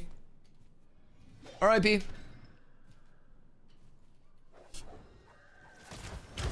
Halcyon was the quickest to progress node. The focus on animal husbandry on land that Pirates owned. I have hiccups. That'll take months of coordination. I don't think they'll last that long. You don't? Why not? Oh, why is it hitting so hard? Oh my god, the hiccups. I'm full cooked. Hey, Jakku! Thank you for another gifty. I appreciate you so much. If they take over the tropics and control it, they'll probably they'll rush the first Metropolis. I don't think they'll be able to, like, rush a Metropolis, though. And, like, you have to remember, you can get sieged on the way up to Metropolis. Streamer communities tend to only last a few months before interest fizzles out. Yeah, that is true. That is true. At a certain point, everyone will just stop watching me. Ashes to ashes, dusty to dusty. Back to 5 viewers I go. It's been a pleasure, everyone. My time has come and gone now. Thank you for participating in Cats. People will target them specifically because they are a streamer community making things harder. But so hear me out. I don't necessarily think that that's the case, though. Like, I don't think just because someone's a streamer means that they're instantly going to have a ton of enemies on every server that are constantly targeting them. I think some streamers would even be like protected by their server. You imagine fucking Grandpa Sum Sum comes over to play and he's a part of a community, and like even if he's not directly in your guild, like Grandpa Sum Sum comes over and he's getting bullied in the open world and someone's hitting his van, you know how many people are gonna fucking show up and protect him? Who wouldn't? Like, some streamers will be protected as shit. Summit's in envious, nobody's talking with him. I mean, people still will. People still will. And you have to remember, like, once real Zergs come in, it's all different. It's all different. We have not seen a real Zerg come in yet. I'm talking thousands. There are communities that exist. Someone doesn't make a guild because he's Summit. Hearts are around because of Thor, aren't there? That's fair. That's fair. But I do also think, like, any level of streamer could have that level of like or dislike. If Cats had a node, Envious wouldn't be constantly running at it, and I'm not in Envious, and Cats is here because of Dusty. And the only difference is I have fewer zeros at the end of my viewership, right? So, I mean, naturally, as more people watch, you'll have more people that hate you, but I also think it's on, like, part of the streamer themselves. Like, if they cultivate a level of, like, we want to use our community to work together with everybody, then that could facilitate a good vibe throughout the server where everybody does want to work with them, and they get that level of, like, you know, people do want to run at them, but a certain amount of people also want to protect them, and overall, it's just a symbiotic relationship, right? But then you go, like, some people will just go the Scorched Earth approach where they're like, I am massive streamer, there's nobody that can compete. Like, you simply cannot do anything about it. We are the biggest, the best, the baddest. And I feel like that's where those bridges kind of get burned, right? That's what I mean about streamer communities. Your guild isn't just your community you've been recruiting from the game itself. Fair. So you mean exclusively, like, massive outside. Okay. Very fair. Very fair. Yeah, no, absolutely. A lot of streamer guilds are literally just a streamer and their community in a guild playing, and that typically fizzles out in 2 to 3 months. I do agree there. Absolutely. We saw it with New World a lot, actually. So the thing about it is it wasn't even like the streamer's fault, but AGS, for whatever reason, instead of paying people to fix their game, kept paying content creators to come in and do 2-hour sponsored streams. So you would see, like, the content creators come in, their communities would buy the games, every server would be on server pop cap, and basically, like, on queues, and then they would stop playing after, like, a week and a half, and everyone would just go away, and the population would die out again. And we're all just like, damn, man, okay, well, it is what it is. Because, like, even, you know, I'm not like a 1,000 viewer streamer. I'm most of the time probably not even 100 viewer streamer right now. I don't fucking care about that either way. But like you said, our communities are built in the game to be like long-term in the game. Like, I consider myself an Ashes content creator. When I was in New World, I was a New World content creator. There are some people that are MMO content creators or just content creators. And so I feel like when you have MMO content creator communities come into the game, as soon as it's an MMO content creator and it's like, oh, we're gonna go check out this MMO, oh, we're gonna go check out this MMO, oh, we're gonna go check out this MMO, and it's those large communities instead of like, I am an Ashes content creator, I will be in Ashes. Other MMOs come out, cool, we'll watch the trailer for it and I'll be like, oh, this looks cool, have fun, but like, I will be in Ashes, right? So I feel like that's a large difference as well. You have those different like types of communities where some people will go place to place to place to place, and then you have me here just every day, all the time, doing this constantly, so.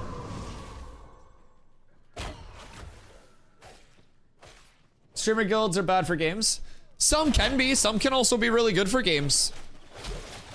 In all fairness, I think OnlyFans was probably one of the only reasons that Hardcore WoW's current like push was getting any attention.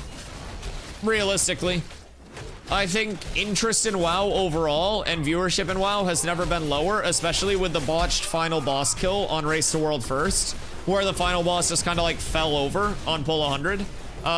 It was a Race to World First that saw 1/5 of the peak viewership of previous Race to World First streams. And so WoW viewership has never been lower outside of OnlyFans. OnlyFans kept WoW alive. Yo, what up, Scaper? My day was fantastic, dude. Started stream late because I went up for my family Easter, and that was an absolute blast. Absolute blast, dude. It was so fun.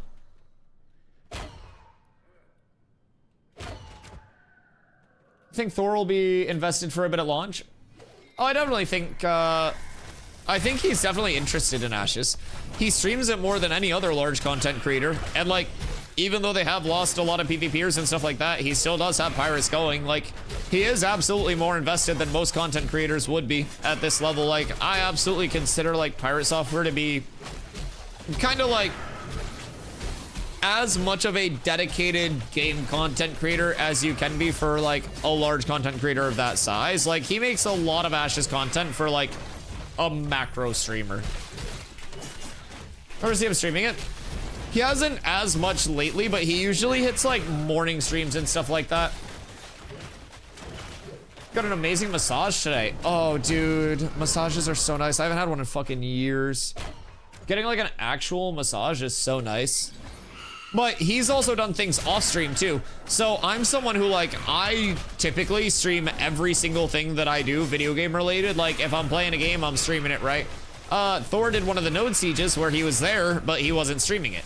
So like, he may very well do more with the game than what we see publicly on his days off and stuff. Even though he does stream like 12 to 14 hour days when he does stream. He just takes days off of stream. I tend to stream every single day. So like, it's a little bit just more like I'm here all the time, every day. He may be here on his down days still doing stuff, kicking around. You just might not see it like from his streaming, right? So. What made you switch from New World, which was fully released and polished, etc., to Ashes? Do you find it that much better, or New World was a sinking ship kind of thing? So, New World had less polish, poorer implementations of patches, a slower content cadence, less communication from developers, less of a well-integrated gameplay loop, less time to completion than the current version of Ashes, and basically was in a worse state 3 years post-launch with millions and millions, honestly hundreds of millions of dollars invested between like marketing, salaries, like game budget, everything, like 3 years of relaunches, fresh start servers, everything like that. Essentially like New World just never really lived up to any of the expectations. I played 7,000 plus hours in New World since its launch.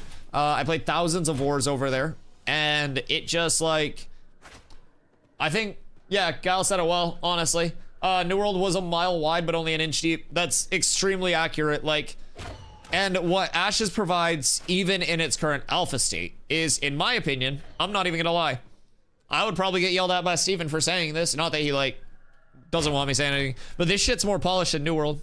He doesn't want anyone like feeling like this is polished because it's not. But coming from New World, inputs feel cleaner over here. Netcode feels cleaner over here. Like, combat feels more engaging over here. The actual gameplay loop is more well integrated from PvE, crafting, PvP, like everything over there. Over here, sorry. Like, everything over here is a more holistic MMO than New World at any point. And so like for me, Ashes already has so much depth to its systems, and what Ashes does well is introduction to systems on a very casual level. So New World was roughly 2% of all players getting into wars at any point. There was a 0.0% Steam achievement called Battlefield Legend, where it was winning 100 plus wars on one character. I had that. Not many other people did. And if you did, it was basically like you had that character for a while and you were just farming wars and winning every war with it, right? So, wars were the pinnacle of PvP. There was only one form of war, and it was a guild versus guild, 50 versus 50 war to control a territory, which is like the node. Now keep in mind in Ashes, there will be 4 different types of nodes that are all controllable, separate from the guild system, and controllable through different means of becoming mayor. From democratic election to a PvP-based mode to an economic-based auction to completing a certain, completing the most quests within a period. Those are the 4 types of election processes. So, past that, what New World did very poorly was a mix of exclusive game modes and inclusive game modes. You need to have the exclusive mode at the top where people sit outside of it and they say, I wasn't picked for this because these people are the best players. It's the feeling of when you're watching solo leveling and the S rank hunter pulls up, right? And it's that big walk up, right? And it's that epic aura farm entrance. You see the Node Siege rosters on your server pull up. They're in their shiny gear. They're on their drippy mounts. Everything's enchanted. Everything's glowing. They got world boss drops. You know that they're just juiced to the tits. That's what a Node Siege should be. But if it were New World, there would only be Node Sieges. There wouldn't be Node Wars, where every citizen can participate and help. There wouldn't be Guild Wars. And the Node Sieges wouldn't have any way for PvE players to contribute to the Node Siege through building up siege vehicles, siege weapons, fulfilling buy orders, and basically helping the Node Siege from the sidelines while watching all of the badass super kitted PvPers representing your node that like are going out to the front line to fight do that. It gives players who are on the more casual spectrum of PvP something to always strive for. If you want to be casual and you just want to contribute in like the Node War, the Guild War way, you still can. I could take 5 people and I could be like, yo, Pock, let's get 5 versus 5 Guild Wars right now. Let's fuck it up. Let's do that on a small scale. And we can organize that. Sieges are that like big level of exclusivity where if you want to start with 5v5s and work your way up to sieges, you've got that level of progression and you've got that level of being noticed. You are a nobody. You show up to a node versus node war for your territory, or sorry, for your node, and like you join the Zerg of that big guild that's holding down the node, right? Or that big like node Zerg.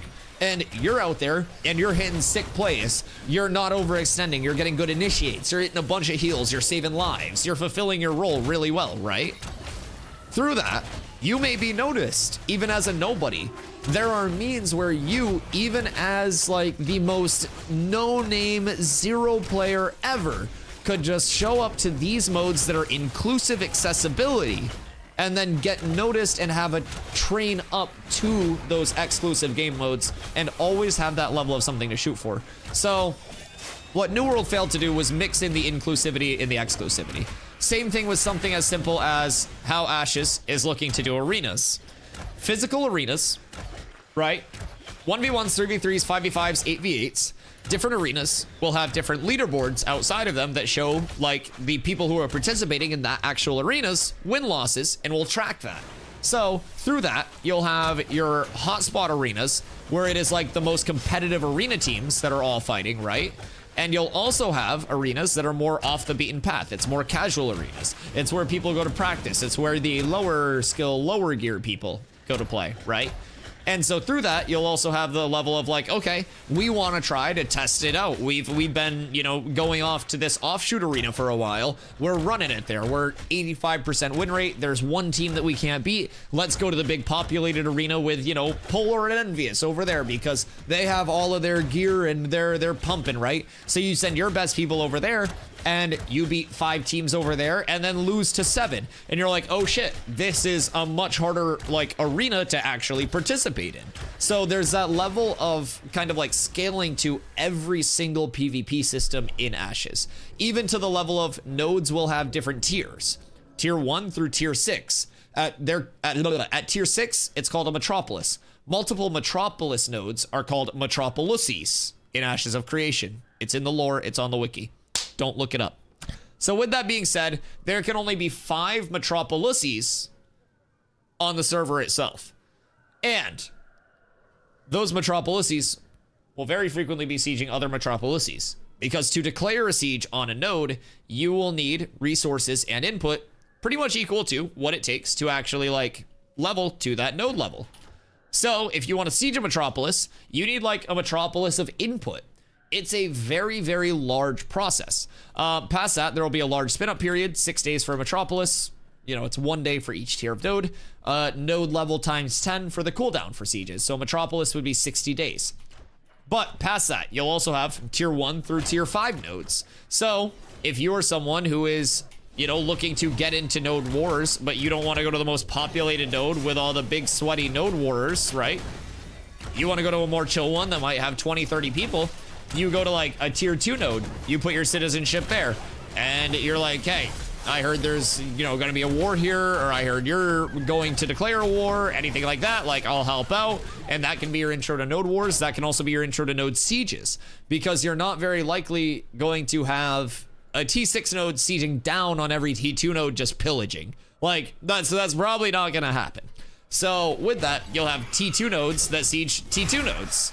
And there are a couple of ways that that could go. With New World, the part of the reason why I had literally well over 1,000 wars was because there were mercenary spots. On attack, you could slot 25 out of guild mercenaries, and on defense, you could slot 10. So, every single day, 8 p.m. to 1 a.m., all of my war slots would be booked up with merc slots. And basically, people would say, yo, Dusty, I had 8 characters on 8 servers. They would say, hey, Dusty, I need a merc at this time. Are you free? And I would say, yes or no. And then I would book that in my wars. So basically, every single day, you would just have mercs, mercs, mercs, mercs, mercs. So there are a couple of ways that they can go about preventing that. A very, very, very easy one is what they have right now. Node sieges happen at your server peak time. Solves everything. Solves everything. You can't be in 2 places at once, sieging 2 places at once. It's very simple. So if you're super actively sieging, like, they're gonna be 80 nodes, so it's gonna be like a lot of spin-ups, right? But like, that will prevent the super active, like, everybody is fighting everywhere all the time. You have a ton of different slots where people are just like sieging, then sieging, then sieging, then sieging. Past that, they could also go, I don't know, there are a lot of ways that it could go though, because it could very easily go the route of merking if they do allow outside signups. They have the entire vassalship system to worry about too. So I need you to swing that big sword of yours. What do you mean? I've been swinging. Makes a lot of sense. Gonna be genuinely pumped for Ashes. It all sounds so good. Yeah, and I mean, there'll definitely be like hiccups in the road. It's not gonna be like a perfect build up, perfect execution of everything, right? It is an alpha. Everything's playtesting. There's a lot that's like ideology in development, like not all that's implemented. But the important thing to know is like their vision is truly that seamless level of PvX gameplay and progression through the modes. Take on this as a one. Node sieges require vassal connection for those in the roster. Oh, you were just talking about merking too. Parent vassal is okay, but outside the node system, not able to be in roster. It is interesting because like, I understand the whole spin up of like this big epic siege, right? That's like the entire node coming together. And if it is limited to like nodes and vassals, then you could have one alliance that is stronger than the other alliances that is untouchable, right? So like the level of sandboxy that they have does allow like alliance stomping. We don't have a cleric. Oh God. Do you guys want to find a cleric? I'm too busy yapping. Hold on. I'll promote Dusty RP as a cleric. I promoted Jen to healer if you guys want to try to find a cleric. But anyways, sorry. I definitely could see if it's limited to like parent and vassal nodes, right?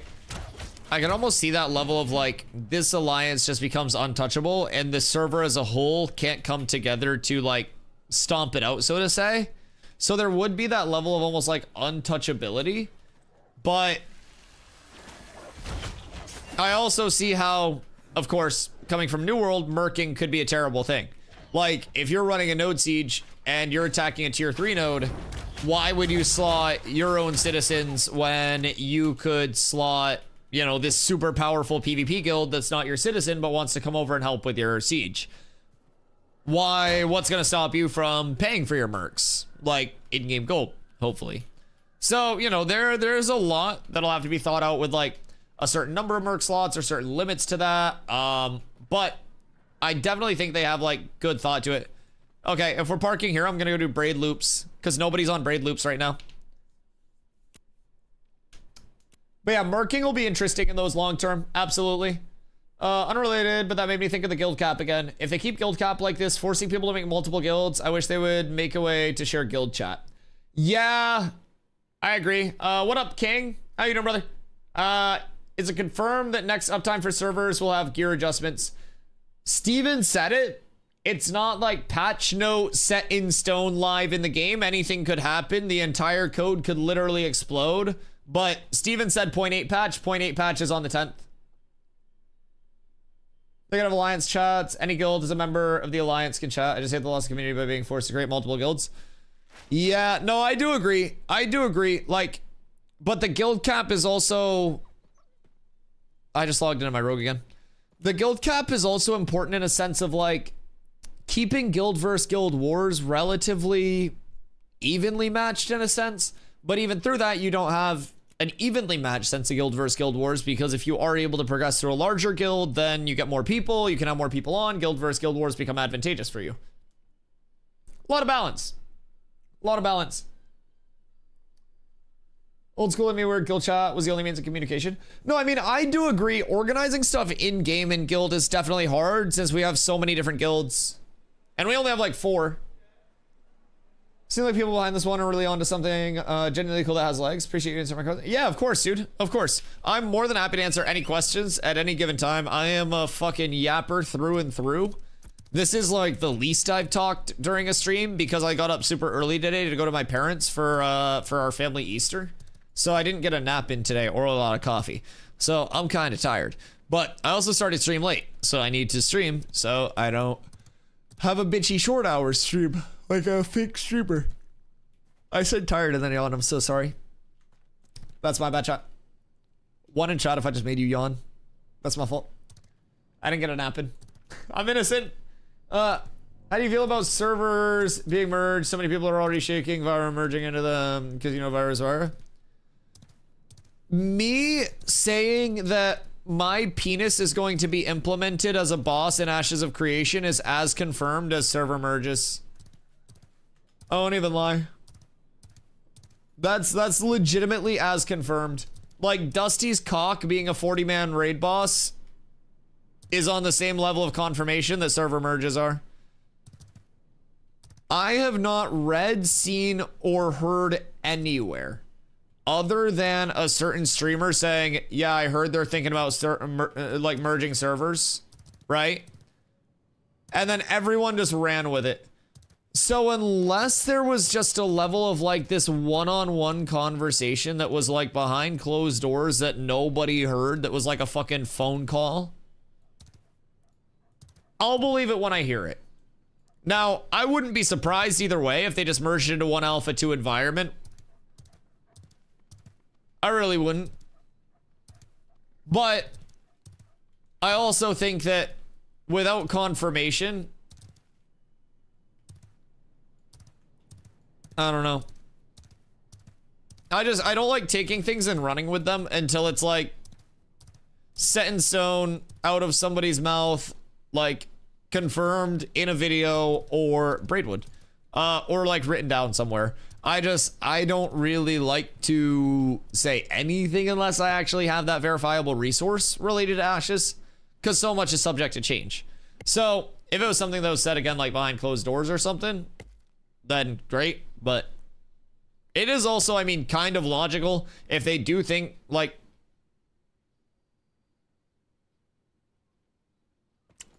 existence is pain. If they do think population is going to drop a lot on legacy servers, like it makes sense to merge them.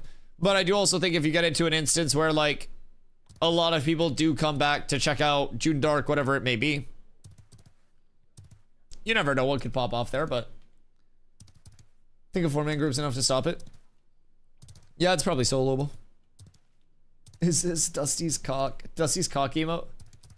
As of now, server merges are fake news. If anything, it'll be one NA, one EU fresh start server, and that's where the quote-unquote merge comes from. I personally, any room left in the guild, 2 spots hopefully. Who's on from 3rd guild? Who's on in a Cats guild that has room? Statos is looking for an invite. So I personally, I think there's gonna be way too much of a pop for them to do only one fresh start server. I'm not even gonna lie. I think there will be multiple NA fresh start servers. Now again, I don't know what all of their sales metrics and everything like that are, but you have to remember Steven said a couple months ago that there were 130,000 plus unique logins to Ashes 2, Ashes Alpha 2 Phase 2, right? 360 snore scope, ka-chow. 130,000 unique player logins. Servers that hit their 6K pop cap, and gone on queue. So I definitely think like with Wave 3 popping into 24/7 accessibility, with all the Wave 3 packs, like with streamers that'll be coming in, we'll definitely have a lot more servers spun up. But I do think they'll go the route of starting small, waiting for those to fill up, and then expanding from there as needed. Please. Please!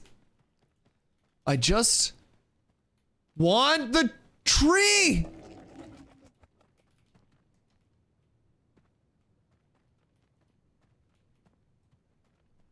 I'm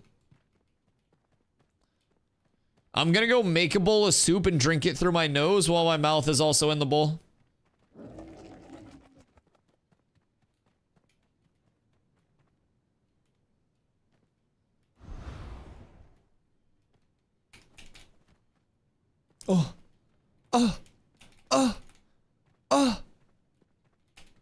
Please. I took out the axe. I gotta move the whelk. Please. Come on. Come on. Give it to me. Papa needs... Oh, the champion! It's Lego. It's Lego.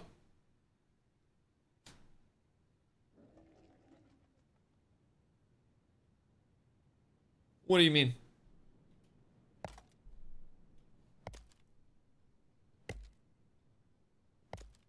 What do you mean? No, this tree's gonna fall over. I think you're just misunderstanding. I am a lumberjack and you are a tree. I hit you with my axe and then you fall over. You are a paid actor. I am the cameraman. You simply cooperate for the shot. Maybe this is an angle? Well, I don't think this is gonna be effective. I'm missing the damn tree.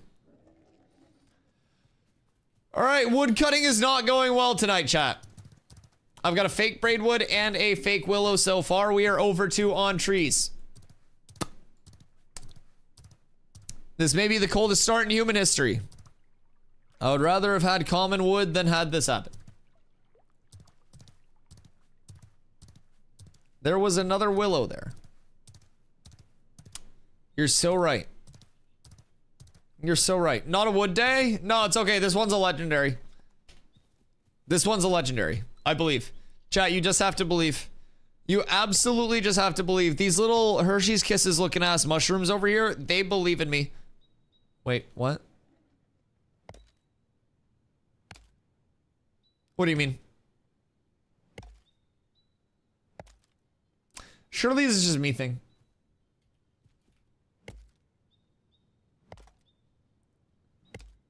Certainly this is just me. Right? Maybe I'm the problem?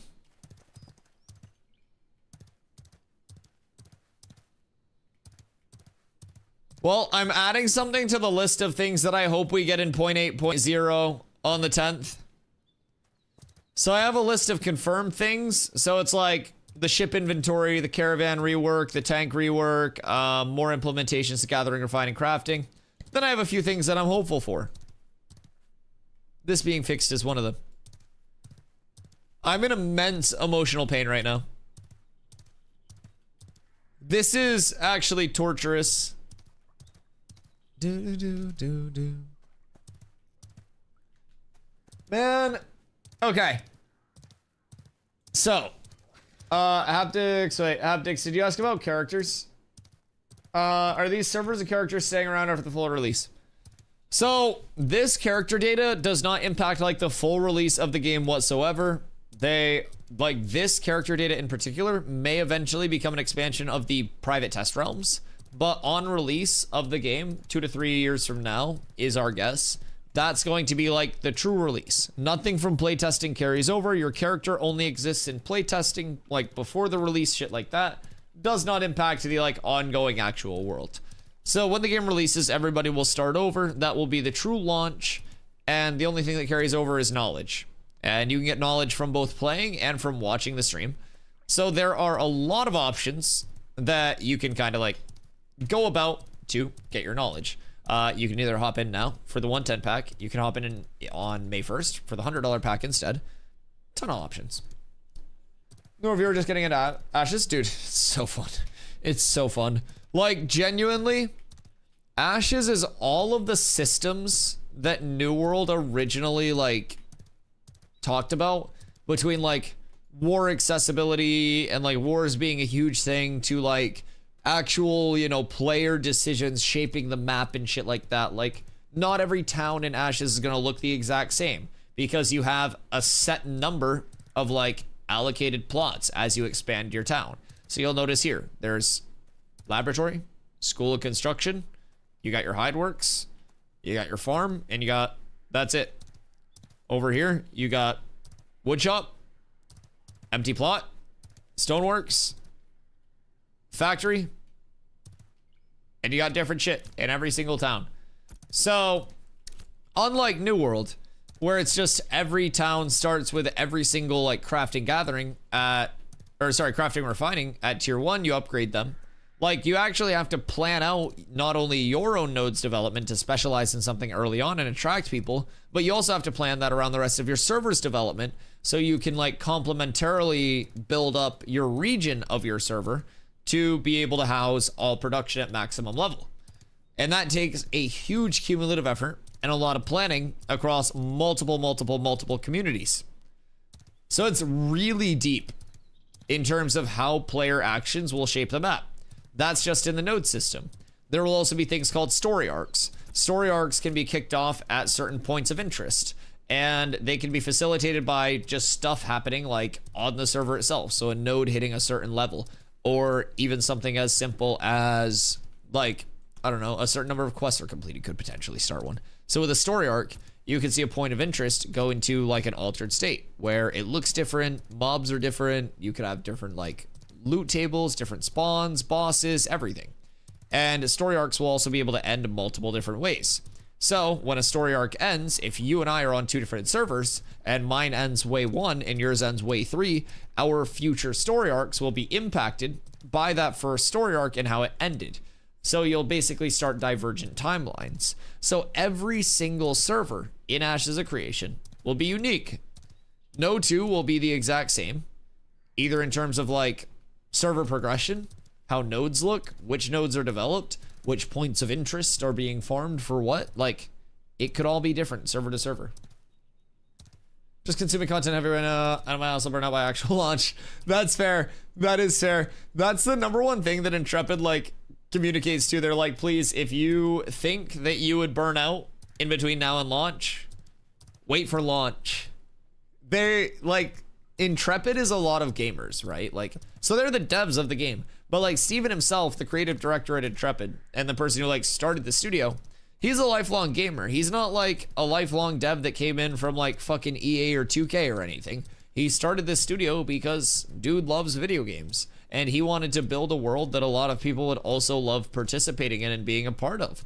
So I'm super fucking happy to be a part of it.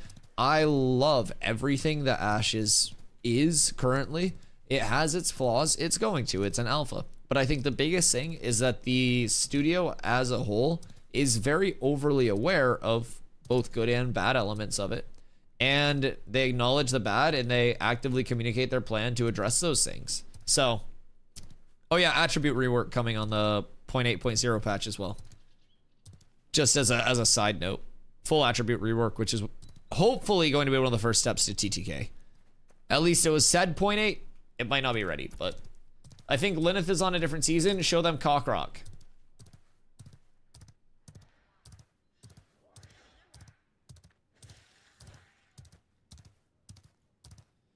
If you go too fast, you might miss it.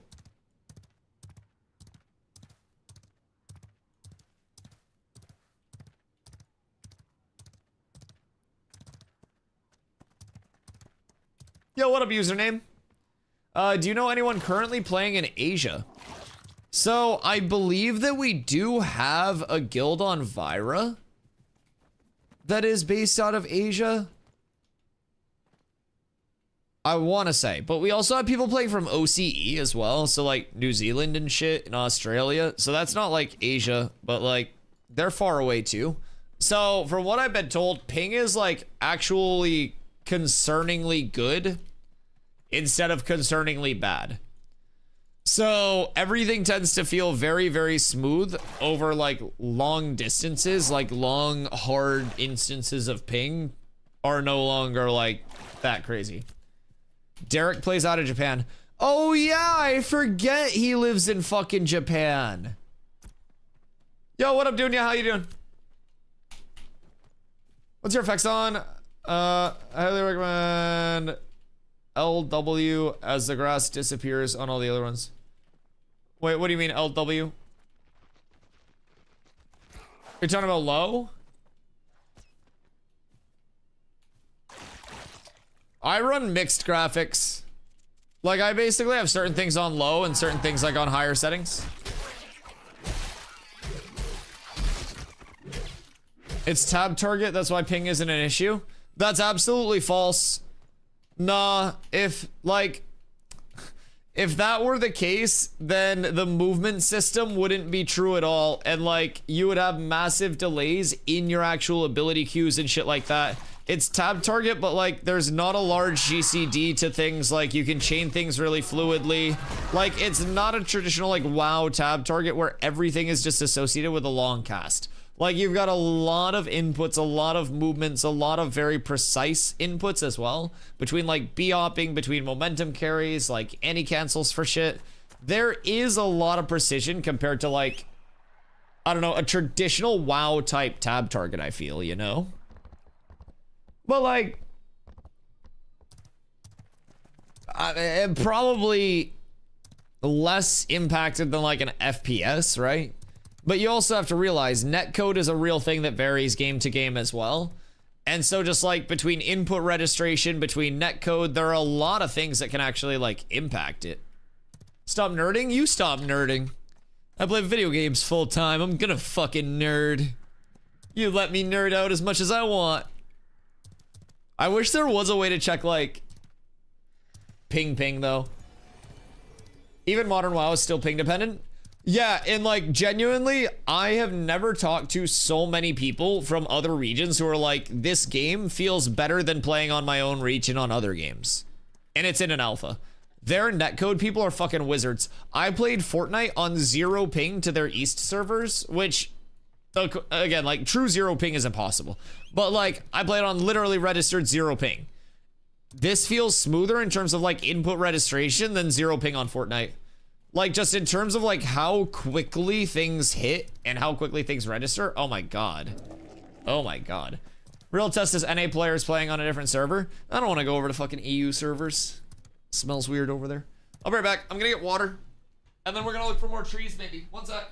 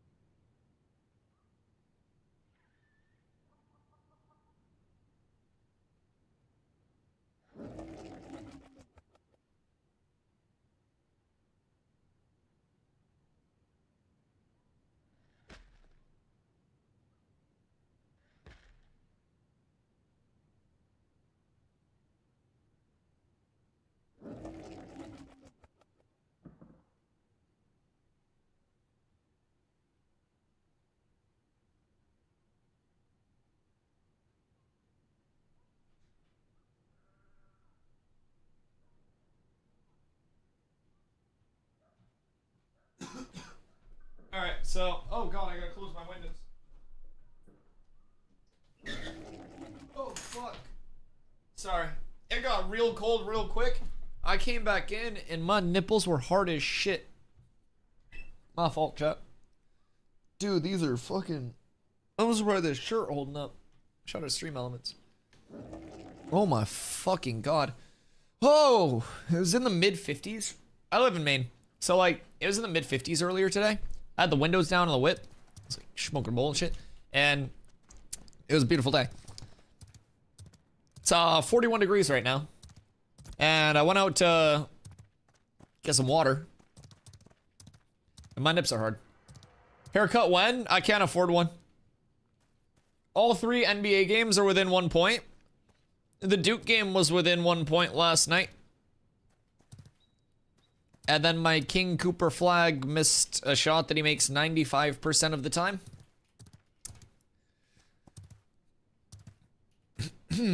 That's unfortunate. It's unfortunate.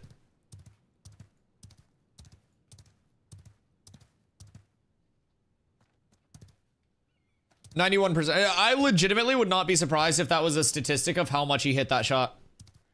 It's like a 9 out of 10 times that shot falls. Like it's crazy that he missed that. But yeah, that game in general was absolutely insane. Like, they were up, what, 6 with 33 seconds left and lost? Duke was? Absolutely insane. Absolutely insane. Now, haircut when's a valid question. I do really need a haircut. Chat, does this Willow work? Yes or no? Yes or no in the chat right now. Lock it in. Does it work or does my heart break even more? I'm leaning towards no because there is no God. Yes? Thank you for your positive energy, seat. You remind me of the good when I only acknowledge the bad. This could be good. Somebody believes in me, and that's all that matters. But it's uncommon. Even worse, it's common. So I was saying earlier, I would rather have all the trees fall and get common, and I'm not gonna lie, the tree fell and I got common, and it feels worse. I'd rather the tree not have worked. At least I wouldn't have found anything at that point. Well, we found 1 tree at least. That's good. That's good. I like this island up here. This island's usually pretty good to me. Chat, what should I do when I cut my hair? Like, I'm not gonna, like, shave that shit.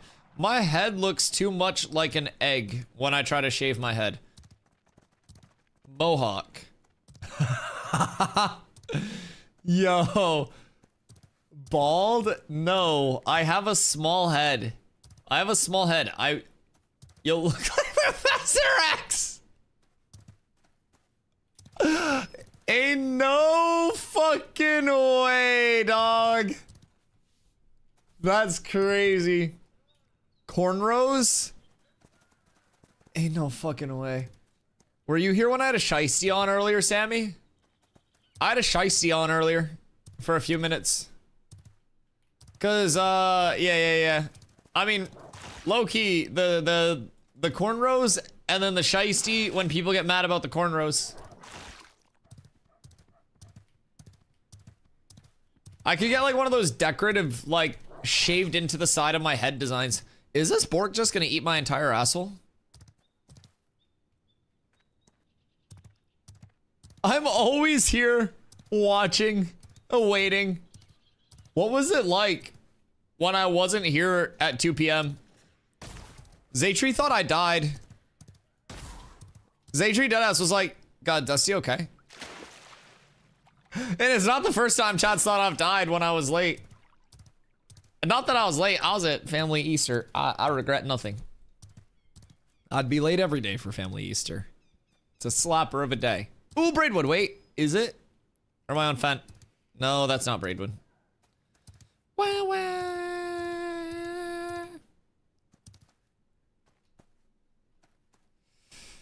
Oh man, this sucks. I was thinking about if you missed or not. Like, missed stream? Like the whole day? Oh God, no. Oh God, no. Dude, I came home from TwitchCon and I had fucking COVID and I streamed like 10 hours a day.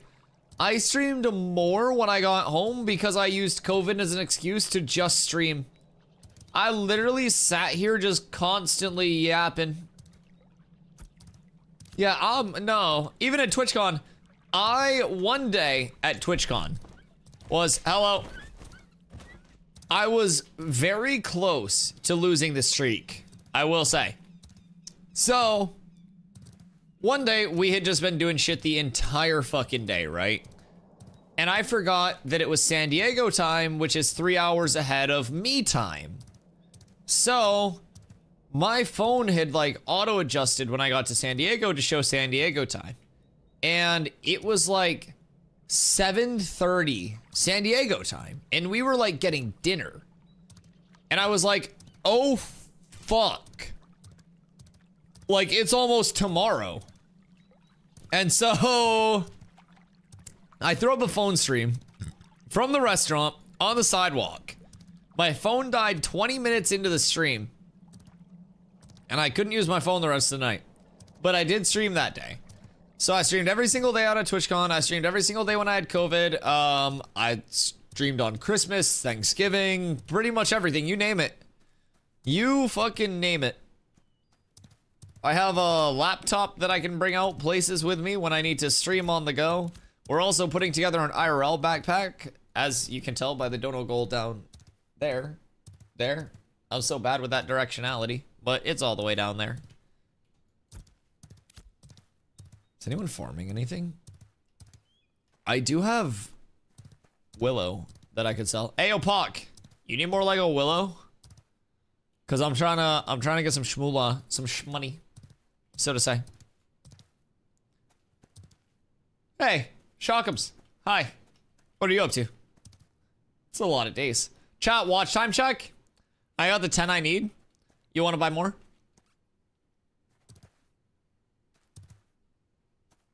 I found a twofer this morning. Man, Merc in Cats got a fucking adult Lego Braidwood spawn 3 times before it like fizzled out. It ended up rotating to an oak after 3 times, but 15 Lego Braidwood. Made a bow with a 10-10 split to get base Lego, and then sold another 5 for 100 gold. Absolute comeuppance. Chat, does this work? I don't have a gold creation. Neither do I. I have 2 gold on this character right now. Why is it all common? What do you mean? I had a 5 Lego braid and it never respawned. Oh no. Were you just like there camping it? Like specifically sitting on that braid? Or is there a chance that it spawned and someone like insta-nabbed it? Fuck, that would consume me. That would absolutely consume me. You know, I have never hit Lego braid. Fun fact, all of the gear that I have today is with not hitting a single Lego braid. So over here, we got the Halcyon rings, we got the Snar's bone, we got double bone earring, we got the cloak, we got the Sanctus skulkers, we got the Wolfen Maw, we got the polished tin with the with the polished tin, with the polished tin, with the polished tin, with the waterlogged, with the Ashen Haunt bracers. I got this for 40 gold. This shit's fire. I can't believe I got this for 40 gold. That's a steal for 40. So I need to get my bow, and then I need to enchant my stuff to +8. And if I hit one single Lego braid, I can get +8 pretty easy. Especially if it's a 5er. I came back in 2 hours. So unless it just like respawned in under 2 hours.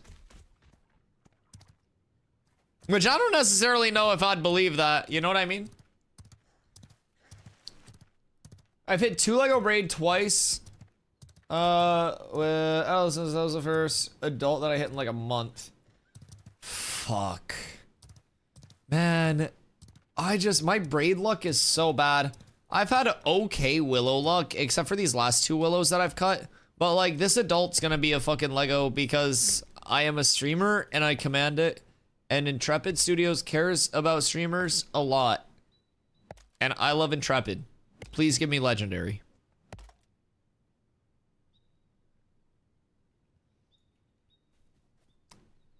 I can take a message. I understand. I understand. I understand. I don't matter. Game continues without me. Wait, isn't this Yichong guy the one that tried to sell Merc a sword for $33 US in Discord DMs?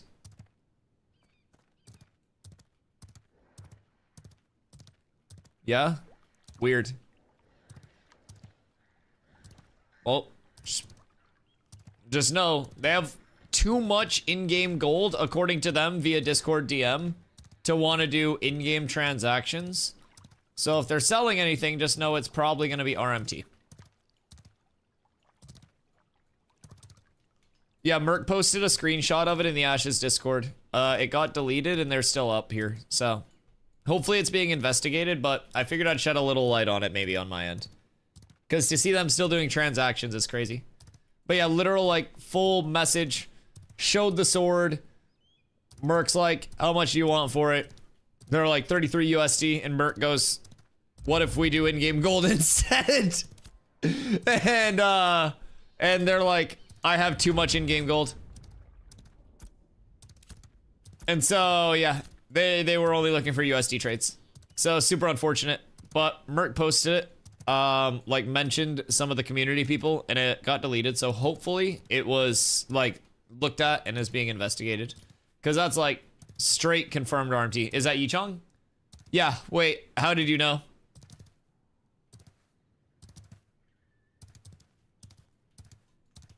Is Yichong like the Helen Wong of Ashes?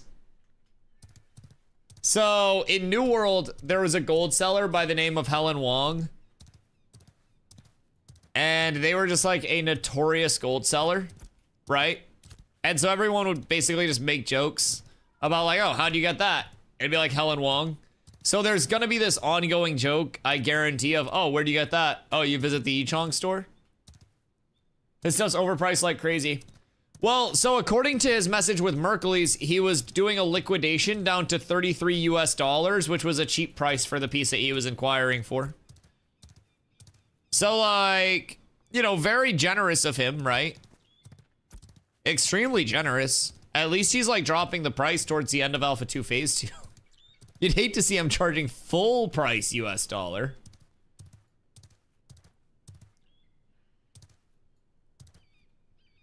I meant overpriced when I was in-game gold. Oh, all of his pricing sucks. Yeah, he wanted to charge Merc 33 USD for a sword. And Merc hit him with the, can we do in-game gold instead? It was so funny. It was so good. But yeah, I hope it's being, like, investigated after hours. Wait a second, what the flick? I know that guy. I think. Is that the same after hours? Or is that after hours with a Z? Instead of like hour after hours. Are they the same? Are the hours different? Is that hour after hours? Sava, what you getting up to? I need braidwood. Desperately. Desperately. I actually don't like desperately need it. I just need anything that's going to generate me gold. And I really am not feeling the 250 oak to ash double refined into 1.2 gold, knowing that I can just hit one singular braidwood and get 100 gold. I can't bring myself to oak and ash farm at that point. Hello. Ooh. Piece of candy. Is this the same one that was broken before? This is just gonna disappoint me again, right? You missed one? Turn around. I missed a braid? I messed with root balls this week to learn more about farming. Oh yeah, you got a freehold in the desert. I forgot that. Go back, there's a braid in the doorway. Swiggity swooty, I'm coming for the booty. Where'd it go? Oh, right here? I was yapping too much. I'm so sorry. Please be legendary. Please, like, chop down, like, at all. This could be it. One singular adult braidwood changes my entire life right now. Please.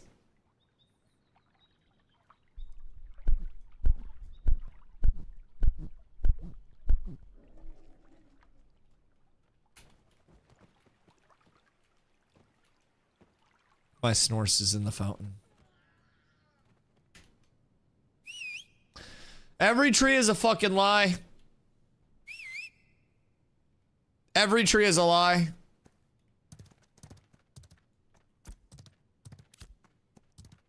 So I stopped doing trees this last patch. This has been everything I've seen. Every time I say I'm gonna stop doing trees, I just end up doing more. It's really like, I don't know. It's this carryover between Ashes and IRL as well. It's just, it's a double faceted problem. Cause it's like, well, sure, if I stop doing trees, like, I don't run into any of the bugs, right? But the more people that stop doing trees, that's one less person that's actually getting the non-bugged ones. So it lowers the competition. And if a lot of people stop doing trees and I stay doing trees, well, the gamblers that lost the most were simply one win away from, you know, their biggest win. So I definitely think that I just need to keep gambling. And throughout all of the trials, tribulations, and the adversity, I will rise. Now, I don't know how long it'll take me to rise. Might be like an overnight thing. Might be a multi-day thing. But eventually, I'm bound to find a fucking Lego Braidwood. What up, Swanked? Make her 9 feet tall with blue skin. Listen, if you want to see some jiggle, hold on. Why is my snores just squeaking? My snores is not the jiggle. But I do have some questionable jiggle that'll make you question how you feel about your entire life. You just take a second. You admire. And you just let me know how you're feeling. I appreciate you coming through. I hope you're having a great weekend. Right now we're trying to find some trees. And it's not going well. It's not going well at all. Jarvis, engage full gooning, please. We're strapping in.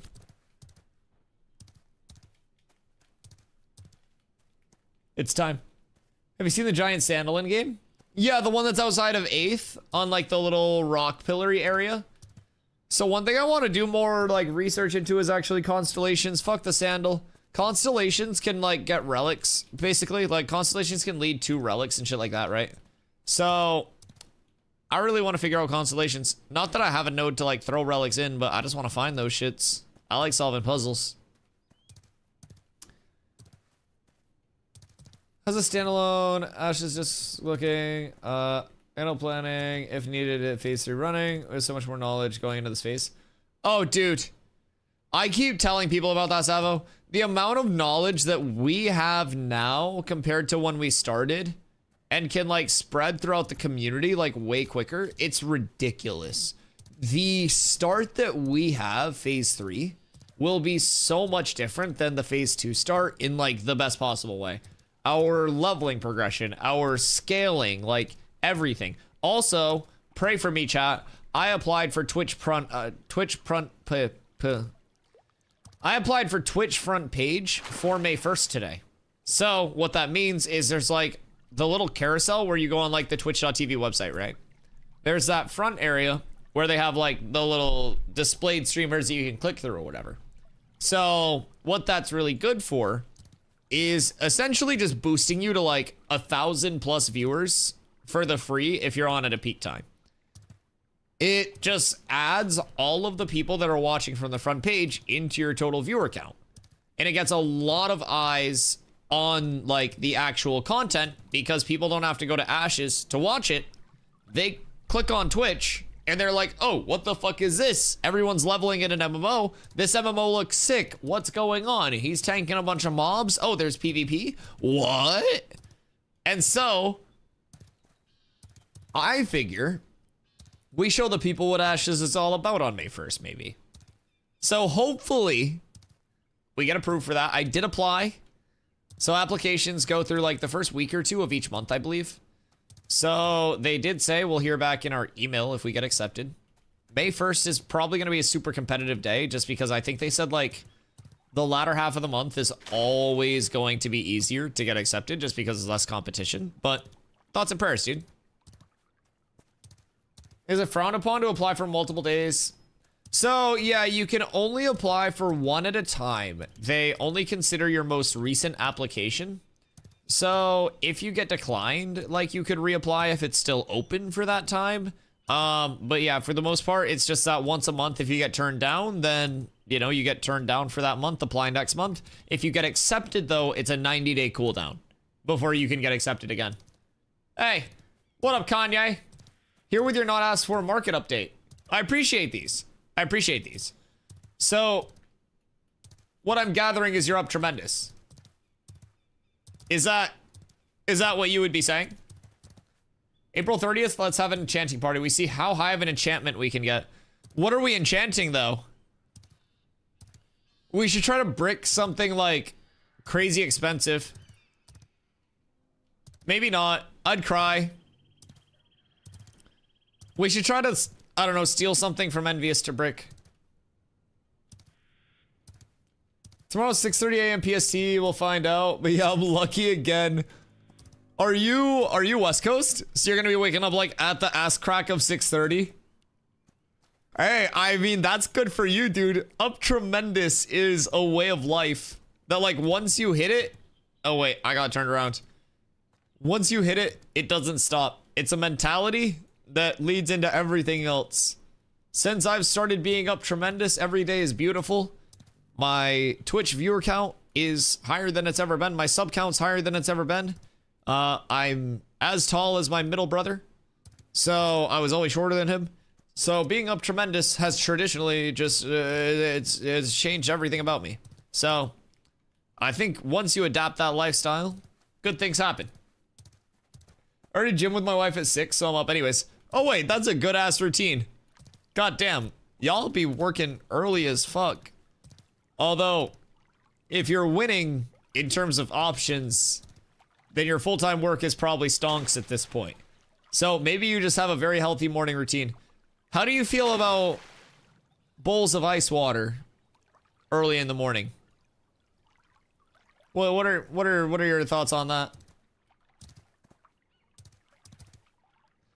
Maybe a little squatting on the balcony, so to say. I need more banana peels.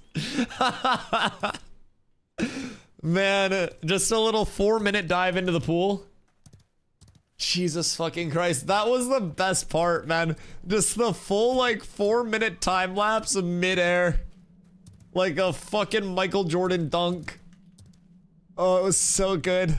I love that shit. Fucking S-tier morning routine. Low-key, my morning routine is essentially wake up, make my bed to be productive, start a pot of coffee, shower, watch a YouTube video while I shower, usually whatever Moist Critical uploaded the night before.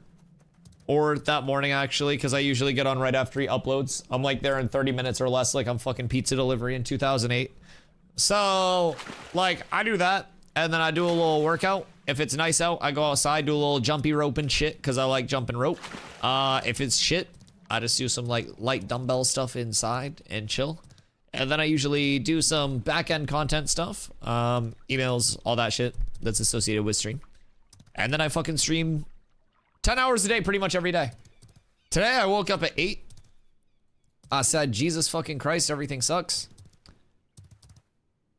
I'm up so early. So I took my morning dump and I went through every fast food app to see what the most economical breakfast would be. And in my morning haze, I was like, all right, I definitely need 2 breakfast sandwiches and a hash brown from McDonald's. So I ended up like doing the buy one, get one for $1 breakfast sandwich, which is a scam, by the way. I got a steak, egg, and cheese bagel. It was ass. The steak sucks. The only reason I got it was because I had the breakfast sauce on it. And then the second one that I got was a sausage, egg, and cheese McGriddle. And like, I'm gonna keep it a buck. I shouldn't have got 2 sandwiches and a hash brown because I was going up to my family Easter, which is like, I don't usually eat out. I don't get McDonald's. I don't like order out. I don't get fast food. If I do, it's in the app. And I just don't do it frequently. That was the first time I got McDonald's in like fucking, I don't know, probably a year. And so I'm on the way up and I'm just like, I'm already full, like 1 sandwich in. And I'm just like, I'm fucked. So I ended up spending like $10 on my McDonald's, which I budget so harshly that I will literally like verbally abuse myself if I spend $10 on something. So I'll give myself shit for it later. But basically, like, I spent $10 on that, right? And I was like, I definitely could have got away with the Wendy's app, which had get a breakfast sandwich for $2 with any purchase. Because then I could have just bought like a coffee, the $2 breakfast sandwich, and then a hash brown on the side, cut out 1 breakfast sandwich, save like $4-ish bucks, and been on that bitch for like $6 with 1 less brekkie sandwich.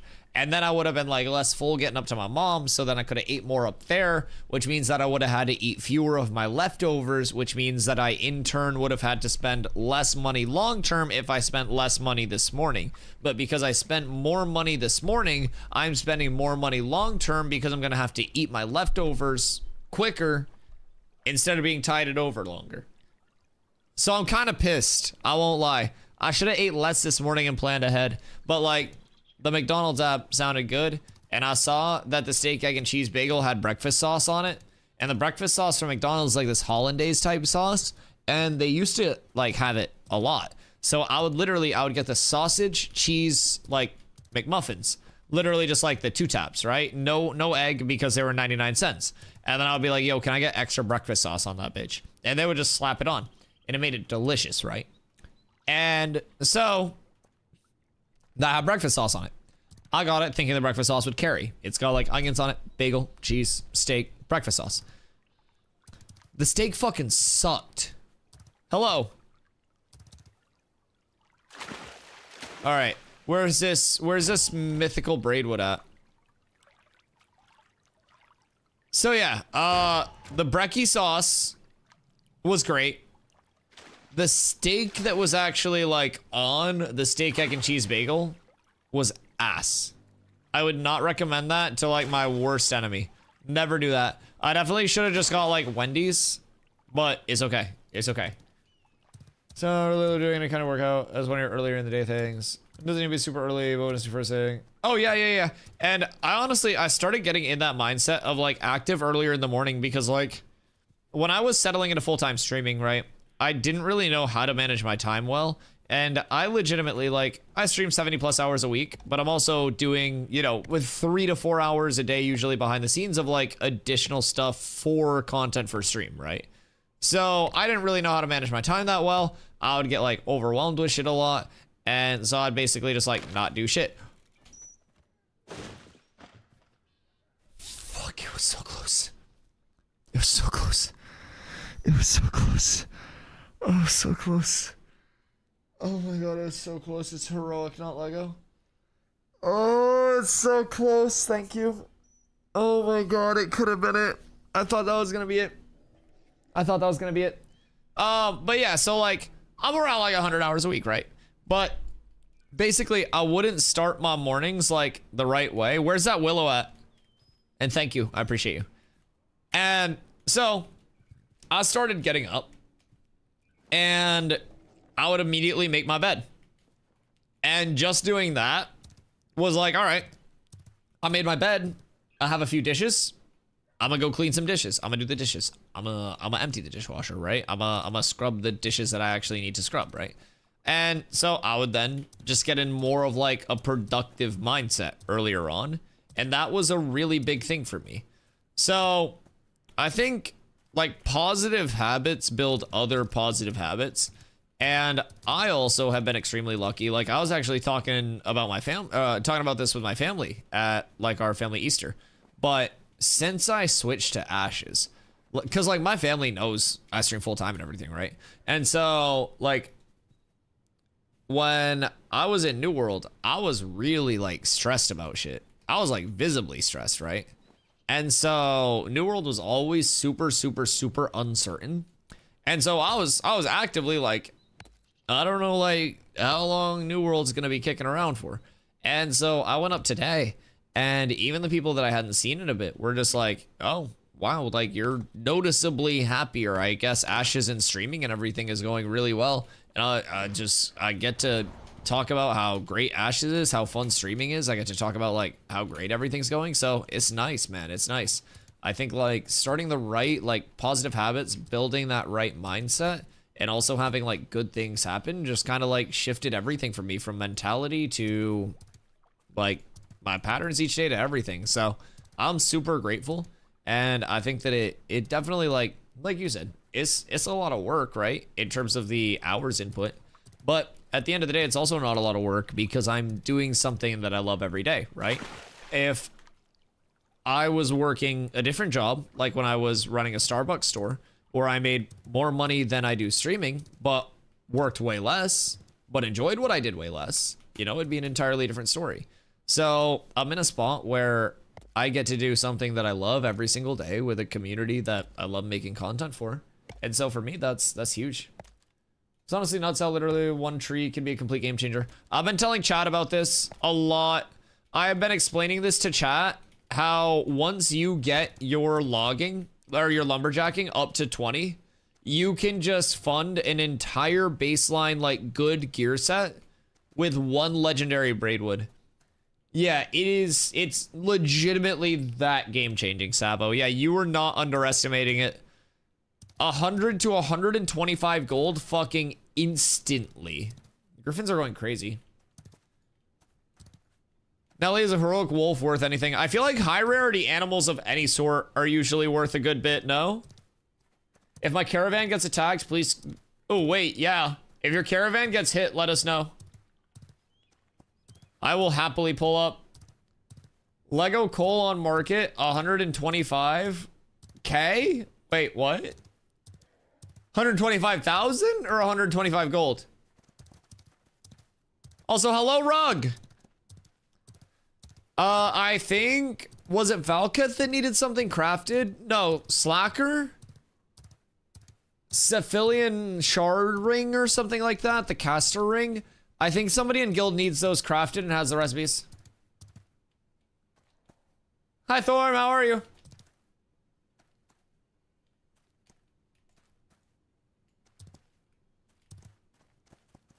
Rarity has no impact on mounts, that's so sad. Can you not get a wolf bob?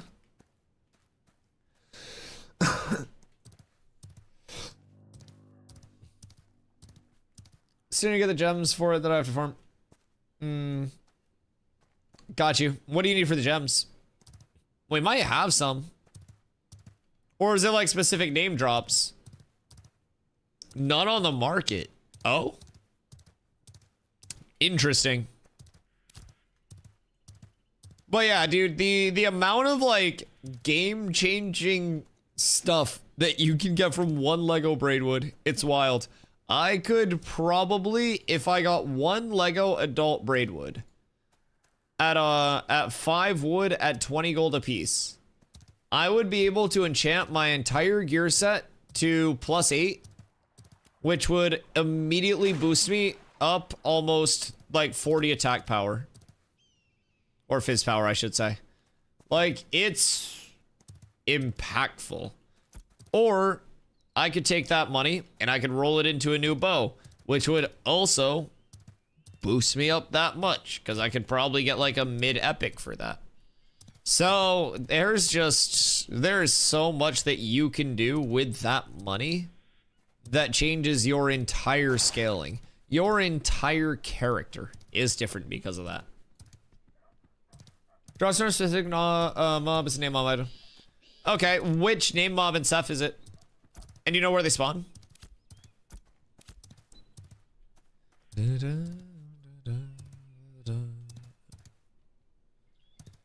I don't think there are any braidwood up here. Although it makes sense for there to be braidwood up here. I'm not convinced though. Let's try to sell my willow. /global, wanna sell Lego willow X spawns. I think I have 6. I'll just do this. Because if I can sell that for 4.5 per, that'll at least let me enchant a little bit. I know where it spawns. There's 3 in the same area. It's that front building on the left from the east entrance. East entrance in left building front. Okay. And there are 3 of them that you said? You gotta be subordinate. Heroic could be okay, but nothing overly fantastic. It'd be the equivalent of a common skinwalker. Oh, because tiers are gonna be the big thing with Bobs, right? Like it's tiers and then rarities after tiers. That would make sense if I do say so myself. That absolutely checks out.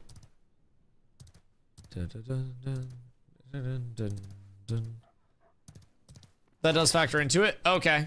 Got you. That's what Codex says. Blood Mage Triune. Weird. Okay. What level? I'm assuming like 23 stars. Because I don't necessarily think that's like 2 manable or anything. Dun, dun, dun, dun, dun, dun, dun, dun, dun.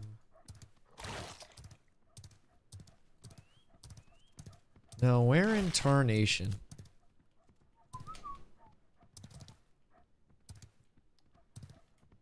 It says 19 3-star. That's not bad.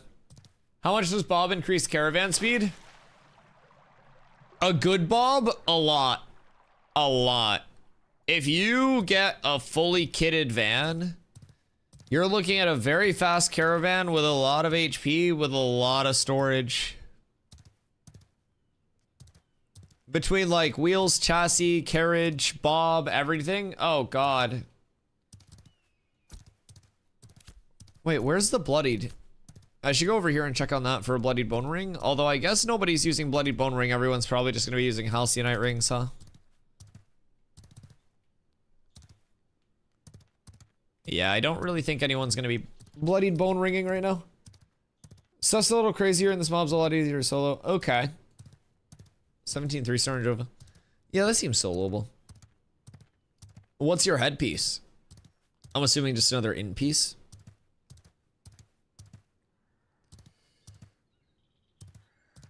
Holy shit, dude. Getting up at 8 kicked my ass. My god. I'm not even like that tired. But I just like, I was out and about and I did so much. This is the first time I've yawned in so long on stream. I'm sorry. I'm a bitch. I'm so bitch made. I feel like I did so much. If we ever get a journeyman jeweler's bench, that's fair. So we can't do journeyman jewelry right now? You're gonna pay for that? Did I make you yawn? Did I bait you? Do we want to farm something? Because I'm not having any luck with trees. I'm not gonna lie.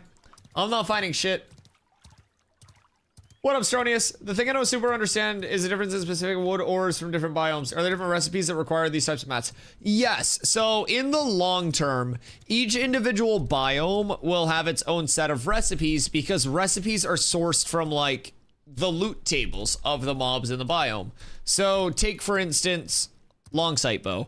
Long sight bow drops in Carfin in the Riverlands. So you can either get long sight bows or the recipes for long sight bows through the Tower of Carfin and through farming that. So if you don't have Tower of Carfin, if you're not in the Riverlands, then you won't be able to find long sight bow. Front building stuff. I mean, I can go over and we can try to like 2-man that. I don't necessarily know if we'd be able to, but and an hour for Hornhexer. Should I switch over to my rogue for that? I'll switch over to my rogue. So yeah, basically, eventually every biome will have its own unique, like, recipe set from the things that are, like, in that biome. So you'll have the materials to coordinate with that, and then part of the commerce of the world will be, like, let's see, because of how large this entire map is, you'll have an entire route of commerce where you're, like, transporting things from Frostgrave Fells down to Junedark. I'm not vibing with this. Anyways, so you'd basically be able to transport things from Frostgrave Fells to the June Dark. Or if you have every Frostgrave Fells recipe and shit like that, then you could be like, okay, we're bringing a bunch of mats down to the June Dark today. I'm going to be crafting in the June Dark. Let me know what you guys need, and we'll be able to get everything all set up there. So there will be a lot of loops associated with the distance in, like, you know, distance between certain areas. You also have the underworld associated with this, and you can also assume that each individual biome would have, like, a unique aesthetic to their sets as well, which I think is another very cool element. So, as of right now, there's not a lot of super useful recipes from others, but later it'll be a thing for sure. Absolutely, absolutely.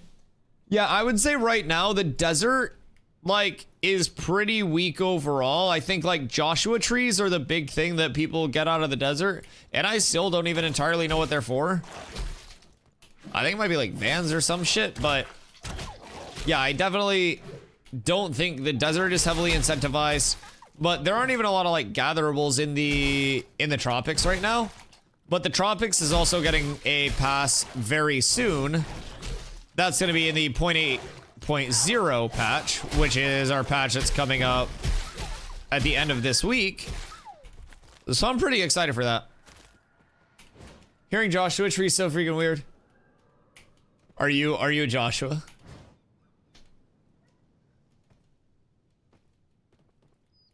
How do you feel about shortening Joshua trees to Josh planks after refinement? Caravan parts? Okay, yeah, that makes sense. You want to hear something interesting? The Oathbearer's Bob stats are similar to the Halberdiers. I mean, he's a big chonky bear. He'd have a lot of pulling power, I feel like. That means there might be Joshua seeds. So, do you need to combine your Joshua seed after you've harvested it with anything else to make it root? Because aren't you trying to get, like, a Joshua rooting ball?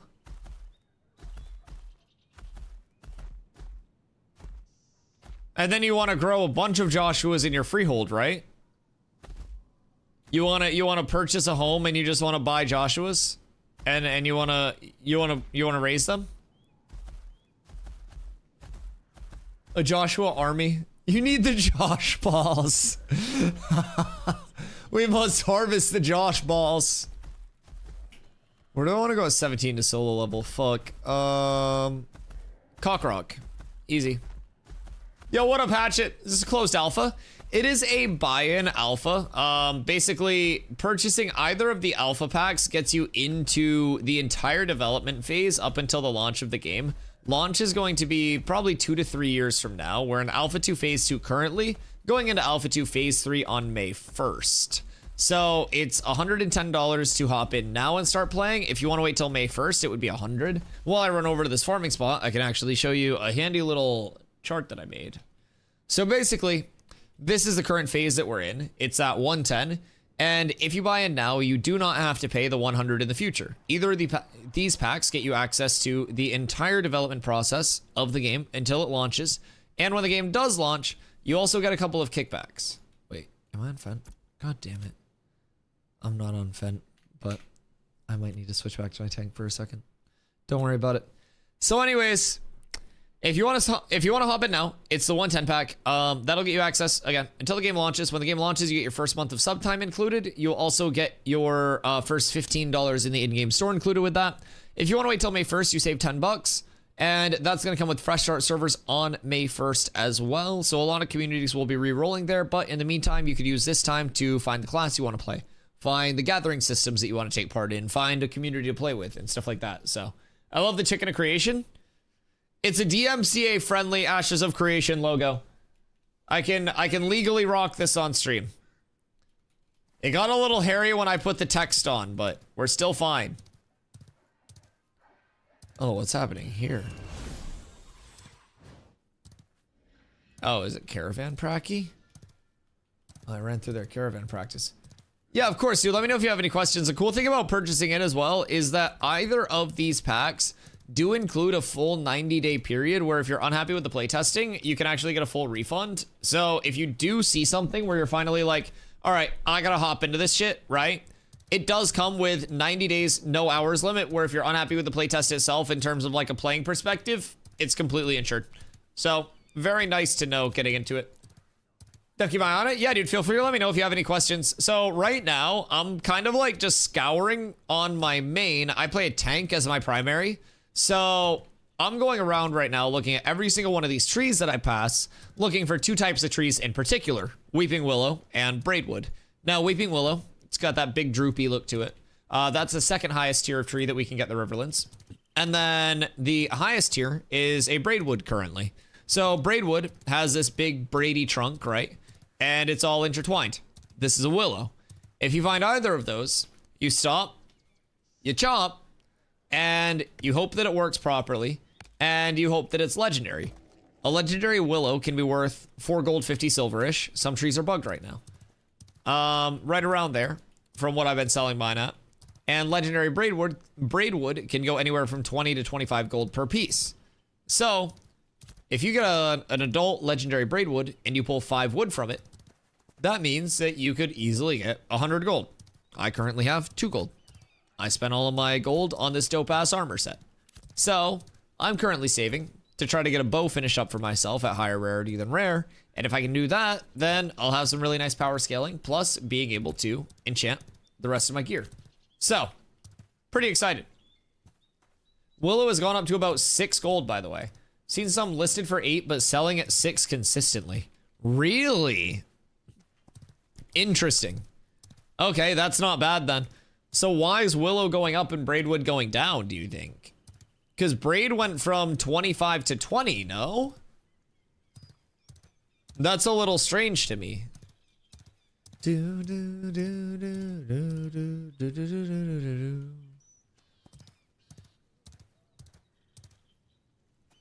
Where's the graphs? I already showed the graphs, Panda. Did you miss the graphs? I'll show you one more time. Because more willows are bugged when cutting. Listen here, Goober. Listen here. You don't insult our tree lords or they're not going to give me any more fucking trees, okay? I don't want to hear it out of you. Little peanut gallery not chopping trees right now, looking ass. Just sitting there in your Braidwood throne with your power scaling over 400 with no buffs. Feeling all high and mighty. You just wait. I'm going to hit 1 Lego Braidwood and then we're dueling. We're dueling, Savo. Wait, what power are you at, Savo? Because I am 380 unbuffed right now. Yeah, 380. And I need to push up more enchants as well. Once I get enchants up to +8 across the board, I'll be like 410-ish. I believe in between 410 and 420.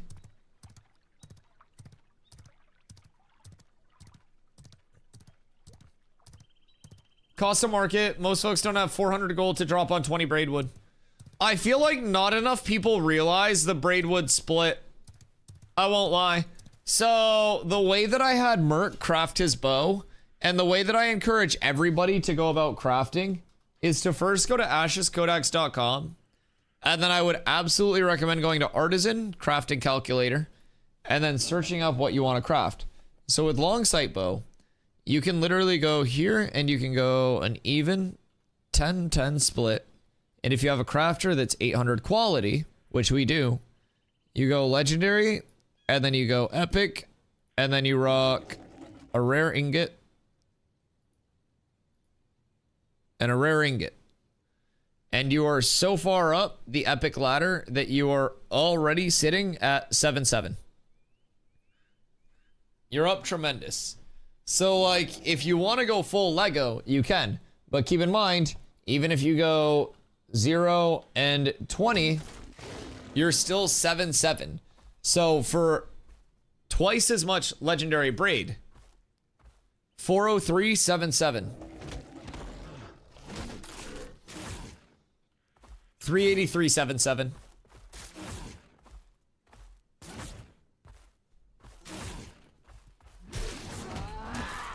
So, what if you made the thread Lego as well?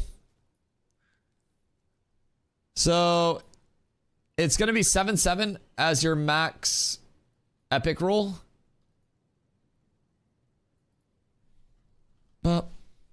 it's 7-7 with the Lego roll. There's no incentivization to ever use 20 Lego braidwood unless you just have it. You go 10-10. It's just 10-10. 443 at the moment, missing gloves and bracers and good bow. How are you 443 missing that much? What the fuck? What do you guys still need to make? Because I'm sitting with Ma. I mean, I need to enchant my shit, actually. What are you at with 441? Because, like, this is relatively cooking. I'm not even going to lie. Like, this is a solid-ass set. Other than my bow. My bow's kind of cheeks. But I have a Lego skin stripper that a 700 plus weaponsmith did for me. Wait, so what's yours compared to mine? Like, what's just the baseline difference there? Mine's 291, 6 and 2. 334 fizz. Okay, so you have like 10 more fizz, like actual scaling there. So I'd be 390 and then 10 strength, so you have 8 more strength. Jakku, thank you for another gifty. I appreciate you. That's like 5 on the day. Thank you so much, dude. I appreciate that. That is extremely, extremely, extremely kind. So yeah, you're gonna have 18 more from your sword than I will. So that'd put me at 398. Enchanting, I have like 35 outstanding strength that I can get. So that's gonna put me at like 4... I don't know, 430 something. And so 433 or some shit. So yeah, that would probably bridge that gap. Because you'd be like 10 higher at that point, and you have more strength than I do as a base. Wait, so Rug, what are you rocking?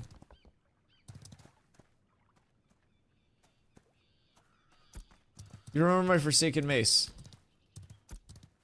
How are you 441 with a... Are you wearing a one-handed mace? Cat ears? We are creeping up towards cat ears, I won't lie. I won't lie.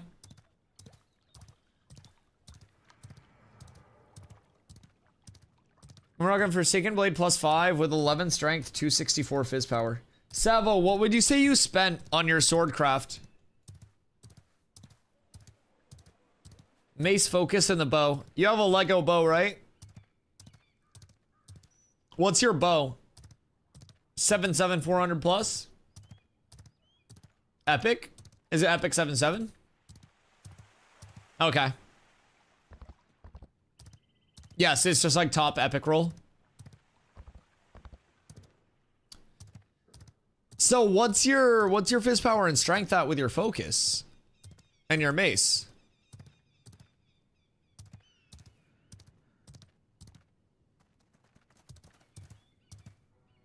Like, what does the actual combo give you? Have you ever done a subathon yet? I haven't done a formal subathon before. I'm going to on May 1st with the phase 3 launch. And basically it's going to be a capped subathon because I'm traveling at the end of May. I have never really traveled like out of the country before or anything. And before TwitchCon last year, I'd never flown. So Carla got me and her tickets to Kendrick Lamar in Vegas at the end of May. So I'm traveling from May to Vegas there. Then from there, we're back here for 10 days, and then we go to Iceland for my birthday.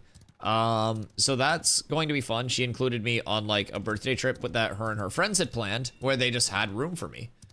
So basically, I'll be hitting... You're not going to Kendrick in Vegas? Yes. Yes. Yes, we are. Absolutely. So we'll be out in Vegas for that. I'll be traveling out there. So second time ever flying. Excited for that. We'll be doing IRL streams as well because of the IRL backpack. So that's what the Dono Goal down there is for. Well, are you also going? Oh wait, that's fire. Wait, that's so sick. Yeah, that's gonna be fun as fuck. Oh, that's cool. I'm glad I know someone that's going other than Carla. That's funny as shit. Well, you know any good, like, food places? Carla's planning a lot out, but... So, yeah, Kendrick in Vegas, end of May. I guess, as you know. So, I'll be there. And then we come back here. Carla's coming back up here for 10 days because she's from Arizona. So she'll be coming up here with me, bringing her in tow, stuffing her into the carry-on, so I don't have to buy a ticket for her on the return flight. And from there, we'll be here for 10 days, and then we go to Iceland. For Iceland, we'll also be bringing the IRL backpack out, right? And we'll be doing streams while, like, hiking and talking about Ashes content. So it'll be all, like, Ashes-related shit. Braidwood on you. I just ran all the way down to New Ayla for a Braidwood. Hold on. I saw it on my Rogue, and I switched characters for it. I'll come back up after. But yeah, so we'll be doing, like, Ashes Yaps with beautiful scenes. And then we're also bringing a setup out that can actually play Ashes. So from there, I'll be able to do, like, Ashes streams with just this insane backdrop. So that's going to be through June. At that point, I'll be all set up in, like, gear and stuff like that through phase 3. Yo, Situation Red, thank you for the follow. I appreciate you. It's like Sexy Red with more urgency. But yeah, so I should be all set up at that point for, like, phase 3 prog to be on that, like, autopilot. So having a couple days where I, like, don't play the game itself and just, like, stream hikes and shit like that won't matter. But we'll be doing plenty of Ashes streams while we're out in Iceland as well. So it'll be, like, Ashes gameplay with just this crazy ass backdrop. That's cliche, but Hell's Kitchen is extremely good food. Interesting. Okay. So part of the mistake that I made at TwitchCon last year, the group that I was with, we had a lot of things planned, like a lot of just, like, brand stuff, a lot of, like, parties that we were going to, just a lot of shit always, right? And when I went out to Vegas, again, it was my first time ever flying. I hadn't been out to the West, or not Vegas, I'm so sorry, San Diego. It was my first time ever flying. Like, I hadn't been out to the West Coast. I'd never done any of that. So I wanted In-N-Out, and I wanted to get some Mexican food. We were so busy that I did neither of those things. So going out to Vegas, I want to make it a point to actually do those things, because I feel as though I missed out, and I haven't stopped thinking about both of those, like, fumbled bags, and I'm just like, man, like, I genuinely, what if I die before I go to Vegas and I never get to try In-N-Out, like, an animal style fries, and, like, what's it even called, like a fucking double or some bullshit? Like, bruh, there's so much I haven't done, and it's like Five Guys up here. Like, Five Guys is good, but, like, the Cajun fries are insane, right? But they're not the same as just, like, cheaper shit, like, smothered in sauces and stuff like that, right? Like, In-N-Out is value past just, like, being good. Five Guys lost its value long ago and became absurdly expensive for what it is. Like, if you want a burger and fries and a drink at Five Guys, you're out at Twinski at least. In-N-Out's basically hard to beat money-wise. It's insanely cheap. And that's good for me because I'm insanely poor. I stream full-time, and I'm not like fucking Shroud or Summit. So, like, I'm broke as fuck. So I like the concept of cheap food that's also delicious. Hi, Combat. One location of an adult braid near New Ayla. Wait, yeah, is it the one that I'm heading over towards now? Because I was on my Rogue and I saw one, and I wanted to pop over towards it. I don't know if it's still there, but hello. In-N-Out's overrated as fuck. First you said fuck anime, now you say fuck In-N-Out. What do you like? See, what makes you happy? Like, what brings you joy in life? Because right now it doesn't seem like a lot, man. Thank you, sir. What up, Michael? Which website is it that can tell you how much legendary mats are selling for on specific servers?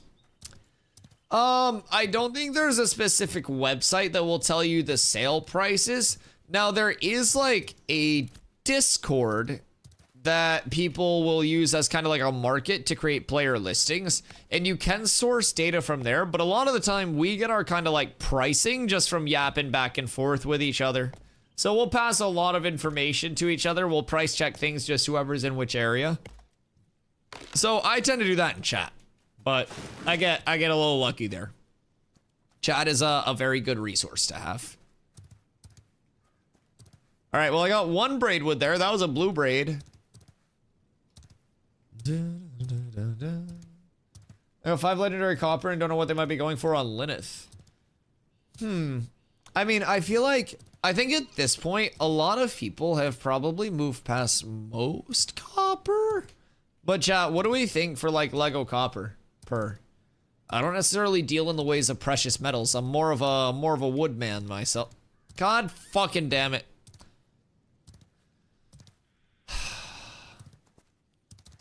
Anyways, more of a lumberjack myself. Yeet. Thank you so much. I appreciate you. Thoughts and prayers. This could be the Lego. I want you to know, Combat, if it is the Lego, you'll be rewarded handsomely. You will be. And we're up. Never mind, it's a comment. I hope that crushes you. I hope that hurt.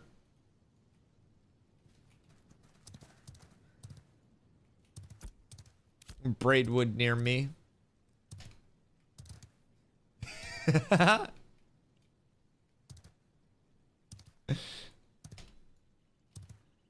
Trying to find those braid trees as well.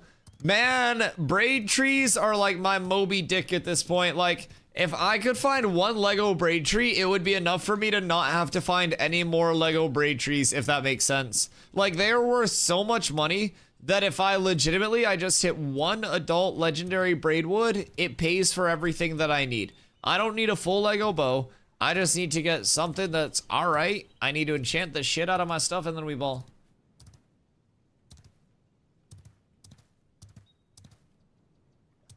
In-N-Out is like the category of Wendy's, McDonald's, Burger King. Five Guys is a lot higher in price. Where would you rate In-N-Out quality of product-wise compared to Five Guys?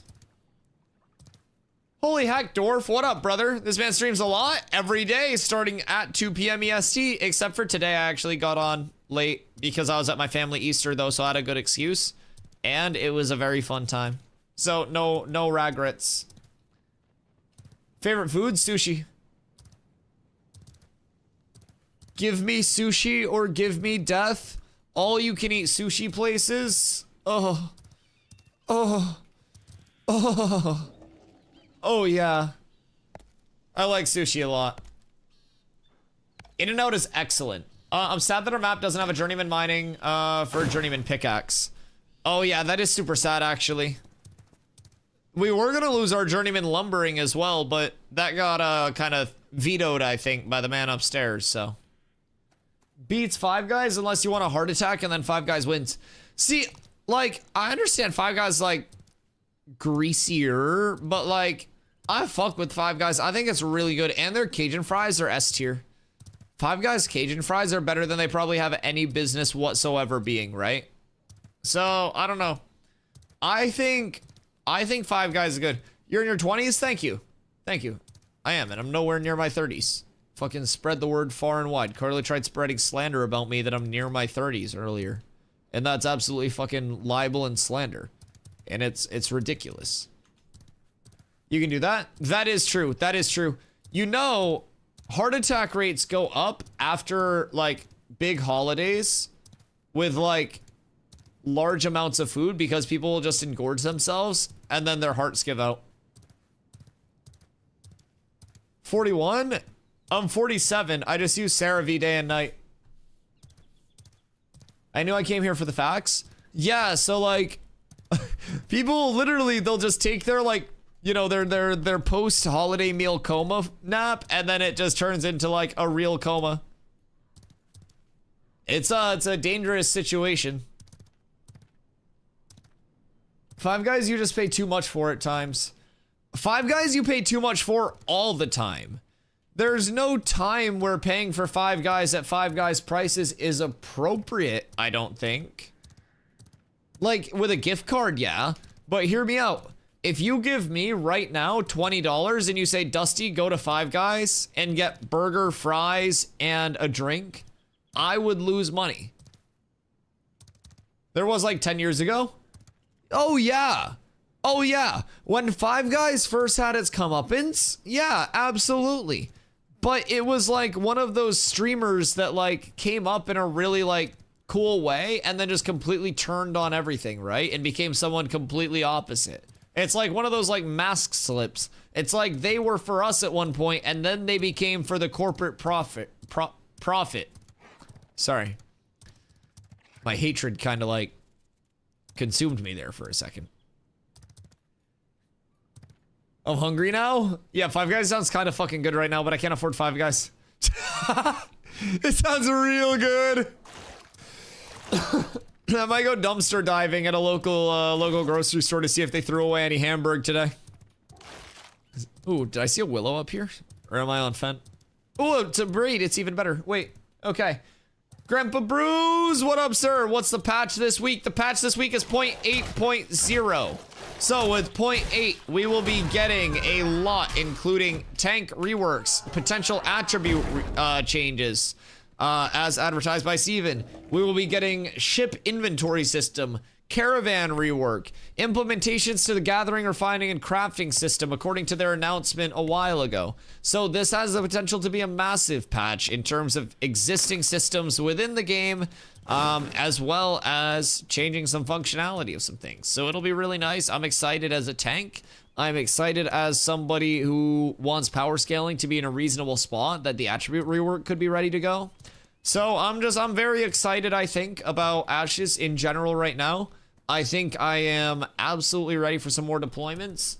And as much as I hate the downtimes, I'm excited for the next downtime because I want to see what the patch notes bring, and it just means we're one step closer to May 1st, man.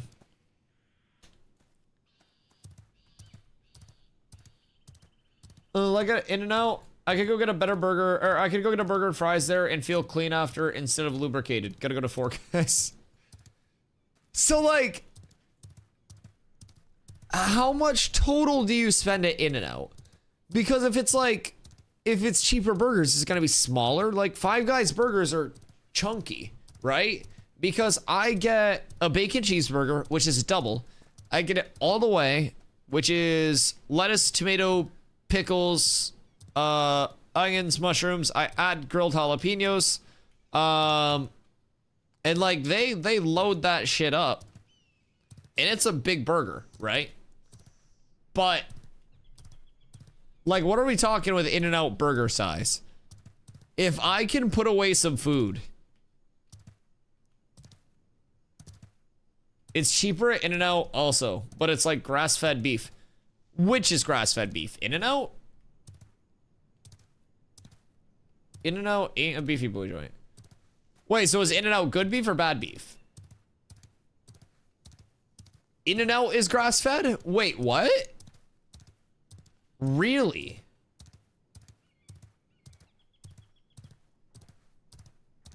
In-N-Out is literally Five Guys with a 25% coupon, but the fries aren't special. Adding on the jalapenos? Oh, grilled yalps, baby. All the way, add grilled yalps. Absolutely, 10 times out of 10. Throw those bitches on the flat top for me for a little bit. Just get a nice little char on the outside of them, slap them on my burger, we're good to go. Folded, I got In-N-Out. Hey, yo, you trying to send me some? Are you West Coast? You're clearly West Coast. You're going to Kendrick. You're getting In-N-Out. You're living my dream. You're gifting me subs? I mean, it's literally the dream.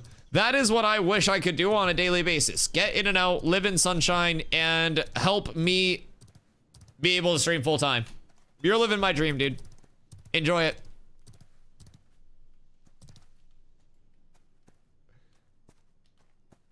It's a big update this week.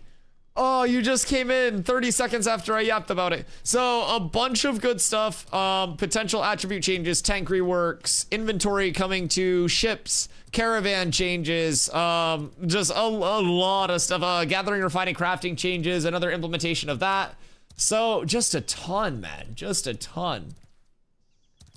I'm in Cali right now. I have a condo. I'm from Minnesota though. So like work in Cali, live in Minnesota. Sounds fun.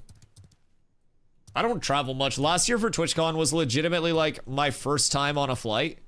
So I got like, I had a window seat and that shit was dope as fuck. My head was like glued to the window, bro. I swear to God, I've never been that like high up or anything. So that was cool. I'm excited to fly again. That was really fun. I understand why dogs like car rides so much when they've never been in a car like that frequently. Cause genuinely, that shit cool as fuck. If I could have rolled down the window and stuck my hand out, I would have. Although I probably would have lost it. So I guess it's good that the windows don't roll down. But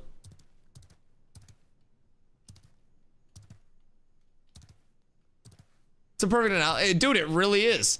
Yeah, dogs just be happy as shit because cargo zoom and they're like, I can't run this fast. And like, I'm 6'5".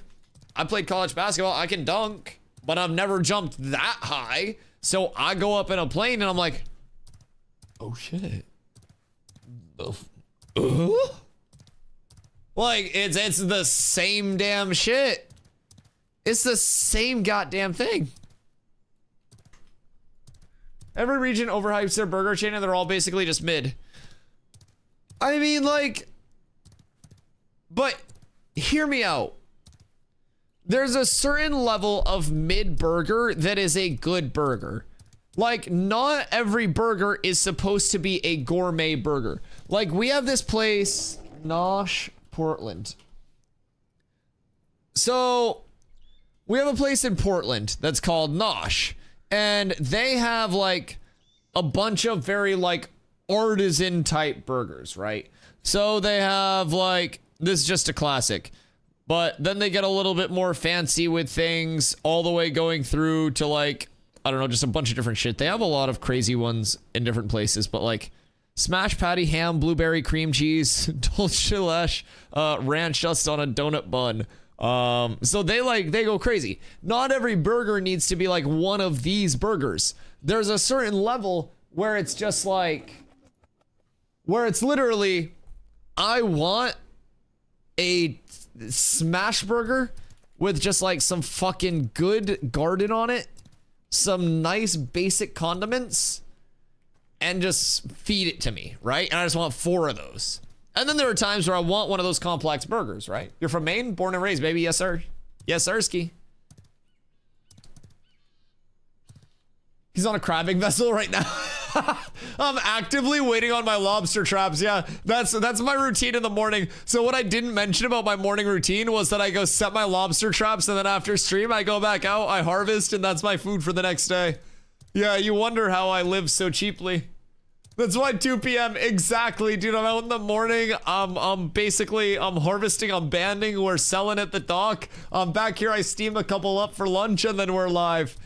Egg fucking exactly. I wasn't supposed to reveal it. Now the governor is gonna come for me. That's proprietary main tech. So it's kind of like the Purge, except each morning a siren rings and then the meese show up outside of our houses, and they're trained like messenger pigeons to basically carry us to our boats. So they drop us off at our boats. We swim out a little bit offshore. We leave kind of like the docking area, and then we go out, we harvest our traps, and we ball. I know that restaurant. Your mom lives. Well, oh wait, yeah, Brunswick's beautiful, dude. I love Brunswick. I love that area. It's such a beautiful area. Yep. So basically,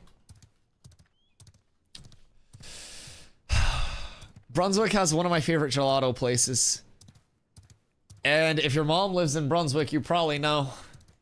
But Gelato Fiasco is fucking insane.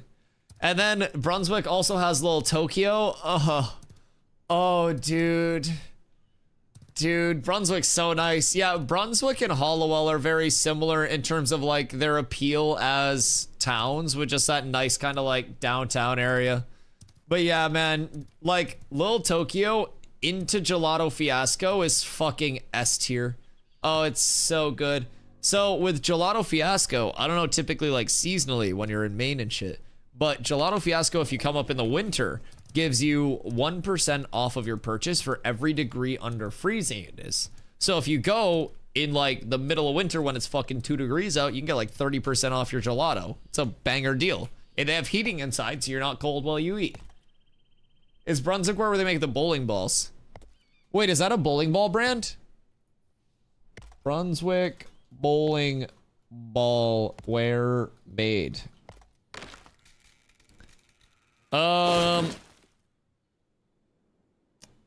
Mexico.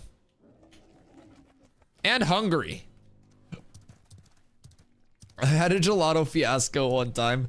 Listen, man, any gelato can be a fiasco. When you're eating milk and eggs, you can see someone getting like a small, and you're like, oh, I could put away way more than that. Way more than that, right? And you end up getting like a large gelato, and then you're like 4 bites in, you're like, oh, this shit heavy. Usually in Cali for the winter. Lucky ass. Lucky as hell. Seasonal work must be fun though, depending on what you do. I can imagine some traveling for work is like boring as shit. Like my older brother travels for work, but he's like a higher up within like a healthcare company. His degree is in occupational therapy and basically like worked his way up there. So he does a lot of like business related stuff, but like I played a lot of basketball growing up. So the thought of just like going somewhere else, playing basketball for the season and then coming back home and then just chilling and like doing off-season workouts at home was always so sick.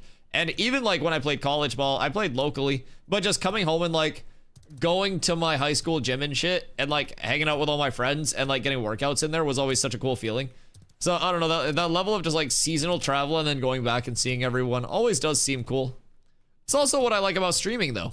I feel like I can see so many people on a daily basis without like physically seeing. It's really cool. Wasn't somebody saying something about journeyman mining? Yes. Some jerk came by the June Dark unannounced and told me about post-Thanksgiving comas before I was ready to hear about it. You gotta be careful for the post-meal comas. Personal trainer, private one, session anywhere. It's really okay. That's cool though. That's cool. So you do more like one-on-one clientele. So there's actually someone up here that started a gym brand based, not like a gym brand, but like a chain of gyms like off of their online training. So Miller Fitness is their brand. They're on like Instagram, all that shit, of course. But they have like 8 gyms now. They started in Maine and then they just opened up in like North Myrtle Beach. But Curtis and Kiana, the owners of that, they went to a school like near me, and I played basketball against their youngest brother. So basically, like they started out as, you know, they were married, online training. They got online clientele while they were doing other things. Curtis worked as like, I think he was like a, oh, what the fuck did he do? Corrections. He was working in corrections. I don't even know what his wife was doing, but they built up, saved up, and then they opened their first gym, like near where I grew up. And then they opened up another gym and then another gym and another gym. And they went the route of like actually investing in like upkeeping their machines, like a really high quality approach to everything. Because up here, it's all just like Planet Fitness this, Planet Fitness that. And there's not really that level of like good personal training, like a good place where you can go. Then they also specialize in like powerlifting teams and shit like that. So they do a lot. I've actually thought about getting a membership there specifically to work with a trainer. So I would basically go there a couple hours before stream, a few times a week or whatever, get some like guided lifts in and shit like that. So I feel like that would definitely be a good thing. My car's almost paid off, so I'm gonna pay my car off, I think this month when the Twitch payout hits, pay it off a month early because chat's been incredibly generous this month, allowing me to do so. And then past that, I think I'm gonna replace, basically I eliminate that, like the car payment from my budget, but I'll replace a part of it with probably a gym membership. So easy peasy. So then we just pump. But yeah, I would definitely check out their shit. He's always responsive to like DMs and stuff as well. He also just had a hip replacement. So he's not too mobile, but too many health benefits. Oh, dude, I swear to God, I feel so much better too. Like on days where, oh, hey, you guys are up at the same one. Okay, I'll come up. I'm coming. But yeah, I feel so much better days where I'm active, and especially like the days after. There are some days where I'm just like, I'm doing so much that I don't get to go outside. I don't get to do anything. Weather sucks in Maine, whatever it may be, right? And so I'll just like, I'll wake up, I go through the motions. I forget to eat breakfast because I'm just chugging coffee and shit. And then I look, it's time to get on stream. I stream 10 hours, I get off, I have a snack, I go to bed. Next day I wake up and I'm just like, oh God, like I'm not feeling myself. And so I've been trying to be like way more consistent with being active, man. I've been like getting better at managing my time. it's definitely like my weak point, especially since I've gone full-time stream, because it's very hard for me to be like, I'm awake. Every second I like spend off of stream is like lost time in streaming, right? If I'm not streaming 10, 12 hours a day, that means somebody else is getting that growth, that viewership, that exposure during those hours that I'm not live, right? So nobody can come to my channel if I'm not making content. So like streaming always has that very like creep based mindset where it's just like, you stream 6 hours. Well, if you streamed 8 hours, imagine how much better your stream would be. Oh, you stream 8 hours? Stream 10. Oh, you stream 70 hours a week? Oh, do a subathon.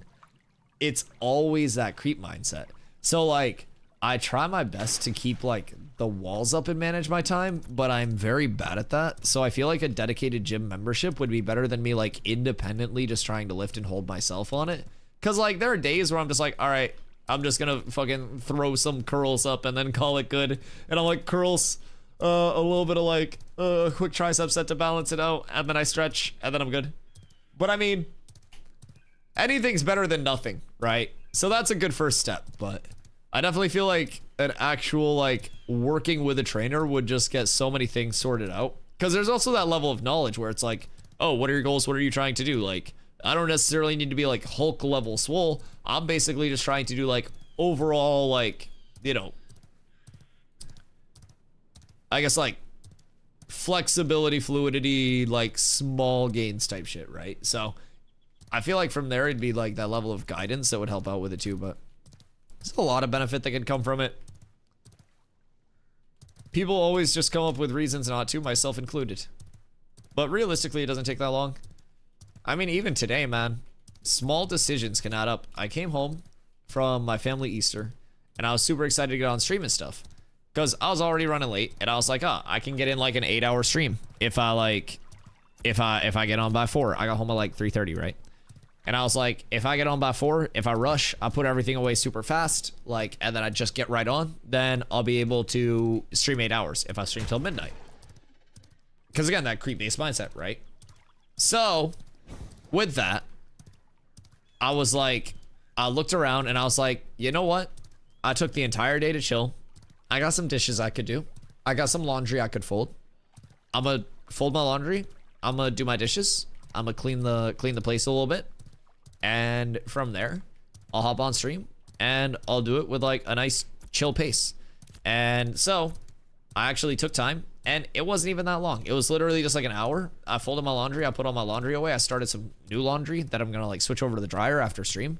I got everything organized, put away. I did some cleaning, wiped down a bunch of shit. Like, it was just basic stuff. But like, I went to get on stream and I was feeling so much better after the fact. Like after I had done that I was just like, all right, like why haven't I been doing this shit every day? And like, I try to do like small productive tasks, but when you finally just take that like head onto it and you're just like, okay, shit, why haven't I been doing this?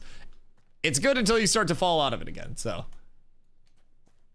yo, question, I'm always around. That's why I do what I do. Hey, I love doing what I do as well. I appreciate that, dude. I think communities that share a lot of information can help a lot of people with a lot of things. I've had many people come to me and tell me like, hey man, like your stream in your community helps me through like a lot of tough times and shit like that. And I don't even like think of it that way. I literally just sit here and hang out and vibe and have the time of my life.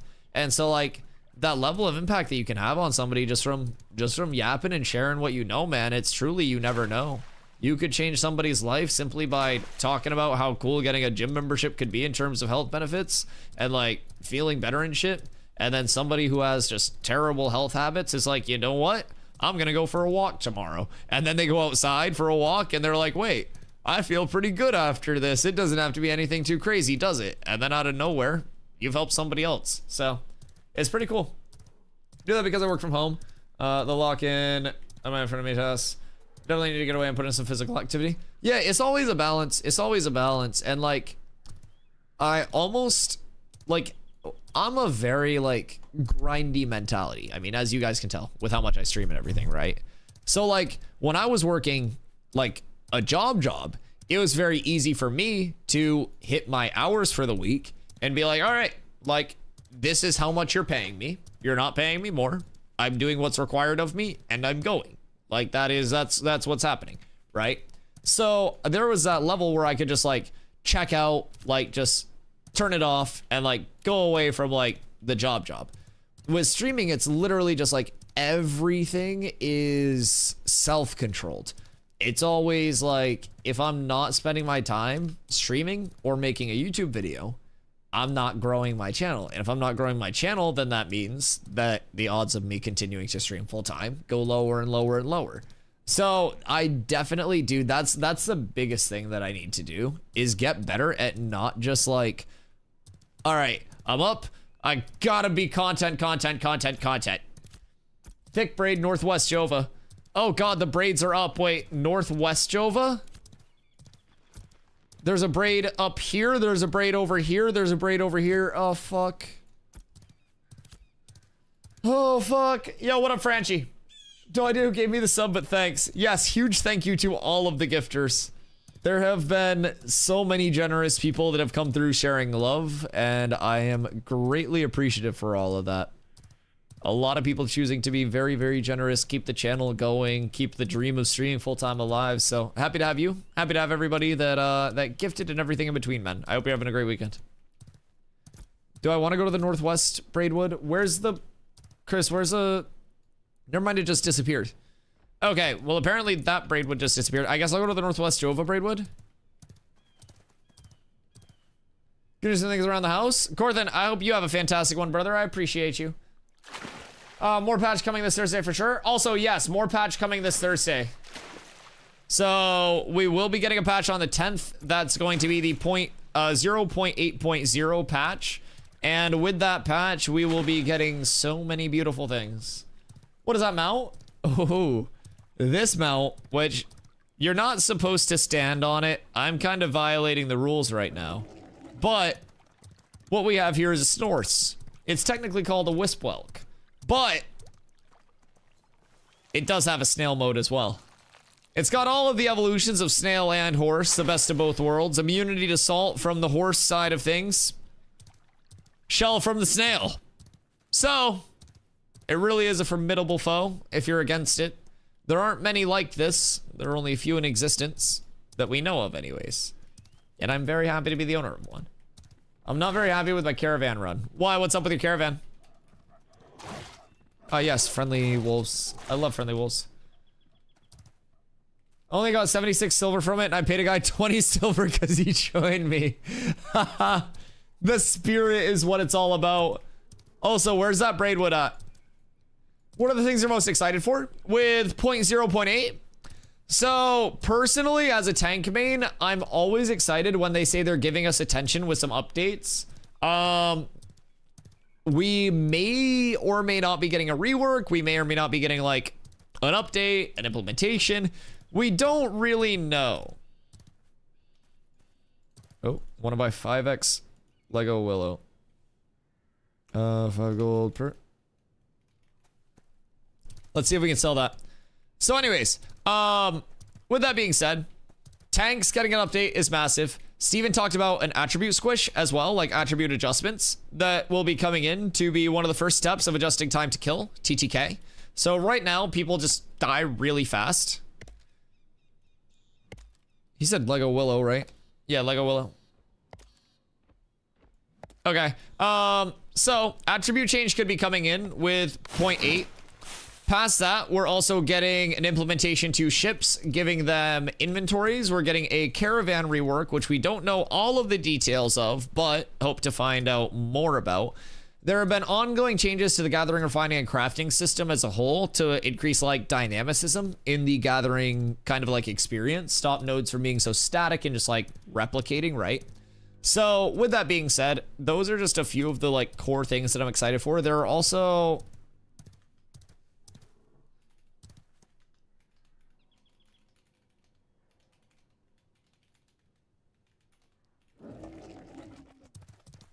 Yeah, I sell toast. I sell. But yeah, there are also quite a few systems right now that have ongoing implementation, from node sieges to shit, even like guild versus guild wars and node versus node wars. So I'm excited to just continue to receive like more implementations to those too. But really, the tank rework, the attribute squish are a couple of the things, or the attribute rework are a couple of the things that I'm like hyped up for the most. Going to Winstead now. Am I getting scammed at 5 gold per for my Willow? I mean, I know it's like, it could be 6, but 5's fine. 5's fine. I sold the pocket 4.5, and he wouldn't scam me. Big dogs, they're friendly. Very friendly. North of Jova Node by the road next to the waters. North of Jova Road by the node next to the waters. Over here? Braidwood's still over here. Okay, hold on. I gotta go grab the Jova one. I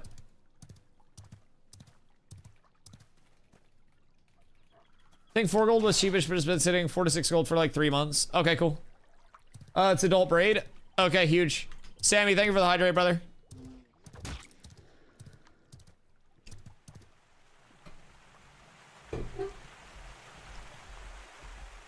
Okay. So, this is adult too. Okay, I'm on my way. Is this game ever gonna release? Yeah, about 2.5 years probably. Right now, we're in Alpha 2 Phase 2. We're going to Alpha 2 Phase 3 on May 1st, which is the final phase of the alpha. Past that, we have 2 shorter betas, and then we are into our launch. Any of the playtest packs also get you access the entire development process, so you don't have to worry about like, sorry to burp. If something is delayed, you don't really have to worry about not being able to play it the entire time or anything like that, because if you do get into the alpha testing, then you're there the entire time. So release in 2027. There's not like a set release, but popular consensus is like late 2027, early 2028 based on timelines and shit. Where does that go? Wait, what? Oh wait, is that the Ursine Cave area?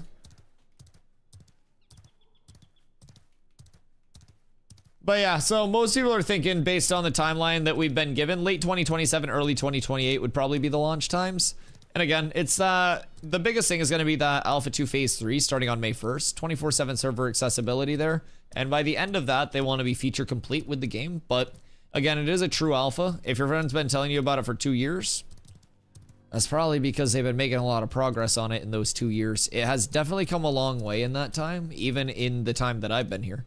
I've had my access since January of 2024. So massive developments have been made. Even past that, like looking further back, they even switched the project from Unreal Engine 4 to Unreal Engine 5, which is a huge kind of like setback. So yeah, good developments have been made. We are in a process right now where we're getting just a ton of updates too. Very, very, very rapid cadence, big expansions, big updates, meaningful updates, a lot of systems being implemented. So yeah, it's a fun time to be in Ashes, personally. I enjoy it a lot. Playtesting isn't always going to be something that's for everyone across the board. But the good news is, if Ashes does already as a concept seem good, it's in the worst state now that it's ever going to be in, and it's only getting better. So if you've been looking at it for a couple of years with some excitement, it is playable. It's actually very fucking fun, I won't lie. I play about 10 hours a day most days. I started stream late today because family Easter. But yeah, I will say it's real fun in my opinion. It's not perfect. It's far from perfect. It's a true playtesting phase, but yeah, it's real good. Also, someone asked about leveling and if it's just mob grinding. So the most efficient way to level in Ashes, if you're looking to exclusively just min-max XP 1 to max level, is going to be static-based group mob grinding, yes. Because respawns in Ashes are faster than a lot of games will be, right? And with that being said, that's the emphasis on open world. So with that static-based, like, or static group-based mob grind, you're able to just kill mobs over and over and over again without having to move around the map. The map is going to be absolutely massive on launch. You're looking at 1,200 square kilometers overworld, 800 square kilometers underworld. And so, like, the actual travel throughout the map through questing just lowers your XP per hour output by, you know, a good amount because of the travel. But with that being said, you do have the level of, like, even though it might be slightly less efficient, if you want to quest, questing is there. Questing right now is not finished. It is still receiving plenty of implementations, plenty of patches, passes, everything like that. And it will continue to improve, but I definitely don't think it's going to be at a spot where it's ever like one-to-one the same as, oh, hello. One-to-one the same as mob grinding. It's meant to be a very like social game where you're taking part in, you know, multiplayer groups, multiplayer communities and things like that. So you will always have the most efficient route being that group-based play, but questing will continue to improve, that's for sure. Much more than it is now. You can still quest, you can still change it up in terms of like how you're getting to 25, but what up, Camo? Social activities in an MMO? I know, dude, fuck people, right? And like not in the way of like fuck people, but like fuck people, right? Hope you've been well, dude. Just started playing the other day, tried the cleric, and it feels more to me like the paladin. Anyway, if you don't mind, do you have any guide on how to choose professions or any tips on how to choose? Overall, I would say a lot of where you'll shape up your professions will be based on community if you do settle into a community role. Like us, for example. We have 4 guilds right now, more people just kicking around as strays, waiting for fresh starts. So we're gonna have our like core crafters for each of the major crafts. Then throughout that, we'll have people who are refiners and gatherers who are supplying the crafters with the mats that they need and keeping like that entire chain going. So Ashes is really built around like the full community taking part in the process. You can't even as a singular player like do every type of crafting. So you have to specialize as you go up in tiers in fewer numbers, like fewer actual like types of crafts. That's okay, Chris. Thank you for the heads up, by the way. So with that being said, I would definitely recommend if you're just a solo player looking to start out early on, lumberjacking and lumber milling can be a really easy way to make money. All you have to do is have lumberjacking at level 1 and you have to promote your lumber milling to apprentice at level 10. And then every 250 oak or ash that you get gives you 1.2 gold as a net after you refine it. So you refine it first into timber and then you refine it again into beams or planks. And from there you vendor it and common rarity just makes you money while you level. So it's a nice little passive money maker. That'll be a nice little trickle in. So it's not gonna be like, you know, a breadwinner or anything like that, but it'll definitely be a nice trickle in. So I would recommend starting with that as something to check out and kind of like experiment with the refining system, get familiar with, you know, just the systems themselves. And then from there, diversify and like, oh, okay, this makes this gear. I would love this. Then you can kind of specialize a little bit more, but communities will have a lot of crafters within them already too. And in Ashes, it's very important to have that community. Do you know if there's any balancing of artisan attributes coming soon? Tanning and hunting leveling. I haven't heard anything about direct XP scaling to like the artisan skills, like the lifestyle skills at the moment. I think their big focus has been on kind of like the class rework, not the class rework, but just kind of like the tank rework, the new systems coming in and stuff, like shit like that. But I'll keep my eyes peeled. What do you think is kind of going on with hunting and stuff? Is it particularly, you said tanning and hunting leveling? Do you think like those in particular are rough because of fewer spawns throughout? Because I know like lumberjacking, obviously, if you had this many huntable creatures throughout the world, like hunting would be easy as fuck. So yeah. What do you think? You think it's just a little bit slow to level that? Thank you for the advice. Yeah, of course, dude. Good question. Good question. I am more than happy to answer any single question that I can to the best of my ability. I am in the spot that I'm in because of my community, and I am very happy to pass on anything else that I know. There was just a goblin that was somersaulting through the air. Weird times in Vera. Happy to be here, though. I've been on Albion. Interesting. I think Arrow's been playing Albion, right? Mr. Lee? Hope that's been fun, though. Here we go. How's Ash shooting you? Oh, Ash is amazing. Ash is amazing, dude. Legitimately, like, S tier, like, dream too good to be true scenario level of MMO for me, honestly. It checks every box that I, as a content creator and an MMO player, like, want. And I am insanely surprised at how much fun I continue to have every single day. Like right now, I'm running around and guildies are finding these braidwood trees for me because they're the like highest tier of tree that we can get right now. And I'm running over to them, just trying to chop them down and get anything other than that common. Good try, guys. Thank you. I appreciate you all. So, like, I'm just running around hitting trees, getting fed the location of trees. And because of how expensive these trees can be, if you get super high rarity like legendary, it's incredibly worth doing. So, dude, it's just been so fun. Like, the community support has been off the charts. Legitimately, the best support-wise, like, that the channel has ever received. Just everything's great with Ashes, man. We've got 2, like, kind of mid-sized patches coming in. Then we have 0.10, which is the Alpha 2 Phase 3 patch. And that gives us 24/7 server accessibility. No more Tuesday, Wednesday downtime. Dude, just so much. I think it's actually insane, like, how far it's coming and, like, how consistently it's happening. So, I'm super excited. I think not only, like, the channel will continue to grow, but, like, Ashes as a whole will continue to grow, and it'll bring more and more people into the playtest, into the game, into everything. So, I've been super excited, man. Everything's been great. And I think there's such a future over here as well. I think Ashes will be set up for a very, like, long-term stay. Support these nuts in your mouth. Well, I kind of wanted a large meal. I hate you, Kenko. You short and stupid. How is your Dr. Stone? Did you binge all of it?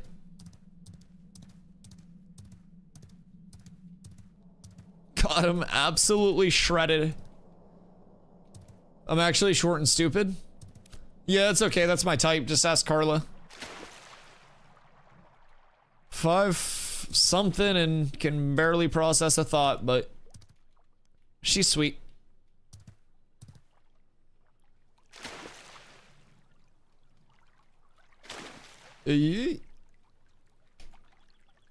That's wild. She knows her role. I just finished season 1. How many seasons are there right now? Carla and I gotta watch some Severance tonight, I think.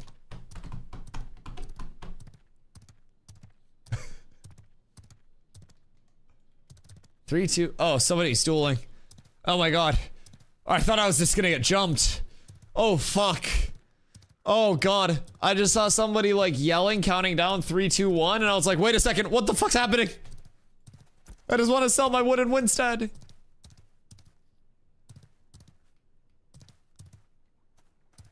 Four, I believe, but it's not finished yet. Oh, and you've been... Oh, wait. How long is each episode? How many episodes did you watch today?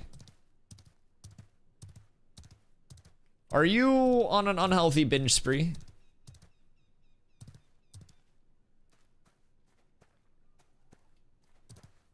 The 4th one is on emission. Wait, what's that mean? Is that like when you're watching it live? I believe I watched 24 episodes today. What? Hey, Pock, I appreciate you, brother. I hope you sleep well. I will catch you tomorrow. I'm on it too tomorrow. I don't have anywhere to run and hide to, so it'll be nice. 20 minutes each? Okay. So that's still like 480 hours. So that's 8 hours. Without any breaks or anything like that. Have you been walking around, or have you just been watching 8 hours straight of Dr. Stone?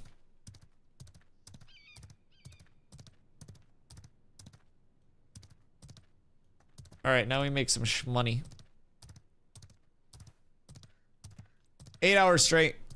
Brother, you should do some stretches, like some high knees or some shit. I won't even lie.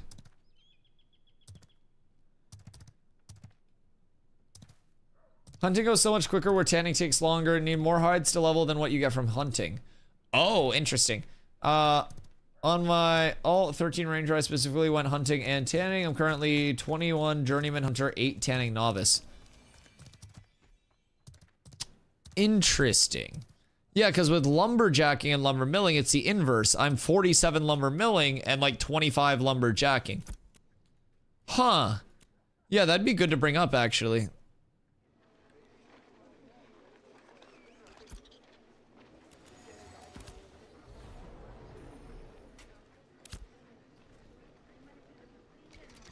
Party, toast, Oh, toast. Hey.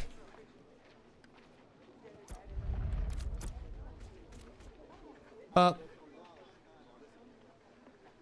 Huge. Eh. Boys, we're up. I'm not broke anymore.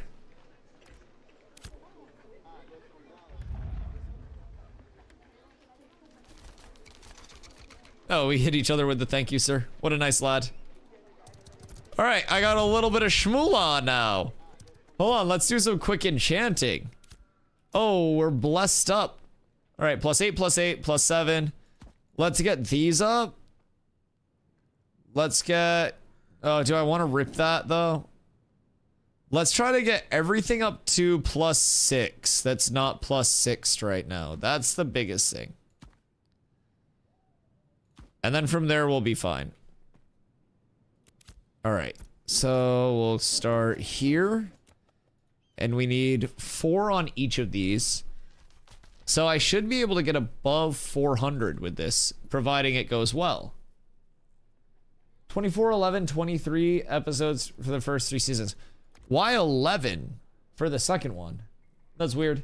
Kind of like on my main 30, lumber milling 30, carpentry 12. I just break 2 of those in a row. Jesus Christ. Yeah, lumber milling goes really fast. Lumber milling goes really fast. I would definitely say that that's worth bringing up. I hope I don't, like, just full brick this. I want to get these up to +8. God fucking damn it. Alright, maybe I really do start +6ing everything to start, and then I'll go +8 once everything's +6. Dude, I'm cursed. I'm the worst fucking enchanter in history. What do you mean? I've already spent like 6 scrolls on this. What? There's no fucking way. There's literally no way. There's no fucking shot.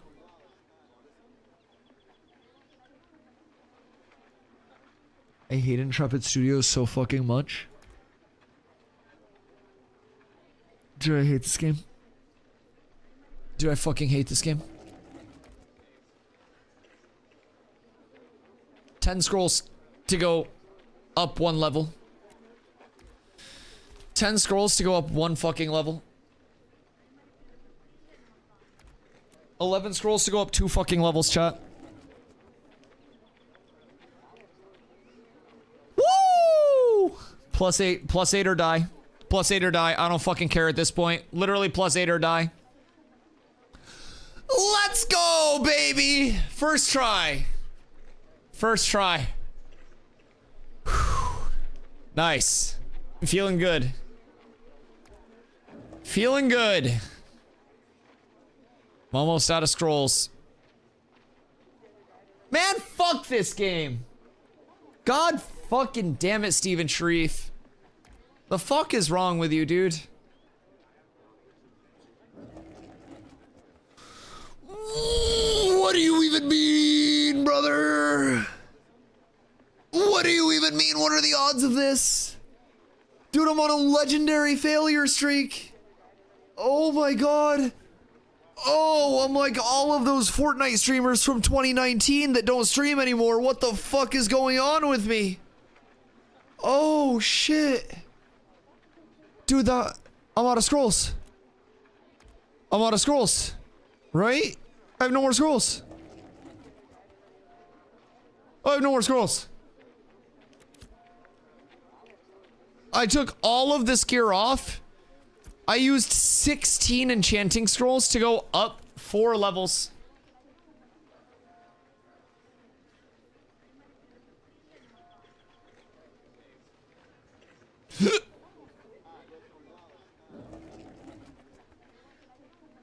Man, fuck this game.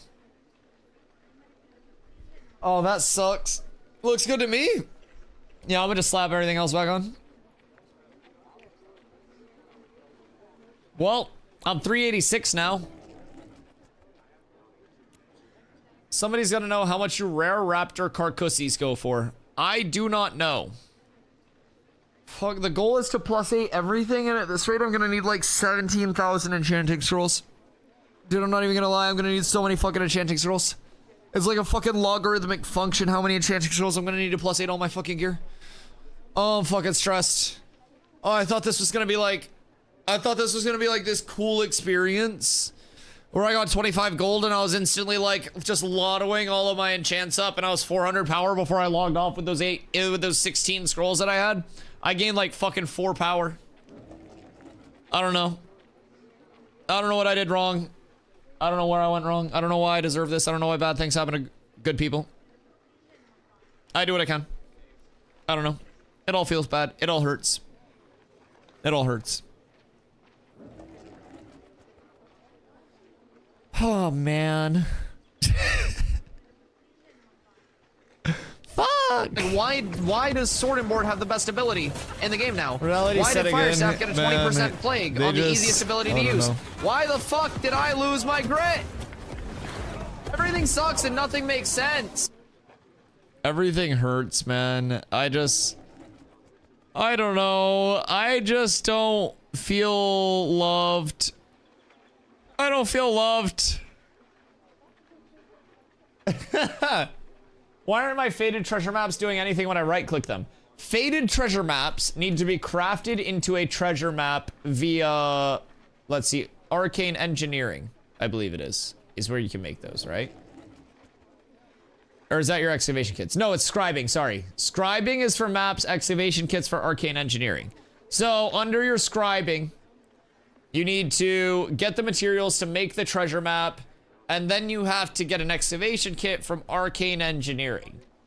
So it's a little bit of a process to actually like fully craft it, right? But yeah, scribing is how you'll get it. What does arcane engineering? It's the excavation kit. Have you seen a steel energy focus recipe? I don't think so, but if you remind me tomorrow, I'll check. I will absolutely check tomorrow. The fuck has to do arcane engineering with maps? Listen, man. So useless to me. I got a heroic and a rare here if you want them. I'll teach you how to craft on them. It's not too hard. We can go through it tomorrow because I have some on my rogue that I can make up as well. So yeah. Let me know when you're here tomorrow. I'll show you how to craft on them because they can be fun. You can make them and then you can go do them. It's a pretty simple process once you understand it. You just got to get all the stuff for it. All right, boys. So today, we're going to go raid Mr. After Hours. I know it's like the shortest stream that I've thrown out in literally a year at 6 hours and 40 minutes. I'm very sorry to disappoint you all, to make you all so sad. I will be back for a full 10+ hour banger tomorrow with you. I'll be live by 2 p.m. EST. I know, blame my family. The good news is Easter, I'll actually be here. So that'll be 420, so surely that'll be a fun time. You're not the same as you used to be. I know, I really lost what made me different. That grind set mindset. I woke up so early. Dude, I woke up so early today. I'm so eepy. Alright, boys. I'm gonna go get some food. I'll be back tomorrow. Big banger stream. Surely enchanting stuff at the start of stream. Making some more shmoolah. Hopefully not missing any enchants. 2 p.m. EST. Be here or don't. But I'd prefer it if you guys were here. I love y'all. I appreciate y'all. Peace.